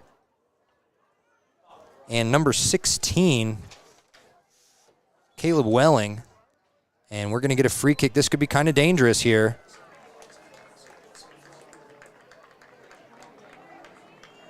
A small wall of pink was there, and then it dispersed as we're trying to get a substitution in, and they do. Brady Howard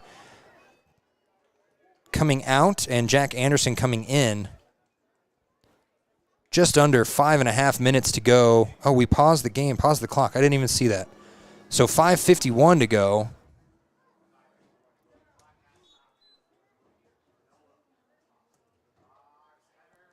.540, we're going to start it, and that ball goes nicely into Riverton's path, and Evanston still has it, but Riverton with some nice defense, they're going to cross, they're going to look for a shot, and it's going to go off the top of the field goal post.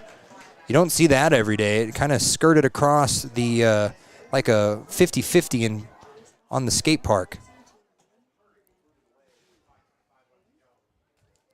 5:20 left in this ball game. Riley Murray not going to long kick it this time. He short kicks it over to Ruger. Ruger, oh my goodness, back to Riley as Evanston looked like they could have closed in and taken a free shot. Now Riverton and Evanston battling in the middle, and a long pass, I should say, by Evanston.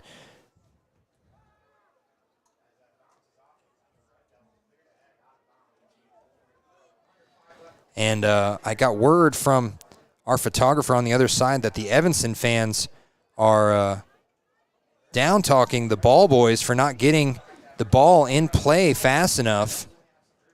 I'm sure that the Evanston fans that made this trip wanted a closer game, but I don't think it's the ball boys that are making this a 3-1 game. Lots of Evanston fans over on this side, nothing too harsh coming out of their mouths, but Riverton, as they kick it back, is still looking at a 3-1 win with 4:20 to go in this game. And now Riverton gets a nice steal. The pass was a little loose. Is that Jack Anderson? It is. Jack Anderson had that, and he has a nice lead for Hunter Saltzgaver, and it's going to go out of bounds. No, they save it before it goes out of bounds, and eventually they do kick it out. Last touch by Evanston.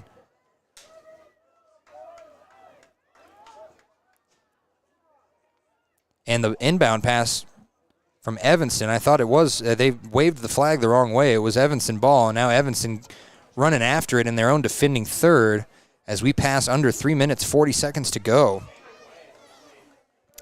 Don't go anywhere after this. We're going to talk to Coach Samuelson, hopefully a player of the game.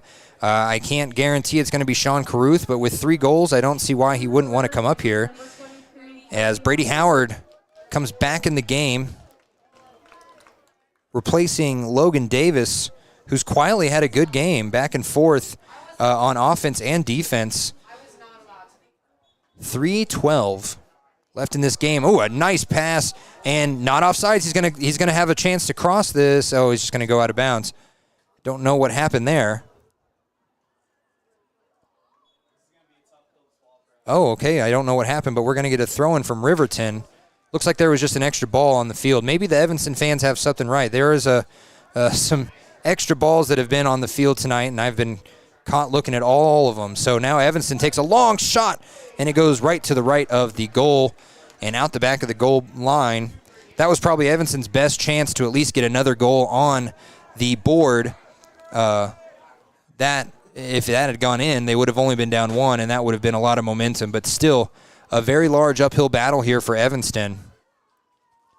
Riverton closing in on their 4th win of the season. That includes the jamborees at the beginning of the year. As we approach 120 seconds, the ball goes into the hands of the goalkeeper. Evanston, the boys, likely moving to 1-8-3, but they will have an extra goal on their record, so they'll have 8 goals on the season. Girls earlier moved to 0-10-2 in a 5-0 game for the Lady Wolverines that included 2 goals by Cammie Paskett and 3 goals by 3 other players, 1 apiece. Had a great conversation with Madison Fossey after the game, and Coach Santee, who's always a great hire, as a great interviewer, I should say. She was a great hire for this program. As Riverton, I don't know what happened there. Riverton fans asking for a whistle. They don't get it either. And now with 1:15 to go, Evanston a little back and forth. I don't think he meant to head that ball all the way back to the middle third. As number 6, Jack Anderson, is down and still down and gets up a little sore. Kind of favoring a leg. Now he looks okay. As Jordan May with a nice pass, but offsides was Jack Anderson. And it's looking more and more like this game is going to end at the same halftime score that the Riverton Wolverines led going into. And it's going to be 30 seconds to go. Coach, if you wouldn't mind asking Coach Samuelson to send a player up here or come up here himself if he wants. I appreciate it.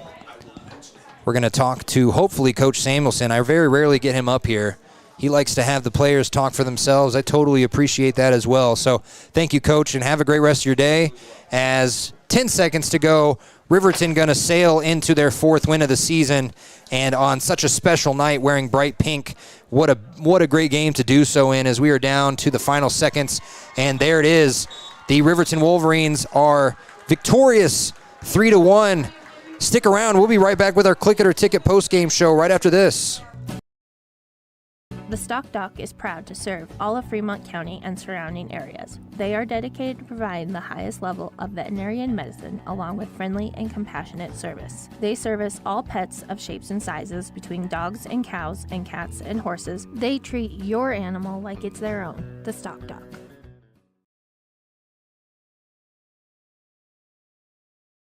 The staff and board at the Fremont County Fair wish to thank everyone who attended the fair this year. Whether you enjoyed Family Day, a night event, entered a craft show, or showed your livestock, thank you for all your efforts. We'll be moving and grooving next year, so stay tuned. Some say healthcare is a calling.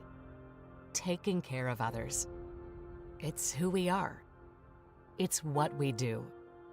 And what we love. For decades, Sage West Healthcare has been here. For the expected and the unexpected moments in life. As one of the region's largest employers, we're investing in our communities through donated services and charitable contributions. We're investing in our people, technologies, and facilities, so better care is more convenient and available to everyone, right here, close to you and the things that matter most.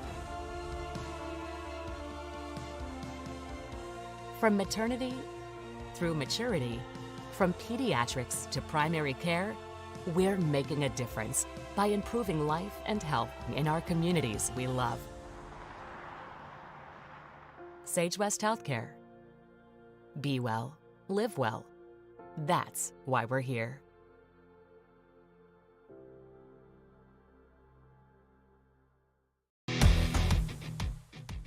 When you think about wellness, do you think about long walks, nutrition, having a personal trainer? No matter what your idea of wellness looks like, you can find yourself at Gotchi Gym. Their 1,900 square foot facility makes them one of the largest gyms open to the public in Wyoming. Be the best version of yourself with state-of-the-art equipment from senior to strongman.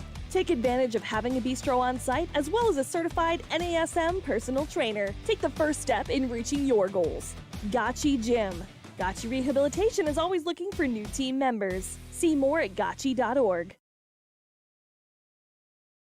Are you a caring person that wants to help but not sure where to go? Wyoming Senior Citizen Inc. is looking for caregivers across the state. Call 307-856-6880 to find out more information. They would like to wish all Fremont County athletes good luck this year. From the wide open spaces to the canyon near you, Wyoming.com is reaching more homes and businesses than ever before. For more than 25 years, we've aimed to provide the best internet and phone service to meet the needs of our customers all across the great state of Wyoming. Now it's getting even better. Wyoming.com, expanding to an area near you. Wyoming.com. We're out there. WyoGlass wants to wish all the Lander Valley Tiger teams good luck this year. WyoGlass is locally owned and operated in Lander. They bleed green. Call or stop in today to get a quote on a window or get a quick fix on your window for a rock chip. WyoGlass is Lander. The choice is yours. Sutherland's Friends of the Family Plus Consumer Credit Card lets you choose from 5% off instantly at the register or special financing on qualifying purchases. That means no forms, no waiting, no rebates. You can choose 5% off instantly with your Sutherland's credit card. Got a big project? Choose special financing. The choice is yours with Sutherland's Friends of the Family Plus Consumer Credit Card. Subject to credit approval. Minimum monthly payment required. See store for details. Only at Sutherland's. It's more than clocking in or collecting a paycheck.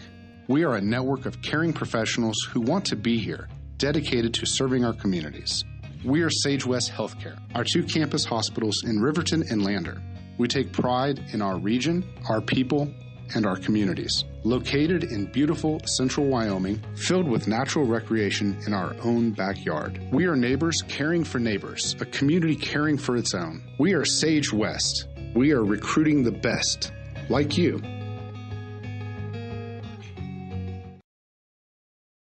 Hey there, how's your day going? Frustrating. My car's check engine light came on and they can't take it in till next week. And then Max, our Rottweiler, chewed up my glasses and I'm going to have to wait at least a week to get another pair. It seems you have to wait for everything important. I know the feeling. Some things seem to take forever to get done. Forgot to ask, how's your day? I had to take my daughter into the clinic to have her arm looked at. Let me guess. You had to wait to get an appointment. What was it, 1 week, 2 weeks? Same day. What? Same day? We go to Hot Springs Health. They offer same-day appointments at all their clinics.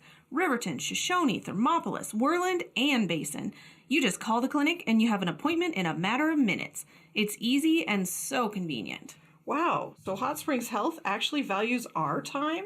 Thanks for the advice. Now if I could only get a same-day appointment for Max. He hasn't been the same since he ate my glasses. He keeps running around and making a spectacle of himself. For more information or directions, please visit hotspringshealth.com, your hub of healthcare in the Basin. What is happening? Riverton fans are joyous tonight as we have 2 wins, a 5-0 win and a 3-1 win as the Click It or Ticket postgame show is here, and with 3 goals in the first half by Sean Carruth and that 1 goal by Evanston's Brooks Searle makes this game 3-1. And here's Coach Samuelson and Sean Carruth, and we're going to get to talking to them here in a second. Let's get some mics all ready here. Who wants to go first? We'll have you over here. Okay. We'll have you over here. As we have Coach Samuelson ready to talk to us for the first time this season, at least with me here. Coach Samuelson, you walked into halftime up 3-1. You didn't score again in the second half, but it was enough because your defense did its job tonight. Yeah, they play Evanston plays a scary style of soccer where try to isolate you on the outside and win those one-on-one battles. But I think Jordan May and Brady and Jacob and Ruger, they really worked on their rotations, really worked on just lockdown one-on-one disciplined defense, and I think it showed, so it was good.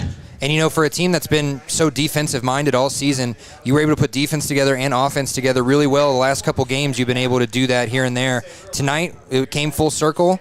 You finished off a very special night with a 3-1 win, and those 3 goals, obviously, by Carruth. But I want to talk about Hunter Saltzgaver. You got something special in that kid. He plays 110%. He didn't give up on anything. Yeah, he's a good creative force. It takes a lot of different type of players. If we had 11 Hunters, it would be a really strange team, and if we had 11 Shawns, it'd be a really strange team. Yes, it would. So the fact that we have that creative mixture in the midfield, and Shawn back now, and the work rate that Jack Anderson puts in, and just being a workhorse in the midfield for us, the speed of Logan Davis. I mean, we could go on, but to have that mixture of those different role players all involved tonight, and to see it develop with Shawn returning, as a cherry on top, I think it really shows our growth this year, and shows that as a young team, we didn't look to we focused more on growth in the first half of the season instead of results. And now it's starting to pay off, and we're starting to get that upward trajectory right before regionals, and I think it's important. Our goal all year has just been to get to state and see what we can do there. And I think, like I said, we're taking the right steps to do just that. So I can see that too, that growth all season. We've seen it from the first game. A lot of growth today. Riley Murray was this close to posting a shutout. It hit his hands and kind of leisurely rolled into the goal. But other than that, Riley Murray had a fantastic game. He is our Gatorade player of the game, so that Gatorade's going to be for him. But what can you say about Riley's growth just as a goalkeeper all season long? Riley's one of those kids that I didn't know how he'd end up. He was kind of waffling sophomore, junior year, lost that COVID year his freshman year. A kid that loves soccer, but he just stuck with it, and he's playing outstanding this year. I can't say enough about his character. He's growing into a extremely respectable, kind, strong young man, and I think his development as a person is being reflected on the field. I can't say enough good things about Riley. He's if you would have told me last year that Riley Murray would be the most consistent player on our team, I probably would have spit out my drink because he had some growing up to do, and he accepted this challenge, and he's showing that he should definitely be an all-state contender for keeper. Like I said, I can't say enough good things about him. He's definitely growing as a goalkeeper, growing altogether. Last question here. It was a special night. It's Pink Night. And while you weren't playing, who were you coaching for tonight other than the two that we had in the middle? Well, I had probably one of the most influential people in my life was my grandfather. And each year we take the boys on a jog up to the cemetery and just talk about life and the lessons that soccer can teach you. And he died of pancreatic cancer when I was 11, and he was a painter in town, a small business owner, involved in a lot of things, a real community man, school board member. The fact that he, a painter, had thousands and thousands of people at his funeral. At 11, I even knew, that's pretty profound. And to see the influence on the community that just a painter could have, really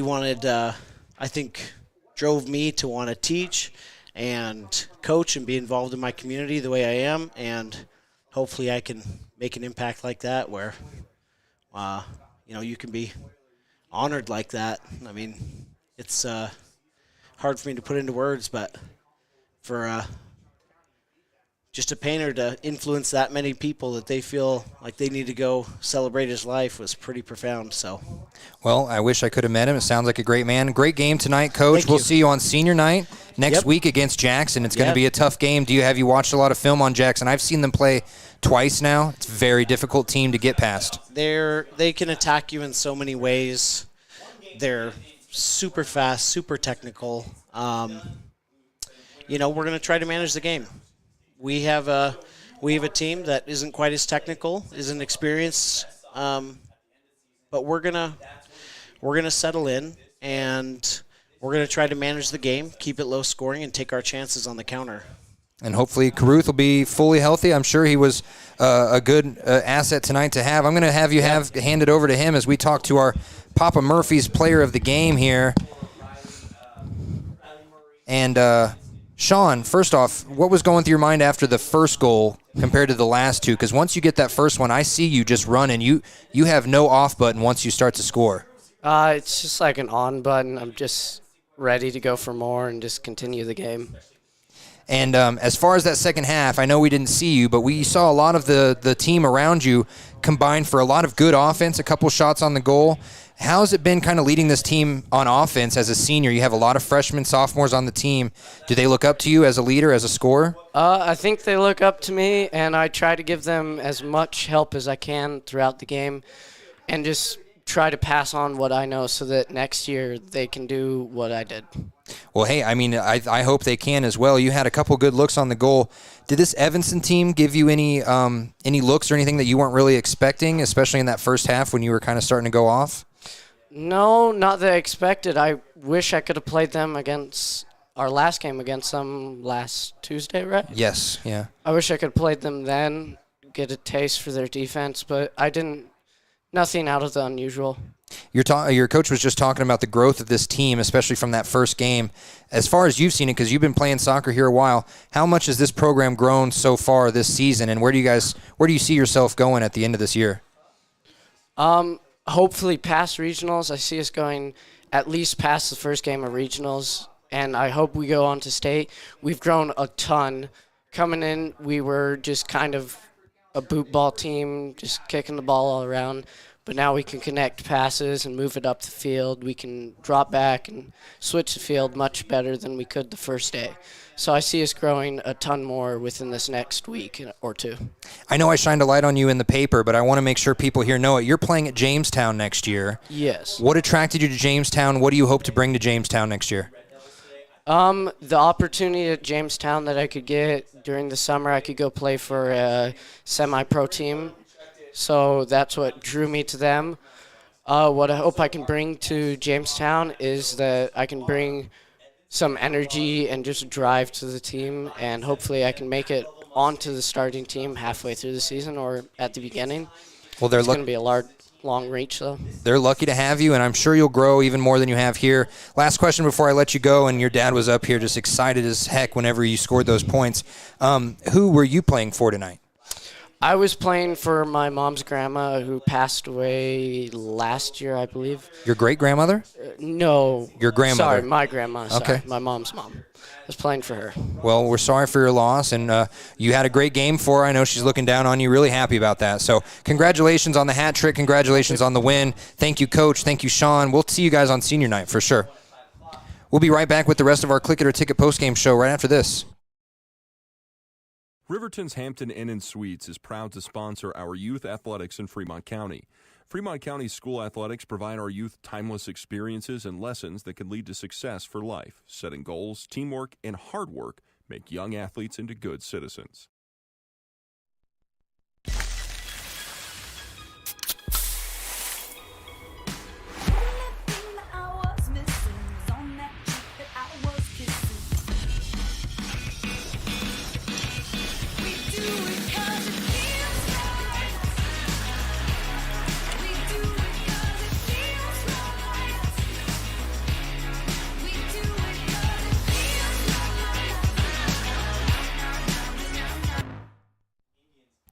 Welcome back to Riverton Wolverines Stadium with our Click It or Ticket postgame show. I know I've got a lot of stuff on the screen right now, kind of trying to move around and make sure that you get the full YO Today and YDOT Click It or Ticket postgame show. Our Papa Murphy's player of the game was Sean Carruth, and as I said earlier, our Gatorade player of the game going to Riley Murray, because other than a just rare miss, it just tipped off of his fingertips and lightly rolled into the goal. If it weren't for that, it would have been a shutout, and Riley Murray deserves that Gatorade. He deserves more than a Gatorade, but we're giving him a Gatorade. So it's going to be a great night to be a Wolverine, and they have a week off unless they try and play one of their rescheduled games, which I'm 99% positive is not going to happen. They will have senior night this exact time next week. I'm going to quadruple check that as I have a lot of games on my list. So 3 and 5, 3 o'clock the girls game, 5 o'clock the boys game. This time next week on Friday, May 5th, and that is against Jackson. Like I said, Jackson's a tough out. I watched them just demolish Lander, first game of the season. The boys have a lot of speed and a lot of height, and the girls, I mean, man, they have two players. I can't remember the names off the top of my head, but they have two players that can go around. They can kick you over. They can push you over. They can just dominate the game all by themselves. So you're going to have to play a very detailed and definitive type of game next week. We'll be happy to bring that to you on YO Today's YouTube page, just like we brought you this game, and just like we'll bring you all of Lander's games over the next week as Lander plays Lyman tomorrow at 12 and 2 p.m. Then they play at Green River on Tuesday at 4 and 6. We're going to try to get out there, make sure that there is no bad weather, like there was yesterday. And then, like we mentioned on Thursday, May 4th, is their Pink Night game against Pinedale. That is scheduled for 3 and 5 p.m., so it's not really a pink night, it's pink afternoon. But again, that is their first annual Pink Night. They have been helped out tremendously by the Riverton parents that put on these Pink Nights here. So they are going to have a fun time raising some money for two more moms that just definitely need the support.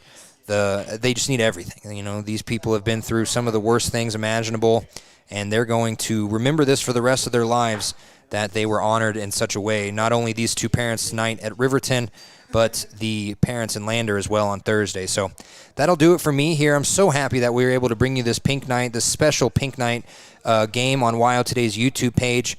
I have been Shawn O'Brate, your YO Today sports director. I'll talk to you tomorrow on the Lander game, and I'll try and be here next week for the senior night game in Riverton. You have a good, safe rest of your night, Fremont County.